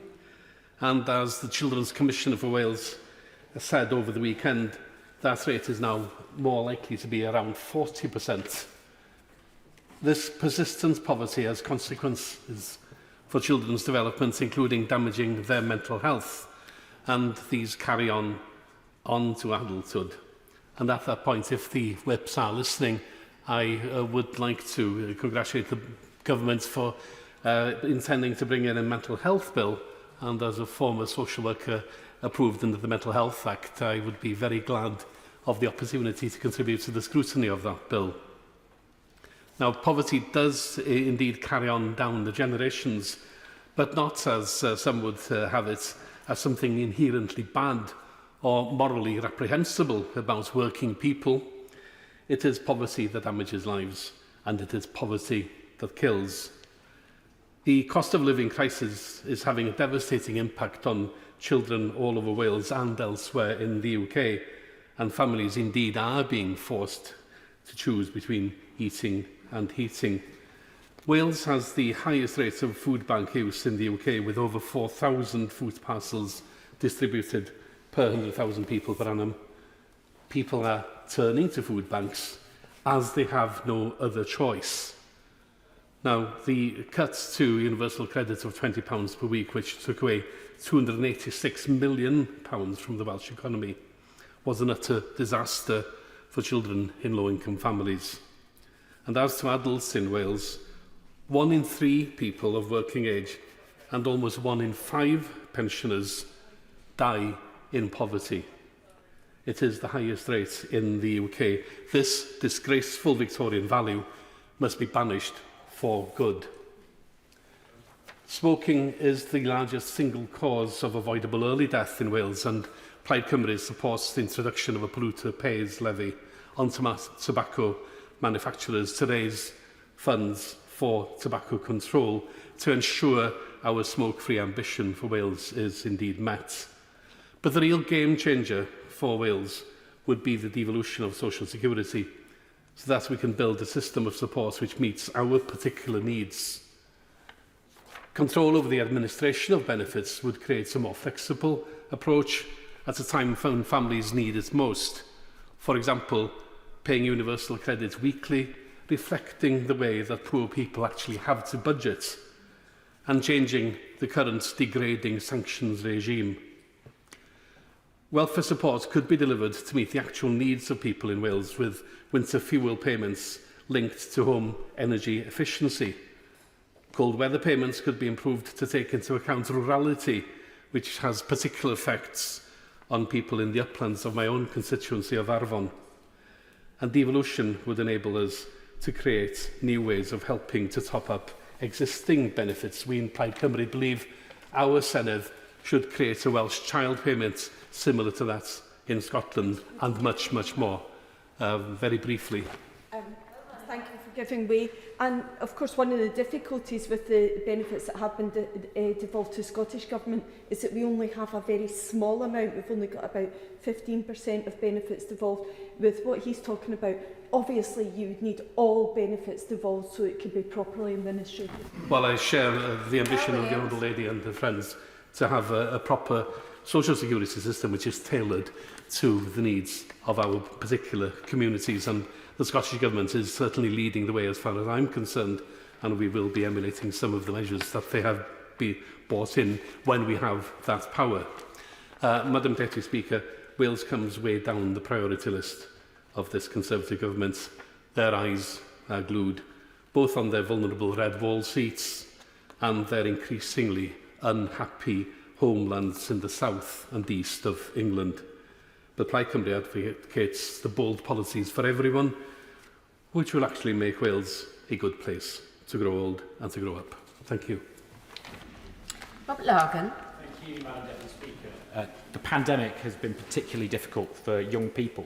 Research by the Education Policy Institute has shown that despite the best efforts of teachers, over the last 2 years, pupils have lost the equivalent of over 4 months of learning, with those in the North and Midlands most affected. There is a real danger that COVID will end up exacerbating long-standing inequalities. And according to the latest Ofsted inspection reports, only 55% of Derbyshire secondary schools are rated good or better, compared with the national benchmark of 80%. This inequality and opportunity simply isn't good enough. We must do better. In High Peak, we are making progress, with St Philip Hatwood Catholic Voluntary Academy in Glossop being upgraded to good in its latest Ofsted inspection compared to its 2018 rating of requires improvement. We've also seen capital funding that we've secured to invest in Hope Valley College, funding to expand Harper Hill Primary in Buxton, and the £4 million expansion of Glossopdale School is under construction, due to create an extra 240 places for the town due in September. But more can and must be done. So I welcome that the government has designated Derbyshire as one of the new education investment areas, which means Derbyshire schools will receive much needed extra support with additional money for recruitment and retention for the best teachers. And the Queen's speech aims to build on this progress with the new schools bill to help drive up standards. Madam Deputy Speaker, our schools aren't the only public service challenged by the pandemic. The NHS is still grappling with a huge COVID backlog. A good example is the withdrawal of the mobile breast cancer screening unit in High Peak back in 2020. I fought hard to get this vital service reinstated, and I'm pleased to report to the House that the mobile unit is back up and running locally, operating at 160% of pre-pandemic levels. But we must do more than simply restore existing services if we're to build a more resilient preventative health service. And that's why I'm pushing so hard for new urgent care centres for both Stepping Hill Hospital and Tameside Hospital. It's also why I'm supporting Derbyshire Community Health Services bid for capital funding for a major new health centre for Buxton. Of course, not all illnesses are visible. As we rebuild from the pandemic, we must deliver parity between mental and physical health services, and the proposed Mental Health Act reform bill will play a key role in this mission, giving patients greater control over their treatment, ensuring that they receive a more personalised level of care. I recently visited the construction site of the £4.8 million highly specialist mental health unit that is being built at Tameside Hospital. This will replace the existing psychiatric intensive care unit at Stepping Hill, providing short-term care for men over age 18 experiencing mental health distress. And once that new unit is built at Tameside, the current psychiatric intensive care unit at Stepping Hill will be refurbished to create a new unit specifically for women. And this is particularly good news, given that this service is not currently available anywhere locally. So it will allow women to receive specialist mental health care closer to their homes and loved ones. Now, turning to social care, I'm pleased that this government have finally grasped the nettle and introduced reforms to try and ensure that nobody will have to sell their home to pay for care in future. And while these reforms are welcome, we really do need to get on with delivery and fleshing out the details of the improvement plans. And of course, tackling any of these challenges is only possible if we have strong public finances to pay for world-class public services we need, and that requires a strong and growing economy. And as we all know, we're facing global rising energy prices, a war in Europe, and we're still dealing with the enormous supply chain disruption caused by COVID, all of which are driving high inflation and the rising cost of living. The government's long-term reform plans are the right ones, investing in infrastructure, skills and public service reform to create sustainable growth and well-paid, high-skilled jobs. But we do need to think very carefully about what more can be done in the short term to help people cope with soaring costs now. There are no magic solutions, and those members who pretend otherwise are deluding themselves and the people they represent. That doesn't mean that we can't do more. We need honesty, creativity, pragmatism and compassion to deal with the challenges ahead. And if we work together, I'm confident we'll succeed. I'm glad that the Queen's speech put forward a whole series of practical measures to make Britain the best place to grow up and grow old. Helen Hayes. Thank you, Madam Deputy Speaker. This gracious speech should have been the opportunity for the government to rise to the unprecedented set of challenges facing our country, and in doing so to make Britain the best place both to grow up and to grow old. The lack of ambition and the stony silence of the speech on some of the biggest challenges facing the UK speaks volumes about a government which is out of touch and out of ideas. Worse than that, many of the challenges we need to address are a direct consequence of 12 years of Tory government. 12 years in which, instead of stepping up with ambition for our country, this government has run down our public services, undermined our economy, negotiated a disastrous exit from the European Union, and mired itself further and further in defending the indefensible current occupant of number 10 Downing Street. Our country was left lacking resilience, both when the COVID-19 pandemic struck and as global factors have brought pressure to bear on the cost of living. The government can't always prevent international shocks to our economy, but it has a primary duty to make sure that we are as resilient as possible when they come. And in that duty, this government has failed. The UK cannot be the best place in which to grow up or grow old while households across the country are struggling to make ends meet, while parents wake up in the morning and go to bed at night worrying about how they will feed their children and keep a roof over their head, and when pensioners worry about whether they will be able to eat and keep warm. As I knock on doors in my constituency, I've been really shocked in recent months to see the increasing numbers of older people who come to the door wearing a coat on cold days. It is shameful that this is happening in Britain in the 21st century. The Queen's speech includes new bills to reform the regulation of social housing and private renting. This legislation is long overdue. Next month will see the 5th anniversary of the horrific Grenfell Tower fire, and tenants still cannot have confidence that changes have been made which will protect them. On the private rented sector, I have been calling for an end to Section 21 evictions for the past 6 years, and it is very hard to understand what has taken the government so long. But alongside some overdue reforms, it is also clear that this government has given up on the large-scale delivery of social housing, which is urgently needed to address the housing crisis. The UK cannot be the best place to grow up, while children are condemned to live in poor-quality private rented accommodation, which their parents can barely afford to rent or to heat. I hope the government will consider accepting an amendment to the Social Housing Regulation Bill, along the lines proposed in my recent 10-minute rule bill, which I called Georgia's Law. Georgia's Law recognises the devastating impact that a threat of gang violence can have on family life. When a young person is threatened and their family has to move, they can lose all of their stability, being placed in temporary accommodation and ending up on a waiting list for years for a new social housing tenancy. That is what happened to my constituent Georgia, with catastrophic consequences for her family. Georgia's law would place new duties on social housing providers to protect the tenancy of a tenant whose family is threatened with violence, helping to limit the harm of gang violence in our communities. It has cross-party support and it would make a huge difference. Finally, Madam Deputy Speaker, as a co-chair of the APPG on adult social care, I want to say how utterly unacceptable it is that this gracious speech contains no mention of adult social care. The government has introduced an unfair and unaffordable tax hike, which it justified in terms of the urgent need to provide additional funding for social care. Funding for the NHS is of course welcome, though there are far fairer ways to raise it. But the social care sector, which was ignored and neglected and even blamed by the government during the COVID-19 pandemic and faces a workforce crisis and a funding crisis, will not receive any funding for at least 3 years.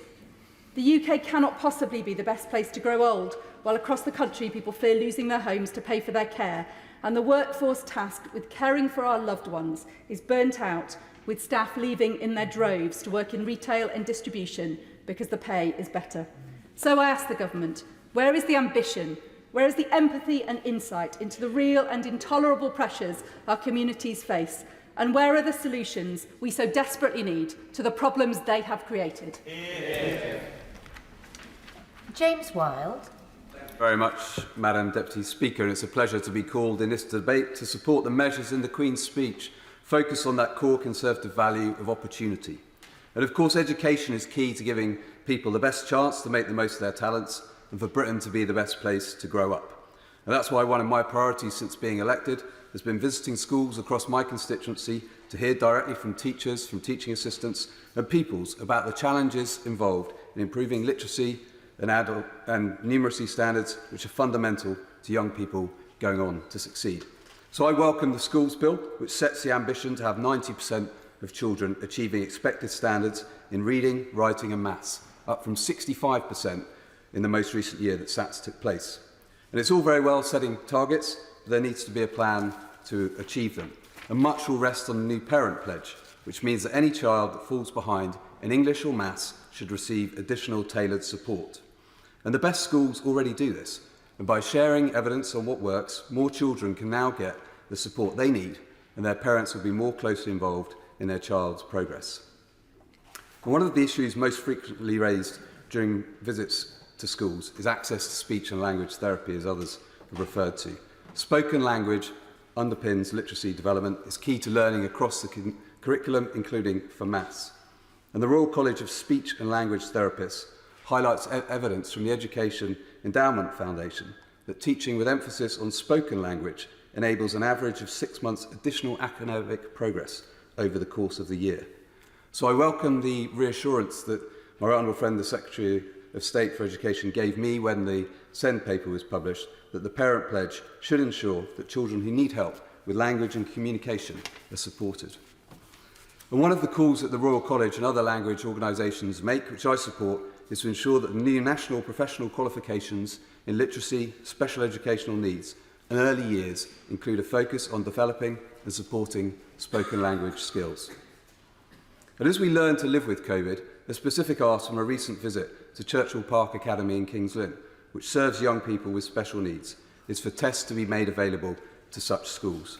They have particularly vulnerable pupils who are not currently attending school due to concerns about COVID prevalence. I'd be grateful if Education and Health Ministers could carefully consider that request. Now, Madam Deputy Speaker, the focus of this debate of making Britain the best place to grow up and grow old also includes access to healthcare. It all comes as no surprise to ministers that I return to an issue I raised in my maiden speech in the first Queen's Speech debate in this House, and indeed in last year's Queen's Speech and on many other occasions, namely the pressing need for a new hospital for the Queen Elizabeth in Kings Lynn. QEH is now more than a decade beyond its planned 30-year lifespan, and due to the rack concrete planks, it now has 1,500 timber and steel supports holding up the cracking roof. It is the most propped hospital in the country, and that number is likely to increase as further fail-safe work is completed. Due to this concrete cancer, the Trust Risk Register has a red rating for direct risk to life to the safety of patients, visitors and staff due to the potentially catastrophic risk of failure of the roof structure. Last month, some of my constituents once again came to Westminster to talk about the need for QEH to be one of the additional 8 new hospital schemes the government's committed to building. And a major issue they asked me to highlight is just how bad an experience being in a ward surrounded by props holding up the roof is for patients. The staff at the hospital stressed how it makes it harder for them to do the job to provide the care the patients need. And I warmly welcome the funding from the DH for a new endoscopy unit, a new West Norfolk Eye Centre, which opened last week at QEH. But now is the time to make a decision to build a new hospital for the 300,000 people across Norfolk, Lincolnshire and Cambridgeshire that QEH serves. And this isn't about having shiny new buildings for their own sake. It's about better health outcomes in some of the most deprived areas in the country that the government has recognised as priority for levelling up. And by committing to this vitally needed hospital, the inevitable requirement for replacement will become part of a funded programme rather than unplanned demand on the Treasury requiring emergency funding. That is better value for money for taxpayers and will deliver the improvements people in North West Norfolk and beyond deserve. So I hope my right honourable friend, the Health Secretary, has good news for my constituents soon, as they are rightly frustrated at the delay in this decision. Ahmed Yassin. Thank you very much, Madam Deputy Speaker. It's an honour to speak in this very important debate. Under this government, living standards have plummeted to 1950s levels and life expectancy is falling. ONS figures show that inequality gap in the least deprived area is growing even wider. Almost 1 in 3 children in Britain live in poverty. Britain is in decline under this Tory government. Despite all of this, the government have the temerity to talk about levelling up. They can put the phrase at the front of at the front and centre of their rhetoric, but I saw nothing in the Queen's speech that will actually deliver it. Nothing the Prime Minister has announced in his legislative agenda will address living standards or the cost of living crisis, help people pay for childcare or meet the unmet care needs of over 1 million older people.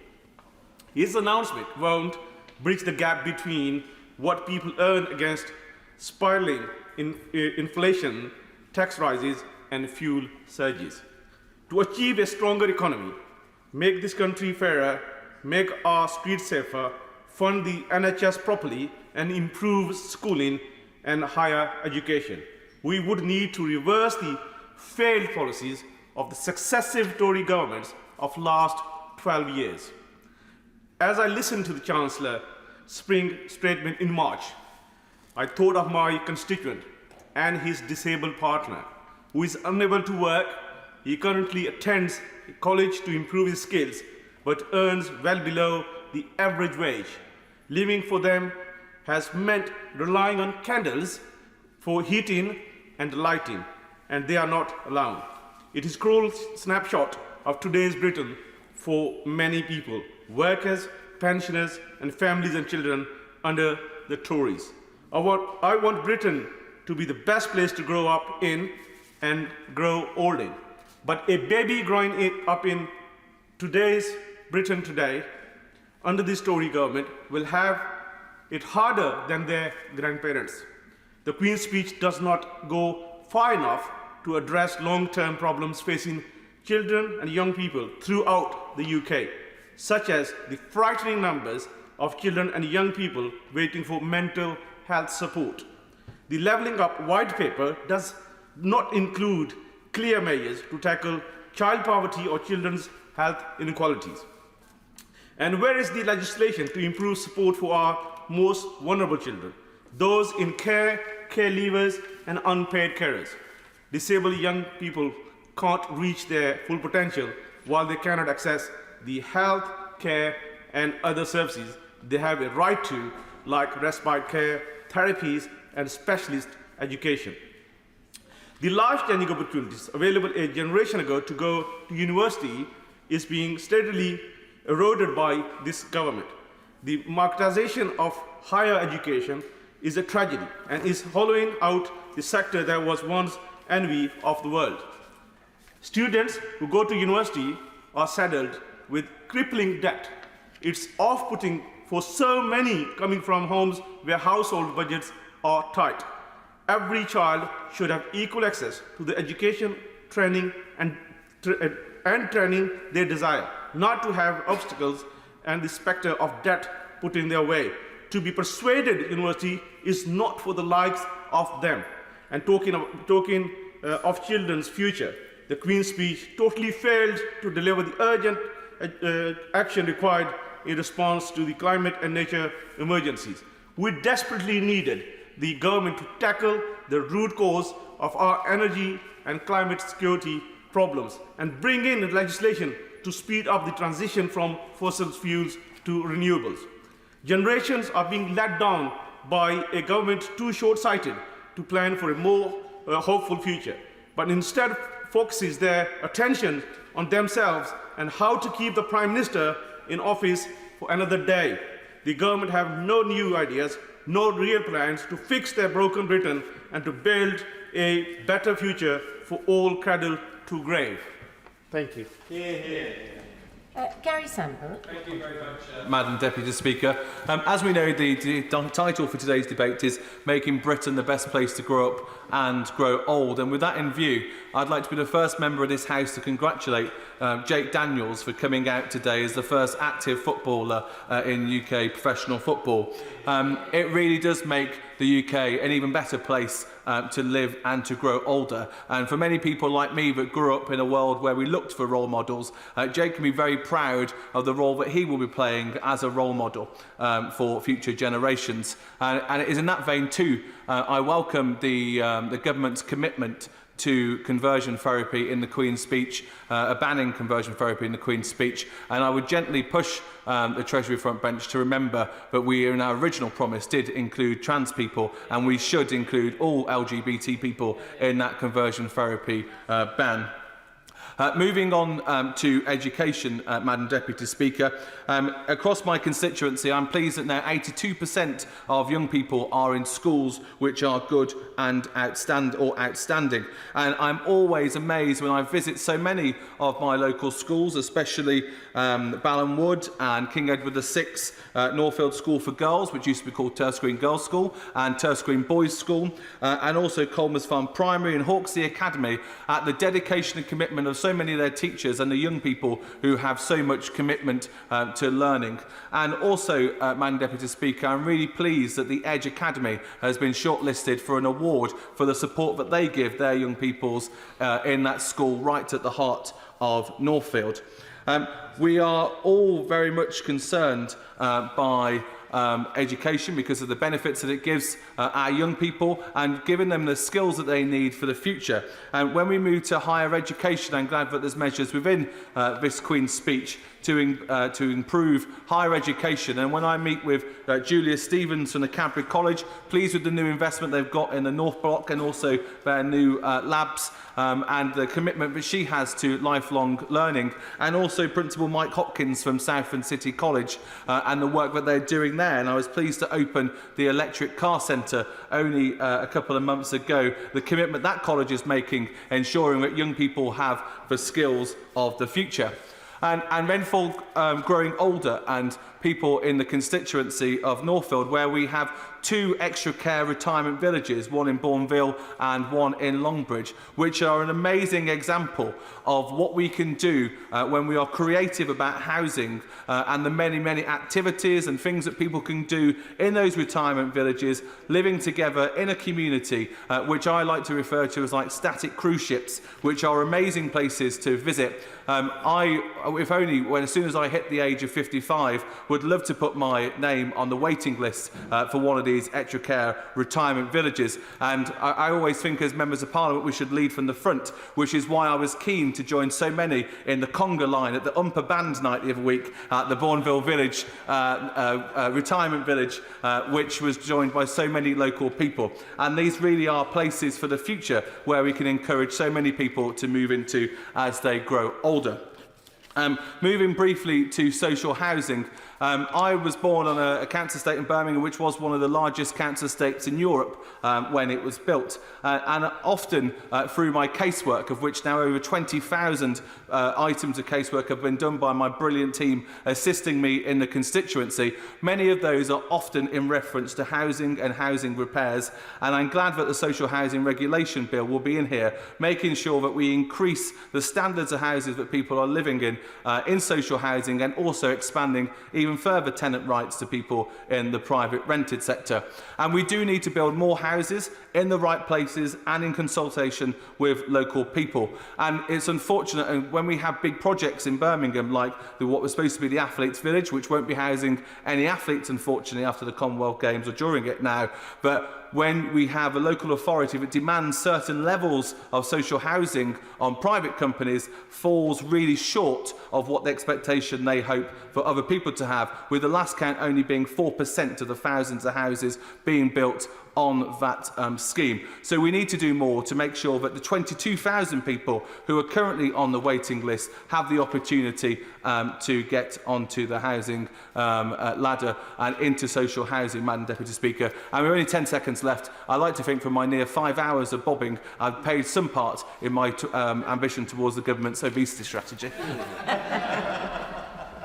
Ruth Cadbury. Thank you, Madam Deputy Speaker, and it's a pleasure and interesting to follow the member for Birmingham Northfields, because I would like to point out that Birmingham Bourneville Village retirement village would not be possible had it not been for the endowment of the Bourneville Village Trust, something set up before the welfare state by my forebearers that enabled the costs of the land, etc., to not have to be covered. Most areas in this country do not have that asset, which is why that provision needs to be supported by government. Madam Deputy Speaker, if the government really wants to make Britain the best place to grow up in and provide those opportunities referred to by the Secretary of State for Education, it's got to do far more than the thin gruel dished up by the Queen's speech last week. And I'm not sure that many of my constituents at school, college or university can see much to celebrate in the Queen's speech. Schools in Labour-led Hounslow are all good or outstanding, but that's a challenge after a lost decade of underfunding. 17 million in our borough schools alone, or £500 per pupil. Parents and teachers are trying to fill this gap from their own pockets, money that fewer can afford to do as the cost of living bites ever deeper. And now we read that there's a risk to life because of the disrepair to too many school buildings, something that can't be fixed from the school fates income. School buildings need a properly funded commitment from government, as the Labour government did in the Building Schools for the Future programme. And Madam Deputy Speaker, on COVID catch-up funding, the government ignored the recommendations of Sir Kevin Collins, who they appointed. He said that 15 billion need to be spent, but the government agreed a fraction of what was needed. Labour's Children's Recovery Plan would fund significant and targeted extra investment to our young people who missed out most during the lockdowns. And Madam Deputy Speaker, teachers' morale has to be addressed. Teaching is already challenging. Over the last decade, they've had to take on more responsibilities as staffing levels are cut to respond to the annual budget round and yet more central government edicts. Then during the pandemic, teachers and school heads who were at the front line told me they felt let down and ignored by this government. Announcements made on the spur of the moment with the government lurching from one fiasco to another.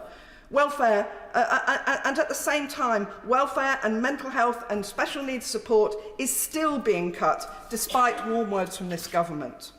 Teachers and school staff were on the front line but left behind by this government, and it's no surprise that 7 out of 10 teachers have considered resigning from the profession in the last year. The government need to wake up to the huge amount of anger and distrust they've created among school staff.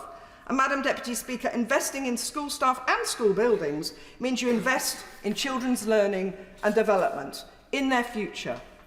Labour have a funded plan to invest in school staff, to enable all teachers and leadership teams to continue to access continued professional development. Now, on students, who've been all but ignored by this government. Practically the only time we see ministers talking about universities or students is when they want to create a distraction or a row. So maybe if the government talked to students and higher education staff and actually listened, they'd know that students are already struggling with the cost of living, rises in rents, in energy bills and food. Many students in my constituency tell me they have to work full-time in order to fund themselves through university, supposedly full-time courses. And I've heard from 16 and 17-year-olds who are terrified they won't be able to go to university because of the costs. So much for social mobility. In conclusion, Madam Deputy Speaker, this Queen's speech is the proof that after 12 years in power, this government have no ambition or determination to fix the problems in the education system that they've created. On school funding, we see a computer says no from the Chancellor. There's no plan to support school staff and leadership teams with adequate pay or proper mental health support, and certainly little sign of a coherent and evident schools policy. No plan to support students, just a carefully hidden rise in student loan interest payments in the last budget. And I've said earlier, nothing for Muslim students who aren't able to take out the student loans. Labour would take a different path, a better path. Families in my constituency would have a government that was on their side with a plan to tackle the cost of living crisis with a windfall tax on oil and gas producers. A government with an ambitious catch-up plan for education as described by my honourable friend for Horton and Sunderland. That's how we will make Britain the best place to grow up in. Slane Saxby. Thank you, Madam Deputy Speaker, and it's a pleasure to follow my co-chair of the Cycling and Walking APPG, where we so often agree, whereas tonight we probably will not. So whilst we're looking to make Britain the best place to grow up and grow old, I am delighted to represent the beautiful constituency of North Devon, which is certainly one of the most popular places to grow up and grow old, having had a surge of people move there during the pandemic for their primary residence and their second home. We're also an incredibly popular holiday destination, which has led to a surge in Airbnb short-term holiday lets, which, whilst great for our tourism economy, does mean that we have something of a housing crisis ourselves in North Devon. So whilst warmly welcoming the Levelling Up and Regeneration Bill, I very much hope, as it makes its passage through this House, that we will see more done to tackle second homes and short-term holiday lets to rebalance our housing economy back in North Devon. And whilst I have the opportunity to put it on the record, I also hope that the long-awaited consultation into short-term holiday lets promised last June as part of the tourism recovery strategy will be forthcoming as a first step on that journey to sort our housing market. I was a former maths teacher, and so I have spent time here before talking about averages and variation. And when it comes to education and the schools bill, I very much hope that we will look deeper than the average that says that Devon is okay. Because when you look at the variance in a county the size of Devon, there are some issues in my North Devon constituency. Say we were to look at the Social Mobility Index. South Hams, 49 out of 324. Exeter, 81. My North Devon constituency, 238. My neighbouring Torridge, Northern Devon as we call it up there, 283. We need to look deeper than just a large local authority to enable those children to have their education levelled up, because to date we've missed out on cold spot funding. And whilst delighted to welcome Multiply, I don't know quite how that will be delivered in my constituency, where we only have one FE college. We're 65 miles from a university. My FE college Petrock are utterly brilliant, but please don't tell me that this is going to be coming in online as a course, because what we don't have in North Devon is broadband. And whilst we're talking in these bills about the elimination of the barrier of digital exclusion, when I talk about digital exclusion, it's not so much what gadgets the children have, it's that we can't even connect to the outside world. The inequalities I talk about when I think about levelling up are around rural and coastal communities. And my theme throughout my few minutes speaking tonight is how do we ensure that as we level up the country, we actually reach into those pockets of deprivation in rural and coastal Britain. Health inequalities on the coast are perhaps better documented than educational ones. But I would like to sing the praises of my tiny North Devon District Hospital, the smallest on the mainland, and it has done a fantastic job for the people of North Devon through the pandemic. We've also seen it merge with the Royal Exeter Trust, which means that we're actually managing the flow of patients and the flow of medical professionals between that tiny hospital and the bigger one further south.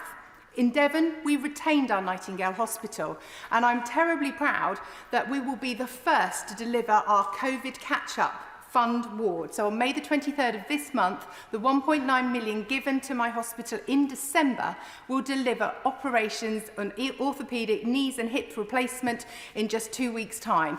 It's a remarkable achievement, and that team is also ready to build our new hospital. We're one of the 40, their plans are modular, and I would ask, while I have the Minister's attention tonight, is there any chance of bringing us forward? We're at the end, but we can build it now, and without those new theatres and the new housing element of that hospital, we are struggling to bring people to North Devon because of the housing crisis described earlier. And I wouldn't want to say that everything health-wise was rosy. It won't come as a surprise to the Minister for me to mention we're a little short of dentists. And if any of them are listening tonight, the surf's fantastic, the countryside's beautiful, and you will get the warmest of welcomes. I hear the Indians have a lot of dentists looking for work. We will welcome them open arms. And this is a department that has managed to deliver things in buses. Please can we have a mobile dental unit to at least visit our children in the coming weeks and months. And so as we look at how we level up rural and coastal Britain, I hope we can morality check our policies, because many of those that work so well in Westminster have lost a certain je ne sais quoi by the time they reach us in rural and coastal North Devon. Thank you. Daniel Seigner. Thank you, Madam Deputy Speaker. It's right that when the government brings forward its programme that the opposition criticises.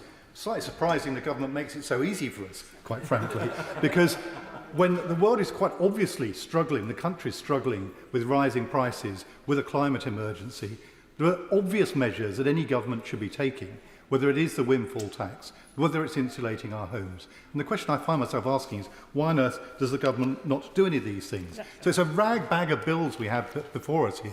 I'll comment on a few of them. One has been mentioned once or twice, the data bill. I was on the bill committee that introduced GDPR a couple of years ago, and at that time, from this side of the House, we made it very clear the government needed to be much more ambitious and forward-looking. I would just caution, though, that if we go a different way from many of our neighbours, think hard about what that means for our businesses and our research institutions. It's a coded message, but just beware what that might bring if we don't do that in the right kind of way. On education, the one thing that does seem to me to link most of these bills is the fact they rather miss the point. Looking at schools, what I hear from my schools is there is a real problem with the very young children coming in who have been through the pandemic, and they need the extra help and the catch-up that other colleagues have talked about. I couldn't help noticing also the reference to a family of schools. Well, we used to have a family of schools. They were within the local authority. Now, of course, we have predatory multi-academy trusts looking to circle on our schools and take them over, and that's no way to get the kind of cooperation that we need.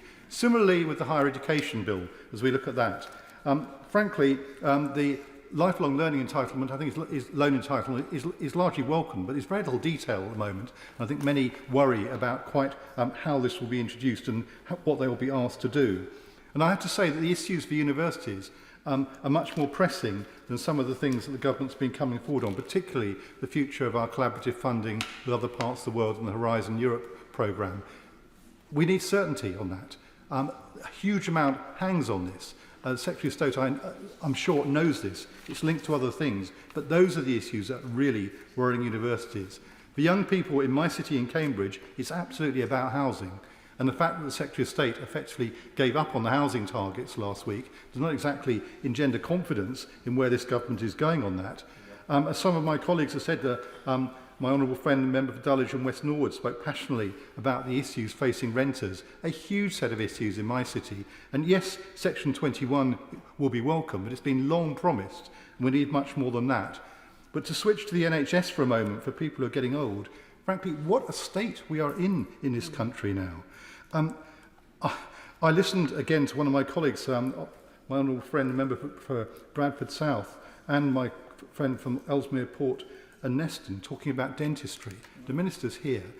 I never imagined we'd have a situation where we'd reach the state where people can no longer get help when they're in acute pain. And that is what's happening all over the country, and in my city too. And in terms of ambulance waits, again, we've reached a situation where people are paying for the National Health Service, but they can no longer rely on it. I was speaking to a paramedic over the weekend who works for the East of England Ambulance Trust. These people are working flat out. But she was haunted by the fact that she went to serve and to help an elderly person who had been waiting 18 hours. And as a consequence of that wait, she died. That's what's happening in this country now. That's what's happening. Lives are being lost. Where's the urgency? The Secretary of State led on the virus. We should have the same urgency to tackle this. This is a crisis that's affecting all of our people. So finally, in conclusion, Madam Deputy Speaker, there's some other things actually that weren't in the Queen's speech that certainly for an area like mine need to be. We need to get the infrastructure right. Housing, for a city like Cambridge to prosper in the future, drive the UK economy. We've got to get the housing right. We've got to get the transport right. That means stop prevaricating about East-West Rail, finish it off directly to Cambridge. And finally, stop laying into universities. Universities are one of our great success stories. Just look at the Research Excellence Framework results on the last few days, proving that point. It's something we're really good at. We do not need to be picking fights with one another, having pointless arguments, stoking up culture wars. Concentrate on what we're good at, start celebrating universities, and I would just say to the party opposite, look at some of the press reports over the weekend. They're quite right that graduates are voting a certain way. Frankly, we are the future. Andrew Bridget. Thank you, Madam Deputy Speaker. And the title of this evening's debate is Making Britain the Best Place to Grow Up and Grow Old, but it needs to be seen against the backdrop of our recent COVID pandemic and the recovery from it. Throughout the pandemic, we've rightly been drawn parallels with surviving a war. Indeed, often it was called the battle against COVID, whether it was the coming together of our nation at the beginning of the pandemic, the shows of national unity, demonstration of national unity as we appreciate the key workers that delivered all those services that we needed, or whether it was the unprecedented rollout with volunteers of health programmes to protect the vulnerable, or whether it was the eye-watering cost of the expenditure. And every year in November we have a day to remember those who gave their lives in war, and we rightly know that's a debt that we can never repay. But I'm conscious, Madam Deputy Speaker, that there are also millions of people in our society today who we owe a debt to as a result of the lockdowns and the privations of COVID that must also be repaid. And they are our children and our young people. We knew all along that those millions of children and young people were at the very least risk of the virus, yet we still as a House consciously chose to lock them away for the safety of others, and they have suffered. I've heard from young adults who've never got the chance to do those things that are seen as a rite of passage for young people and define points in their lives. Many have never experienced the pressure of having to take exams, and they're not sure if they've got the resilience to be able to cope with it. Others worry that their teacher-assessed grades may be seen as devalued qualifications. They didn't get to go to the proms, they didn't get to go to their end-of-year assembly, they didn't get to say goodbye to their friends. All these things, both small and large, help prepare them for the challenges of adulthood, despite the fact that as a whole they were incredibly low risk from the virus. I do fear for their mental health and I fear for their resilience moving forward, and Madam Deputy Speaker, we owe them. I've heard from secondary schools in my constituency who tell me that children moving up to them are far behind what the professionals would expect them to be at, both academically and socially. Giving children laptops to work from home during lockdowns was all well and good, but not always was the work appropriate, and without the correct parental support. For some parents just didn't have the skills to support their children all the time, as we would like them to have done. Once again, these children were at little risk, and they've had precious years of their education taken away from them to protect others, and we owe them, Madam Deputy Speaker. There are infants starting out their educational journey far behind normal development targets. Local nurseries telling me the children can't toilet themselves, they're lacking social skills and confidence. They've got the longest time to catch up, but catch up they must, or they will bear the scars of the COVID pandemic longer than any of us. Primary schools, they're also noting deficits in social skills in all years, but significantly in year 2, those children who've lost their foundation years due to COVID, so crucial for their development. And for those who didn't receive sufficient parental support, the damage is even harder. Government must legislate to ensure every opportunity is made available for our children and young people to catch up. Over the term, the price they will be paying will be higher than any of us. With minimal risk to them, they've lost huge opportunities. In a civilised society, Madam Deputy Speaker, I expect adults to make sacrifices for our children and young people. I do not expect our children and young people to make sacrifices to us. We have a debt to them, and it must be repaid, and all government legislation must take into account the damage we've done through pandemic recovery to our children and young people, because our children and young people, they are the future of our country, and they need to be protected. Thank you. Mary Rimmer. Thank you. Thank you, Madam Deputy Speaker. For too long, social care has been neglected. The pressures and strains on the NHS and social care are ever growing, with 500,000 people waiting for care assessments. People are living longer and with more complex needs, yet the funding to social care has not kept pace. The Queen's speech offers nothing to fix social care. Most ageing people who require care do not want to move into a care home or be taken into hospital, very often because they've not had care at home. And most of the time they don't need to go into hospital. Most of the care can be given at home, including some health services. Elderly people would much rather be in their homes, close to their families and friends. For this to happen, there needs to be adequate social care and health funding. People should be able to age with dignity in the place they want to be. This is about the quality of the people, of life that people deserve as they grow older. And this can happen if the government invests resources in the social care to meet the needs in the social care sector, would prevent most people being hospitalised and save many beds within the National Health Service. There are currently 6 million people waiting for NHS treatment.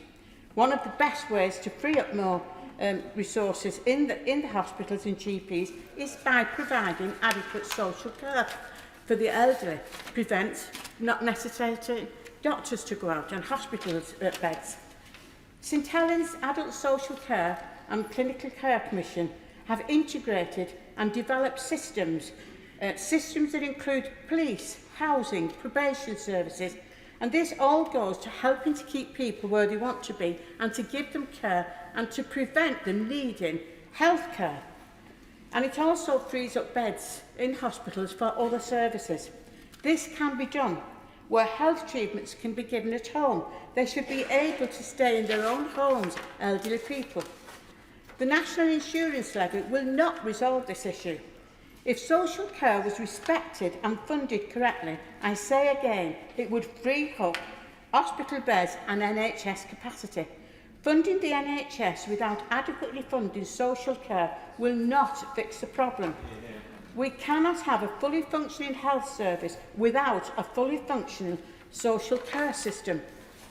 Local authorities have had their budgets consistently cut for over a decade, and even with the allowed additional social care levy, and most of them have levied this, this doesn't scratch the surface of the needs of the problem of social care.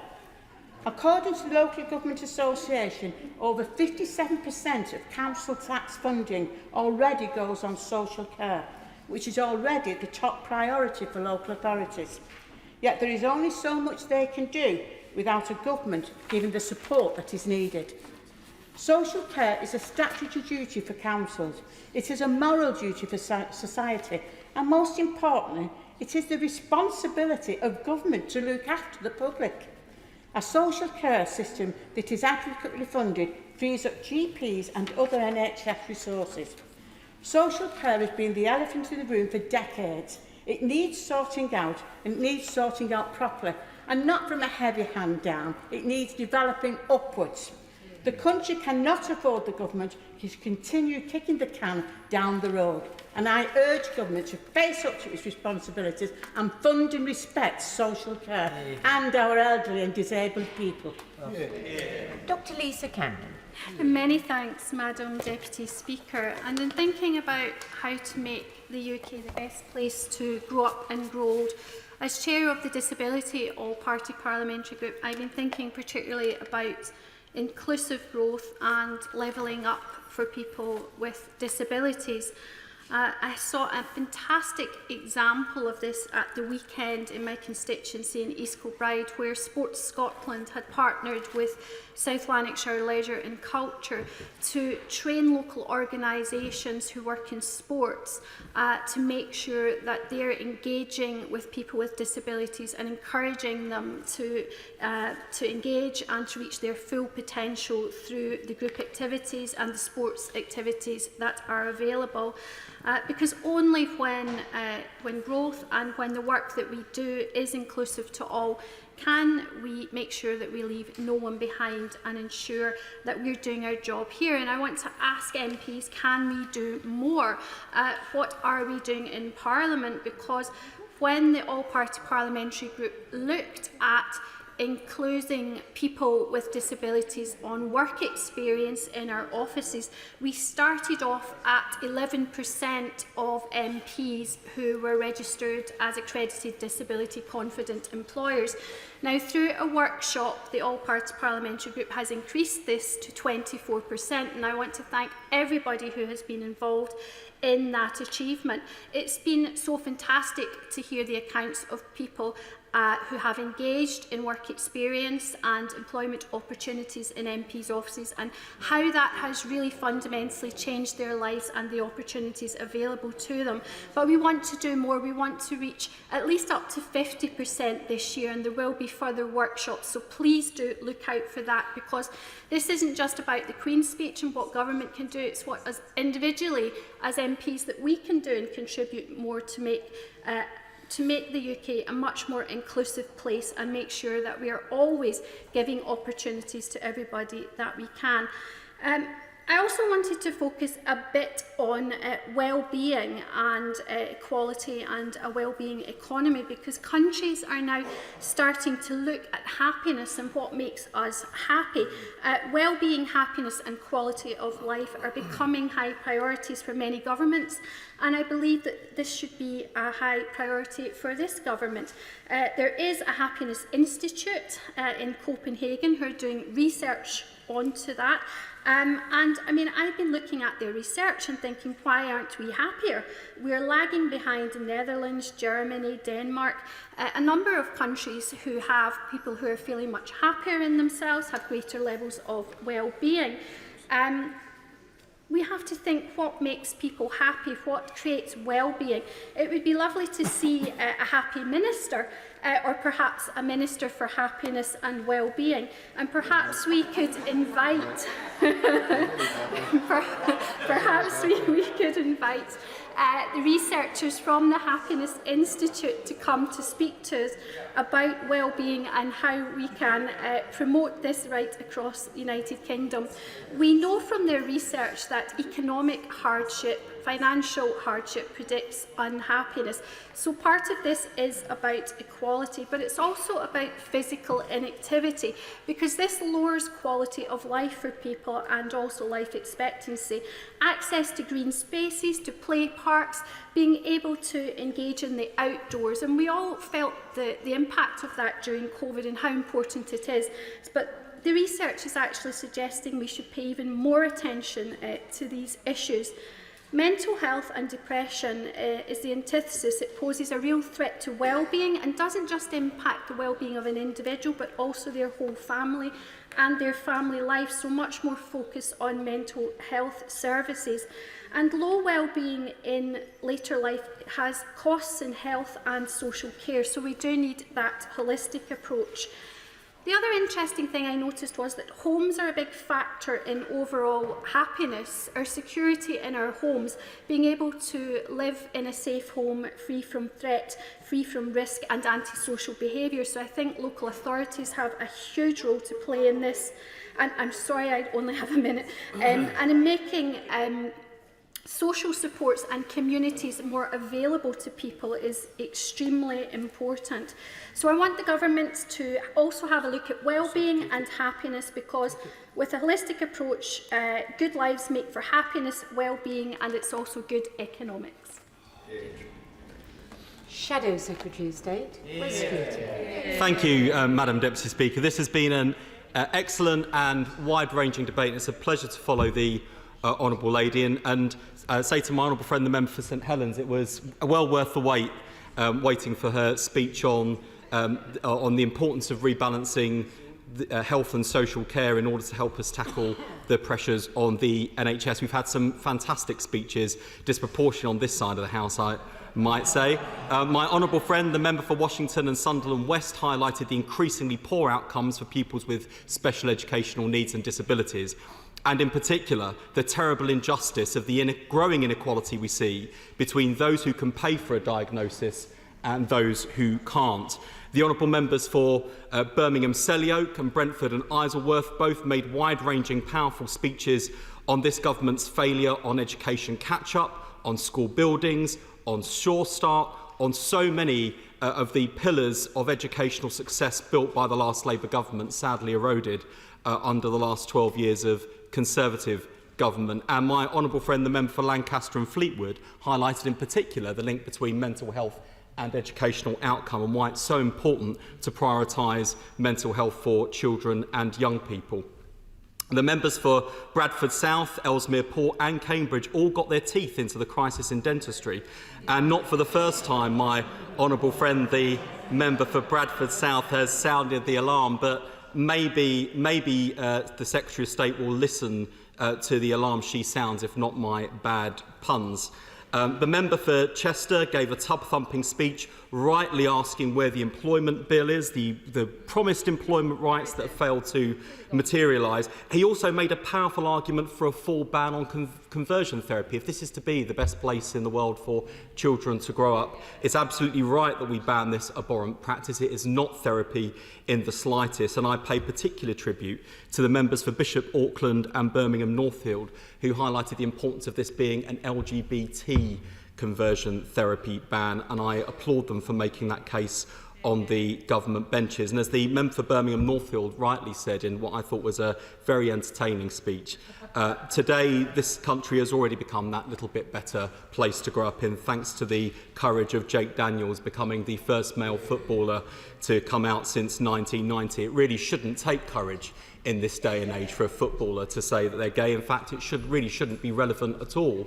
But sadly, we know that it is. And he has made himself a powerful role model, and I hope an example that others will follow. My honourable friend, the member for Cambridge, highlighted the crisis in the NHS and the life and death consequences of the ambulance waits, asking where is the urgency? A very fair question I hope the Secretary of State will answer.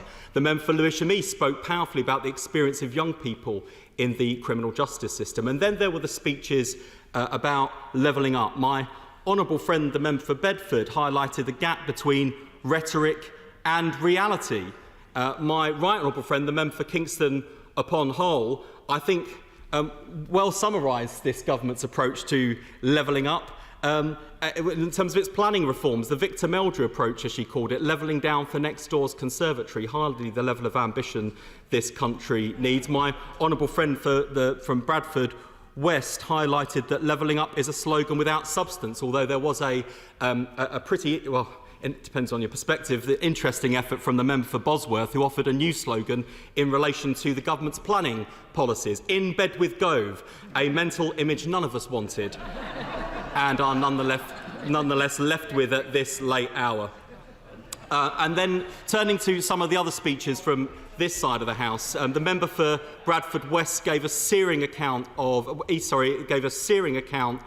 poverty in his community, and he is right. This is a matter of political choices, and we see the consequences of those political choices in the speeches of my other honourable friends. My honourable friend, the member for Dulwich and West Norwood, highlighted the disaster of children growing up in overcrowded temporary accommodation with huge consequences for their learning and for their life chances. My honourable friend, the member for Swansea East, having to run summer holiday lunch clubs and Christmas hamper schemes because of the grotesque level of poverty in her constituency. My honourable friend, the member for Nottingham South, describing the embarrassment, the humiliation of parents who are unable to provide for their children, whose children share their parents' anxiety about how to make ends meet, and so don't even tell their parents that they're required to bring in some extra kit for school, whether in cooking classes or an extra ask for school trips. It is a thoroughly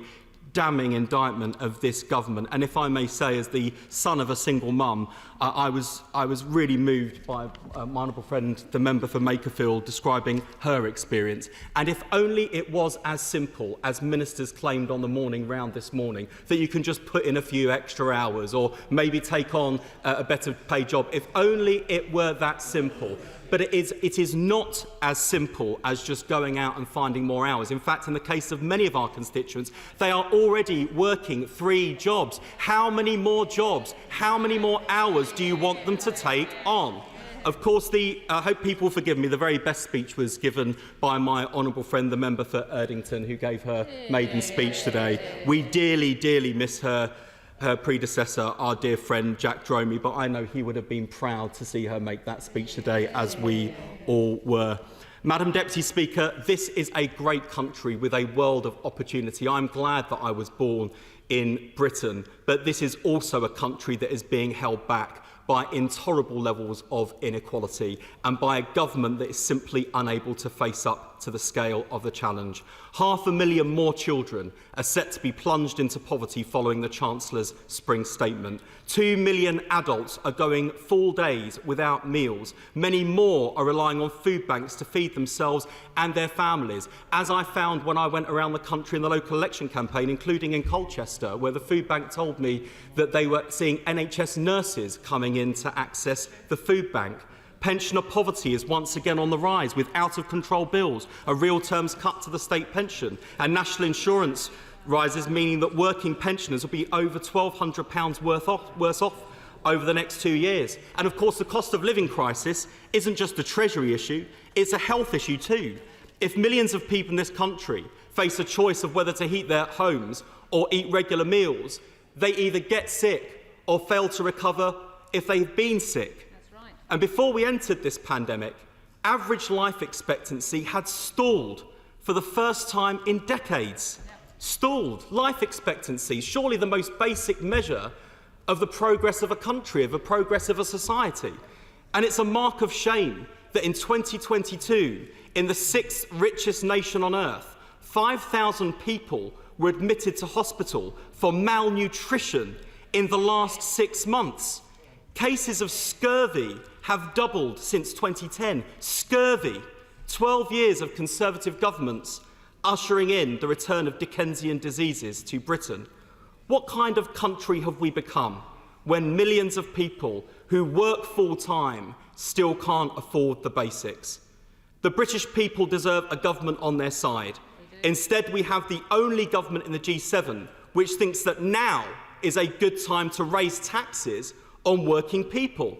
A government which is happy to add to working people's tax burden, but as we know from members of the Cabinet, spend plenty of time avoiding paying their own. That's right. The government promised 38 new pieces of legislation, yet not a single one is going to put more money into people's pockets. All they have to offer families struggling today are sneering lectures telling them to work harder, find a second or third job, or book themselves in for a cookery class. And we've seen their approach when challenged on the cost of living. Blame the people, blame the Bank of England, blame anyone but themselves. And even when challenged about his own spring statement that plunges 500,000 more people into poverty, what was the Chancellor's excuse? The computer said no. Well, that didn't stop him taking 20 quid a week off the poorest people in our country, did it? It worked then, surely it works now. Britain deserves better. We need a government that understands what life is like for most people in this country. If we had such a government, we wouldn't have the Education Secretary talking about the imbalance, the tipping of the balance in favour of private schools. I mean, who's he trying to kid? Defending 7% of people who go to private schools, who are going to have a brilliant world of opportunities available to them, but failing to stand up for the 93% who don't. And let me tell him about tipping the balance as someone who received free school meals, went through the state education system and made it to Cambridge University. I was one of just 1% on kids on free school meals to make it to Cambridge University, and I'm proud that I got there. But don't tell kids from state schools who are making it now, who are being finally judged on their merits, don't tell them that somehow the system's been tilted in their favour when they know full well from their life experience, their childhood, their growing up under a Conservative government, that his party and his colleagues opposite have done everything they can to tilt the balance in favour of people like him from backgrounds like theirs at the expense of people from backgrounds like mine. That's the truth, Madam Deputy Speaker. And what the Education Secretary doesn't understand is that it's not talent or potential that's unevenly distributed in this country, it's opportunity. Participation in extracurricular activities is falling in state schools. Fewer children are doing sports, drama and music, and the least well-off children are 3 times more likely to do no extracurricular activities at all. They may accept this poverty of ambition for our children. The Labour Party will not. Just as we rebuilt the education system under the last Labour government, so we'll have the same level of ambition for the next Labour government. And I say to my honourable friend for Swansea, I'm very sorry to disappoint her, but we're going to be putting her and her lunch clubs out of business because the next Labour government will work to end child poverty, not increase it. Turning to health, Madam Deputy Speaker, there was just one mention of health in the Queen's speech, the long-awaited overhaul of the Mental Health Act. The changes proposed are welcome, but this legislation alone will not solve the challenges facing people living with severe mental illness, reverse this government's persistent neglect of mental health services, nor narrow the gaping mental health inequalities that see black people over 4 times more likely to be detained under the existing Act. Our mental health services simply do not meet the scale of the challenge. 1/4 of beds for patients struggling with poor mental health have been cut over the last 12 years. 1 in every 3 children who seek support from mental health services are turned away at the door. 1.6 million people in total are waiting for treatment, waiting too long, and those who are offered treatment are often sent to the other end of the country because there aren't local beds and services available. People struggling with poor mental health won't get the support we need if we don't have enough frontline staff. That's why Labour's plan would guarantee mental health treatment within a month to all who need it, done by investing in an additional 8,500 staff and offering specialist mental health support in every school. And because politics is about choices, Madam Deputy Speaker, let me be clear about the choices we would make. We would pay for that mental health support for every child in the country by removing the VAT exemption from private schools and closing tax loopholes for private equity fund managers. Now, I know the Education Secretary is pitching himself as a defender of private school privilege ahead of the next Conservative leadership election, and the Health Secretary may well have benefited from these tax loopholes himself. Let me tell them opposite. There'll be let me tell them, Madam Deputy Speaker, let me tell them. There'll be a Conservative leadership election a lot sooner than there'll be a Labour leadership election, let me tell you. But I hope we can agree that mental health is one of the most urgent needs of our time, particularly after the pandemic, which was difficult for so many. And I'm glad the Health Secretary is here to respond, Madam Deputy Speaker, because I'd like him to account for his government's record. Patients being made to wait longer than ever before as we sleepwalk towards a 2-tier system that betrays the founding principles of our NHS. The self-pay healthcare market in the UK has doubled since 2010. People forced to go private because they won't get the treatment they need. Billions more spent on private insurance and operations. Private healthcare providers rubbing their hands together because they know that people are increasingly choosing to jump the queue while the rest are left to wait for up to 2 years for care. And of course the Health Secretary, let me save him some time, he will tell us that our NHS is suffering from a COVID backlog and that the problems facing the health service are all the result of the pandemic. There is a backlog in the NHS, Madam Deputy Speaker, but it is a Conservative backlog. The NHS was experiencing record waiting lists going into the pandemic. It was 100,000 staff short, with another 112,000 vacancies in social care. Suspected cancer patients have been waiting long to be seen every single year since Labour left office. And not only was there just one piece of legislation across health and social care, but as I mentioned, the government's dropped its long-promised employment bill. So what does the Secretary of State say to the millions of family carers in this country, promised a week's carers leave, just 1 week a year to have a break, but let down and left waiting again and again and again by this government? Shocking. The fact is, Madam Deputy Speaker, the longer we give the Conservatives in office, the longer patients will wait. Longer for a GP appointment, longer for an ambulance to arrive, now 2 hours for thousands of heart attack and stroke victims, longer for an operation, with some patients waiting since before the pandemic began, and longer for pensioners and the disabled to wait for suitable social care. We're paying more, we're waiting longer. That's the Conservative record, and the longer we give the Conservatives in office, the longer Britain waits. Well, Madam Deputy Speaker, their time is up. Before I call the Secretary of State, can I just emphasise how important it is that people get back in good time for the wind-ups? It's extremely discourteous to the front bench and others who've participated in the debate if people are late and in some cases are not here at all. It has been noted.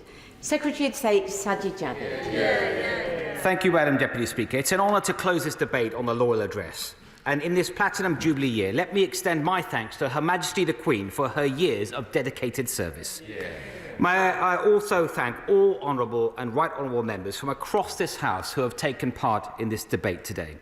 But I do have to say, Madam Deputy Speaker, I'm disappointed by the Shadow Secretary of State for Health, how he has taken this once again as an opportunity to talk down Britain, as he so often does, and also choosing instead to use this debate as a naked leadership pitch for his own party. He even used the words, Madam Deputy Speaker, he talked about leadership bids in his debate just now, because he has no ideas at all how to improve the society for British people, no ideas at all. And he knows that we're both of us, we had to fight to get our foot in through the door. He knows that our chances to succeed come from this country's world-class public services. Yet he stands there, Madam Deputy Speaker, and he has the audacity to attack my right honourable friend, the Secretary of State for Education, who came to this country as an 11-year-old immigrant in this country and rose to the position that he has today. And by the way, Madam Deputy Speaker, he could only rise to that position in the Conservative Party. And I speak with feeling about this country, Madam Deputy Speaker, because for my family, coming to Britain was a choice too. They came here for freedom, for security, for opportunity, and for prosperity. They came here because they believe Britain is the best place in the world to grow up and to grow old. They were right then, and they are right today. I will give way in a moment.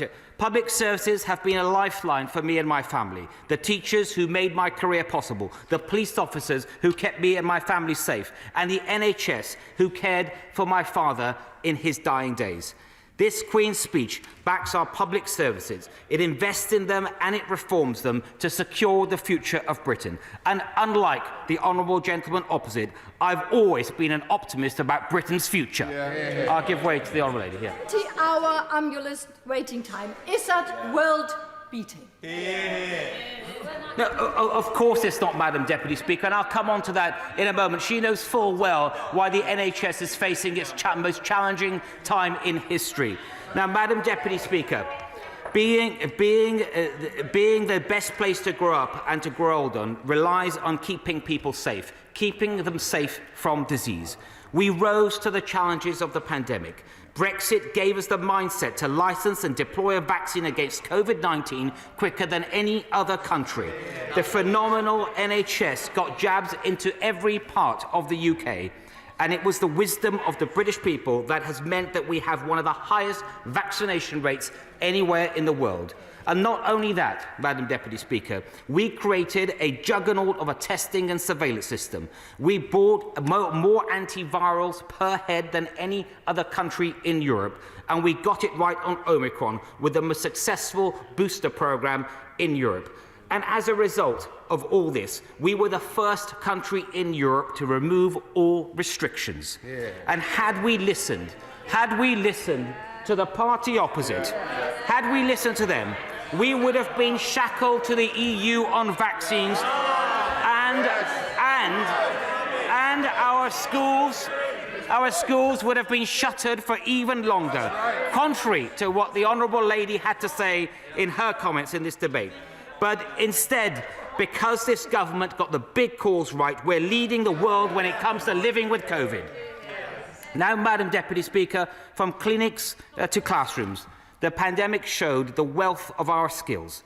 The skills mission is a job for the whole of government. In his opening, my right honourable friend, he outlined our ambitions for the new schools bill to deliver a stronger school system that works for every child. As talked about in this debate today by my honourable friend from Ruslip when he talked about Academy Trust, and my honourable friend for Truro and Falmouth when she talked about the importance of early years. We've also are delivering with a higher education freedom of speech bill, which will reverse the chilling effect of no platforming in our world-class institutions, while our higher education reform bill promises to bring about a fairer and more sustainable future. I think my honourable friend, I listened carefully, my honourable friend from North West Leicestershire, when he talked passionately about putting our children and our young people first. Madam Deputy Speaker, a skills-rich economy is about more than just the elite institutions. I'm a product of Filton Technical College.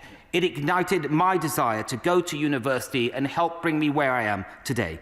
This is a government that treats further education colleges with the seriousness that they deserve. And when I was Chancellor, I was proud to put an additional £400 million into further education in this country. Because, Madam Deputy Speaker, this is a great country to grow up and to grow old, and a great country to stay skilled in, as my honourable friend from Bexley Heath said himself in the debate earlier today as well. Now, allow me, Madam Deputy Speaker, to turn also to healthcare. This government passionately believes in the NHS and its founding principles, in a world-class healthcare system that is free at the point of access for everyone. Funding from the levy, which the party opposite voted against, on top of the historic long-term NH settlement that was announced in 2018, means that the NHS resource budget in England will increase to £162.6 billion by 2024-25. That is the highest ever budget the NHS has had. That includes an additional £8 billion over the next 3 years to tackle those COVID backlogs. Right. And in a fast-changing world with an ageing population, we need to embrace, of course, new ways of thinking. And a number of my honourable friends, they referred to that today, about the investment we're making, my honourable friend from Bosworth. And I also listened carefully when we were talking about NHS investment from my honourable friend from North West Norfolk, who I think made a very powerful case.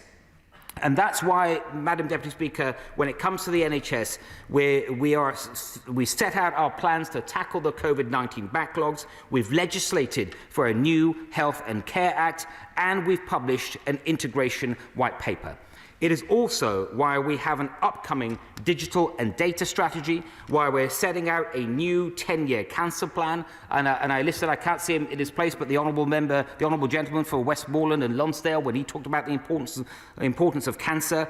And we're setting out a new 10-year plan to improve mental health. A number of honourable members talked about, rightly, the importance of mental health, including my honourable friend from Aylesbury, who speaks with passion on this subject, especially when it comes to the mental health of children. We are also publishing very soon a health disparities white paper, which I hope will be welcomed by the Right Honourable Lady, the members for Kingston upon Hull, when she rightly talked about the importance of levelling up. And we will soon be publishing the review, the outcome of the review into health and social care leadership.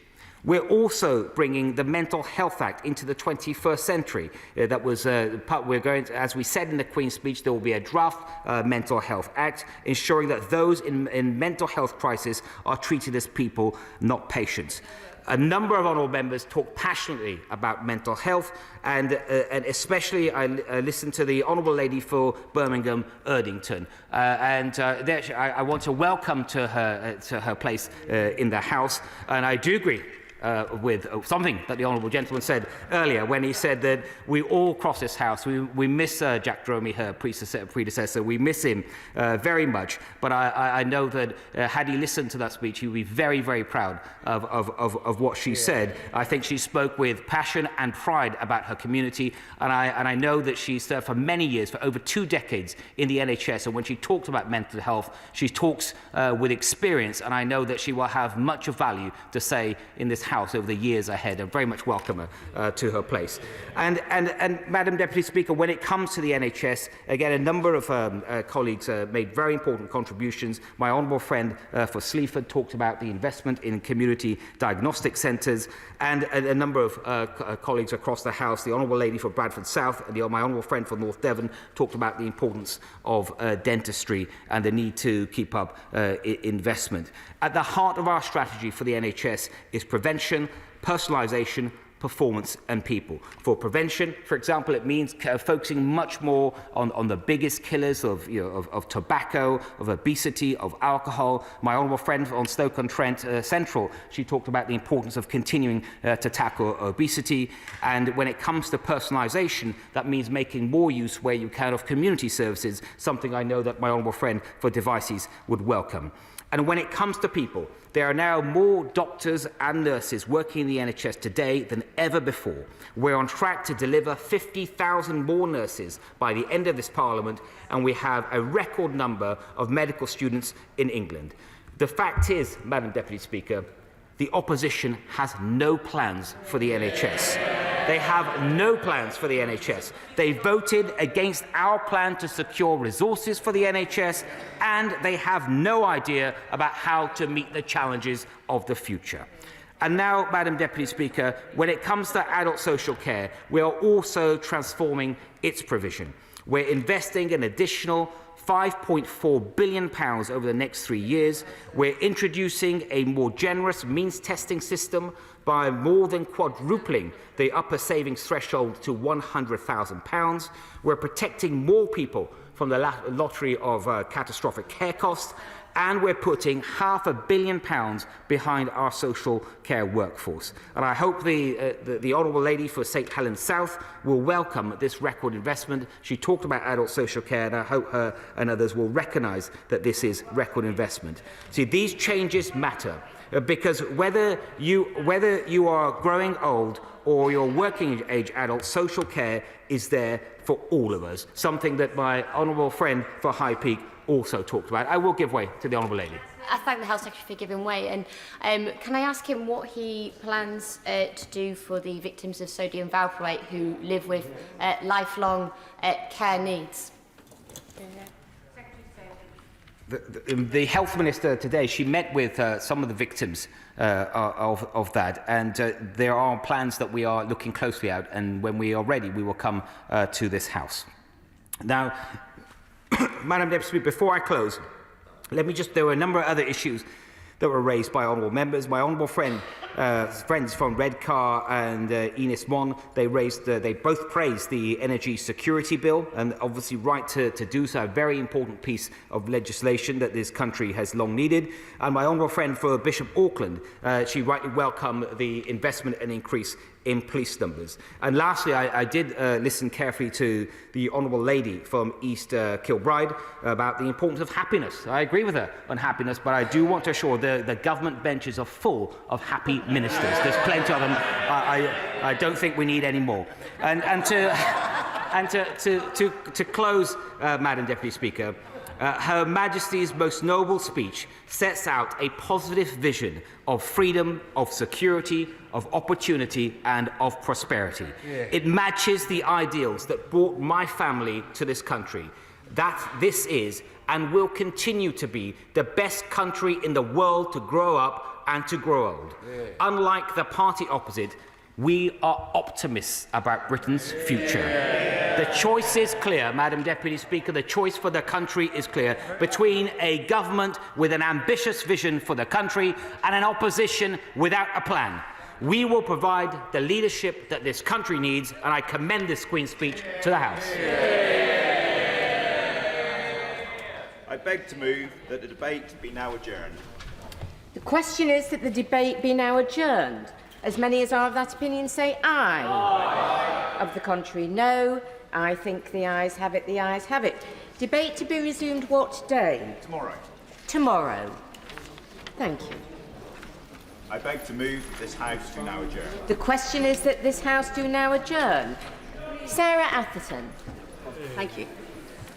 Thank you, Madam Deputy Speaker, and it's an honour to have been granted this adjournment debate on Wrexham's bid for the City of Culture 2025. Firstly, we are thrilled to be in the final four, with the title within touching distance. Bradford, Southampton and County Durham are good bids, and colleagues from across the House have put forward very convincing arguments. However, there is one key difference that sets Wrexham apart from the other three, and that difference is Wales. If Wrexham were to become the City of Culture 2025, it would be the first Welsh winner of the title since the inception of the competition. And as a proud unionist, as I know a few of us are on this side, a Welsh winner would highlight the commitment of this government to the union. And talking of firsts, Wrexham has had a few. I am the first Conservative female MP to be elected for Wales, and in 2019 was the first ever time Wrexham turned blue. And we're going for a hat-trick, Madam Deputy Speaker, by hoping Wrexham is named City of Culture, the first in Wales. Of course, one huge element of this bid is that we have the Welsh language as our trump card, and since many responsibilities are devolved in Wales to the Welsh Labour government in Cardiff, the City of Culture bid represents a unique opportunity for the whole of the UK to celebrate the individualism of Wales and its proud language and culture, whilst also celebrating its importance as part of our union. Now, Wrexham has a diverse population with over 70 languages spoken, the largest being our Polish community, who recently mobilised to send aid to Ukraine, working with local businesses to facilitate nearly £2 million worth of donations. Working with each other for the betterment of Wrexham is what we do. Wrexham's culture bid has involved over 200 stakeholders, with 50 grants being awarded to community organisations to participate, and we have held over 90 City of Culture events already.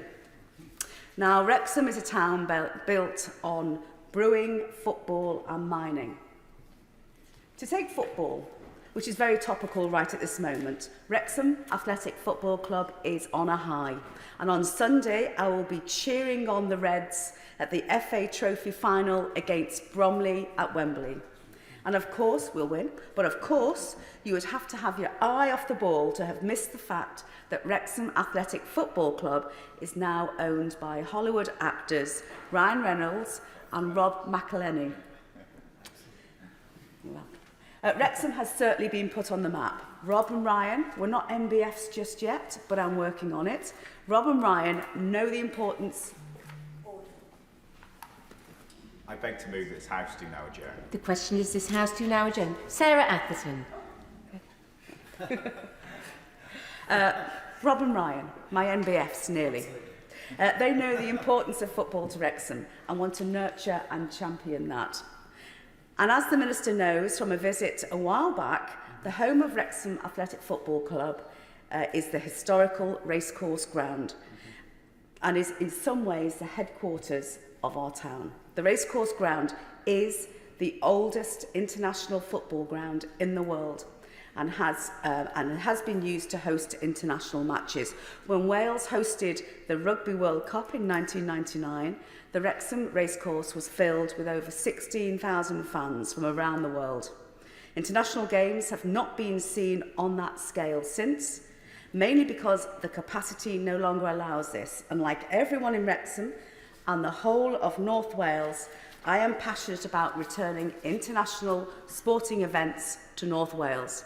The redevelopment of the historic cop stand, which I'm campaigning for as part of Wrexham's Levelling Up Fund bid, will allow for an extra 5,500 spectators, which will then permit the hosting of international sporting events.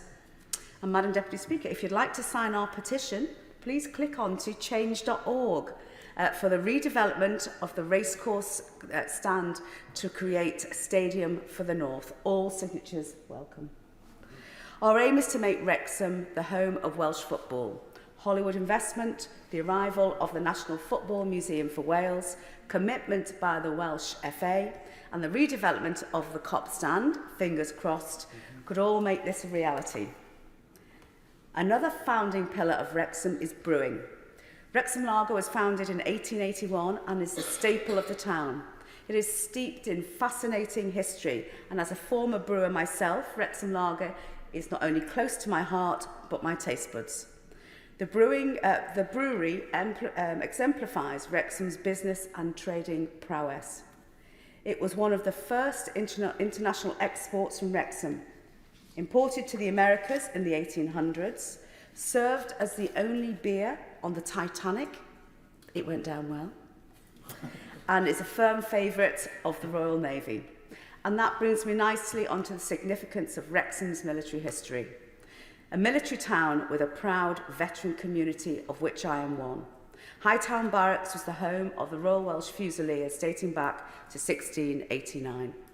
And Hightown Barracks was only to billet a residual military presence until last year when the MOD recognised Wrexham's military significance and returned a reserve unit of the Royal Welsh back to Hightown Barracks under the Future Soldier Programme. I'm grateful to the Secretary of State for Defence, my right honourable friend for Weir and Preston North, for affirming his commitment to Wrexham and North Wales. On the final pillar of Wrexham, as I see it, I must mention the importance of mining to Wrexham.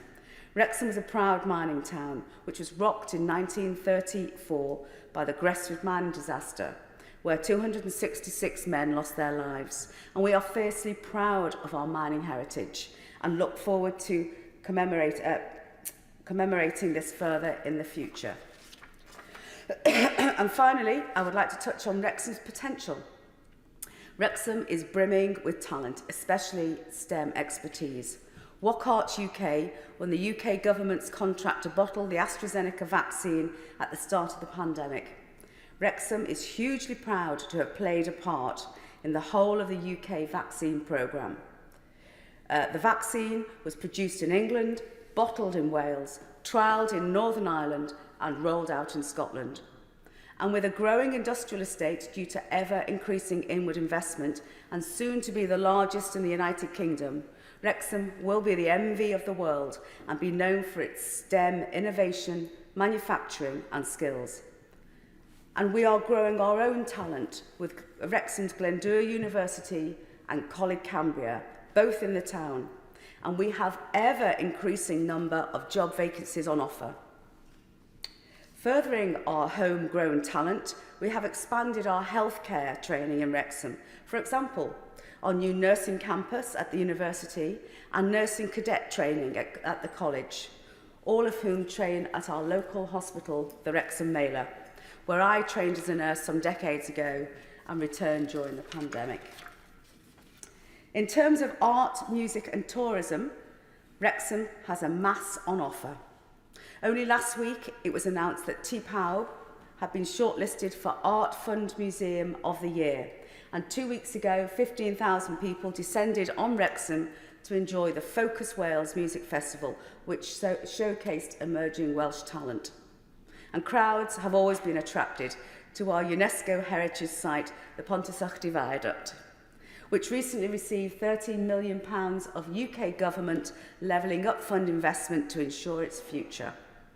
And many more enjoyed the grand house of Erddig and Chirk Castle. In fact, of the 7 wonders of Wales, 3 are in Wrexham. St Giles's Church dates back to the 15th century, the yew trees of Overton and the bells of Gresford Church, where I got married. And I would like to put on record my thanks to the UK government for already committing in the Levelling Up Fund white paper to moving civil service jobs to Wrexham. With the CPS and HMP Berwyn nearby, I am pleased that the Ministry of Justice is setting up a hub and that is starting to develop. And to sum up, Madam Deputy Speaker, the benefits to Wrexham of being named City of Culture 2025 are endless. It would bring recognition to our beautiful town, unmatched investment, something Wrexham has not seen for 20 years, and strengthen our union. And when I got elected in 2019, my goal was to put Wrexham on the map. Decades of Labour neglect left Wrexham deflated. There will never be a better moment for Wrexham to be recognised as a hidden gem, brimming with history, pride, potential and passion. To me, the bid of City of Culture is not only about historical accolades or how many famous singers, architects or artists came from a place.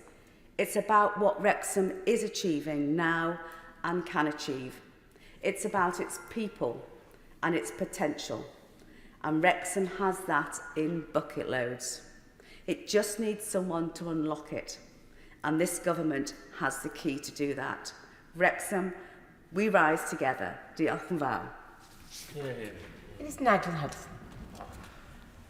Well, thank you, Madam Deputy Speaker, and I thank my honourable friend, the member for Wrexham, for securing this debate. And she is rightly championing Wrexham, as she always does, and is justly proud that the county borough was the only place in Wales, as she said, that was shortlisted in this fierce competition for the highly coveted UK City of Culture title. The title, previously held by Derry, Londonderry, Hull and currently Coventry, is a growing prize and a record 20 places applied this year. This is the final debate secured for the 4 shortlisted places bidding for the 2025 title, and I would like to briefly reflect on the passion with which all honourable members spoke about their constituencies. They highlighted the incredible heritage and cultural assets of which people are proud across the whole of the United Kingdom. They spoke of the dedication of their bidding teams, the ambition for positive change and their sheer number of partners that have come together to support their place. And while this is a competition, it is worth acknowledging the transformative power of culture in all places, not just the winners. And this is why the UK City of Culture programme is a key part of DTMS's efforts to level up opportunity right across the UK. It's a proven model for harnessing culture and creativity to attract investment and tourism, to bring people together, drive economic growth, positive social change and regeneration. And the title is unique in its holistic nature. It galvanises partners across sectors to ensure systematic change, promotes social cohesion and well-being, and creates a shared vision with multiple outcomes. The competition was inspired by the success of Liverpool when it had the European Capital of Culture in 2008, and it was designed and is delivered by DCMS in collaboration with the devolved administrations. This government has recently announced that it will be a permanent quadrennial competition continuing in 2029 and beyond, and I'm delighted that some of the unsuccessful bidders in the current competition have already declared their intention to bid again for the 2029 title. Now, my right honourable friend, the Lord Parkinson of Whitley Bay, a Minister for Arts, has recently visited all of the shortlisted places, including, of course, Wrexham, and has been hugely impressed with the effort and ambition of bidding teams and partners. And as my honourable friend mentioned, I had the honour of visiting Wrexham myself not so long ago and had the opportunity to visit so many of the local cultural establishments and sites that she mentioned. Now, the impact of the title is evident in the benefits felt by previous winners. More than £150 million of public and private sector investment was invested into the 2013 winner, Derry, Londonderry, and the 2017 winner, Hull, saw 5.3 million people visiting more than 2,800 events. And Coventry, despite the huge challenges posed by the pandemic, has developed an extraordinary programme of events that have put culture at its heart and a part of the social and economic recovery. Co-created projects have taken place in all 18 wards in the city, with thousands of community dancers, musicians, poets and makers participating. And the city has seen more than £172 million invested in the likes of music concerts, public art displays, the new Telegraph Hotel, a new children's play area in the city centre, and improvements to public transport. And Coventry's year will culminate in Radio 1's big weekend at the end of May. It's no wonder, therefore, that there were more initial applications for the 2025 title than ever before. Wrexham County Borough, along with the 3 other locations, Bradford, County Durham and Southampton, was approved by the Secretary of State to make the shortlist for 2025. All the bids have been scrutinised by the Expert Advisory Panel, which is chaired by Sir Phil Redmond, and will be continuing to assess the finalists against criteria such as placemaking, levelling up, UK and international cooperation, opening up access to culture and creating a lasting legacy. And the panel has now visited the shortlist and will make their final recommendation to DCMS ministers following a presentation from each place this very week. And the winner will then be announced in Coventry later this month. Now, as my honourable friend has said so eloquently, Wrexham County is a proud and passionate region with substantial cultural assets. For one, it boasts a UNESCO World Heritage Site, the Pontisclid Aqueduct. I hope I pronounced that right, or close. It's the tallest aqueduct in the world. And the colour splash on the bid team logo represents coal dust as a tribute to Wrexham's industrial past, as my honourable friend mentioned. And while the colours used are to represent the vibrancy and diversity of everyone who lives, works and plays in Wrexham. Wrexham is indeed world-renowned for its textiles, bricks, beer, mining and much else, and of course is also home to the world's 3rd oldest professional football team, AFC Wrexham, and the club's recent takeover has attracted immense international interest and support.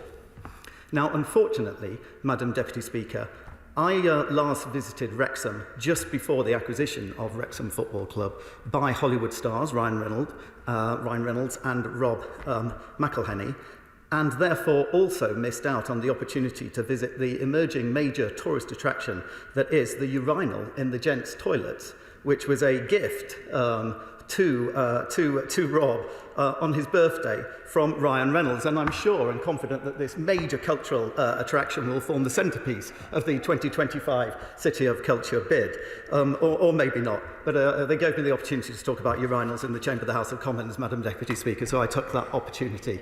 Now, of course, Wrexham is a place of myth and legend. It's a place filled with music and homegrown talent, and I know that Focus Wales, one of the UK's leading music showcase festivals, welcomes over 15,000 international artists, industry leaders and music fans from across the world to the county every single year. And Wrexham's UK City of Culture bid is led by the County Council alongside partners from local businesses to National Trust Wales and Transport for Wales. Wrexham's vision for 2025 includes celebrating the region's cultural diversity and becoming the UK capital of play. And I'm told that on the panel's visit to Wrexham, the chair, Sir Philip Redmond, was persuaded by young people to even take a turn on a zip wire. Now, the bid also aims to establish Wrexham as the home of football in Wales, the North Wales Centre for Trade and Events, leaders in innovation, and to promote the Welsh language and heritage. Wrexham's bid celebrates local and national heritage. As part of the bid process, the Borough Council awarded over 50 grants of up to £1,000 to individuals and organisations to host a multitude of events and projects to promote the county. And planned activities include the recreation of the historic Wrexham Tailor's Quilt, a power chair football event to highlight Wrexham's inclusive environment for disability sports, and a special fusion event with African and Welsh food, fashion and music. Now, as outlined in their website, the team also aims to establish a permanent, long-lasting legacy of socio-economic benefits beyond their 2025 year, improving health and well-being and educational outcomes.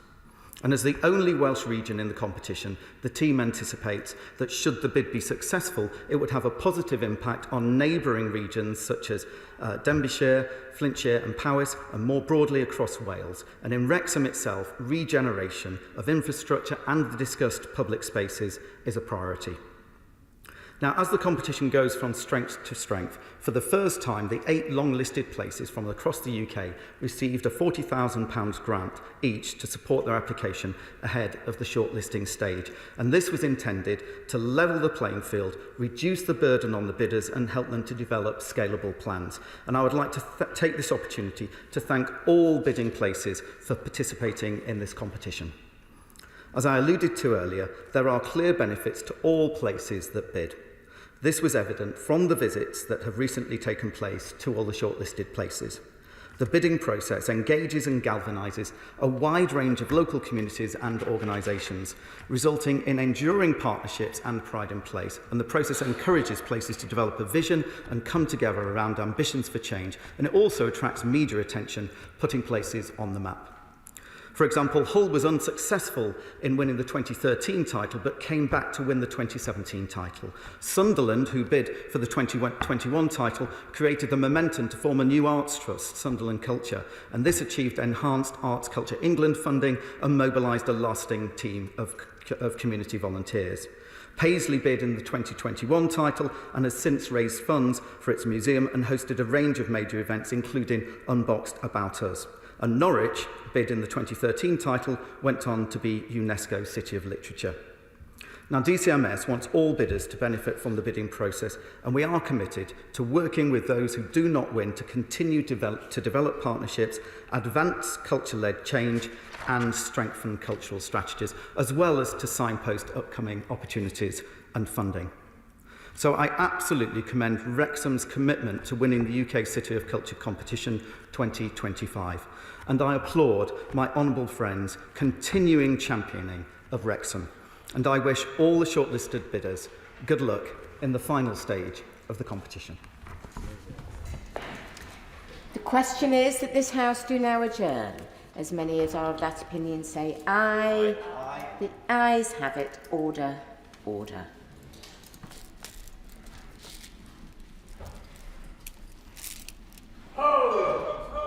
Thank you, Liam. Okay,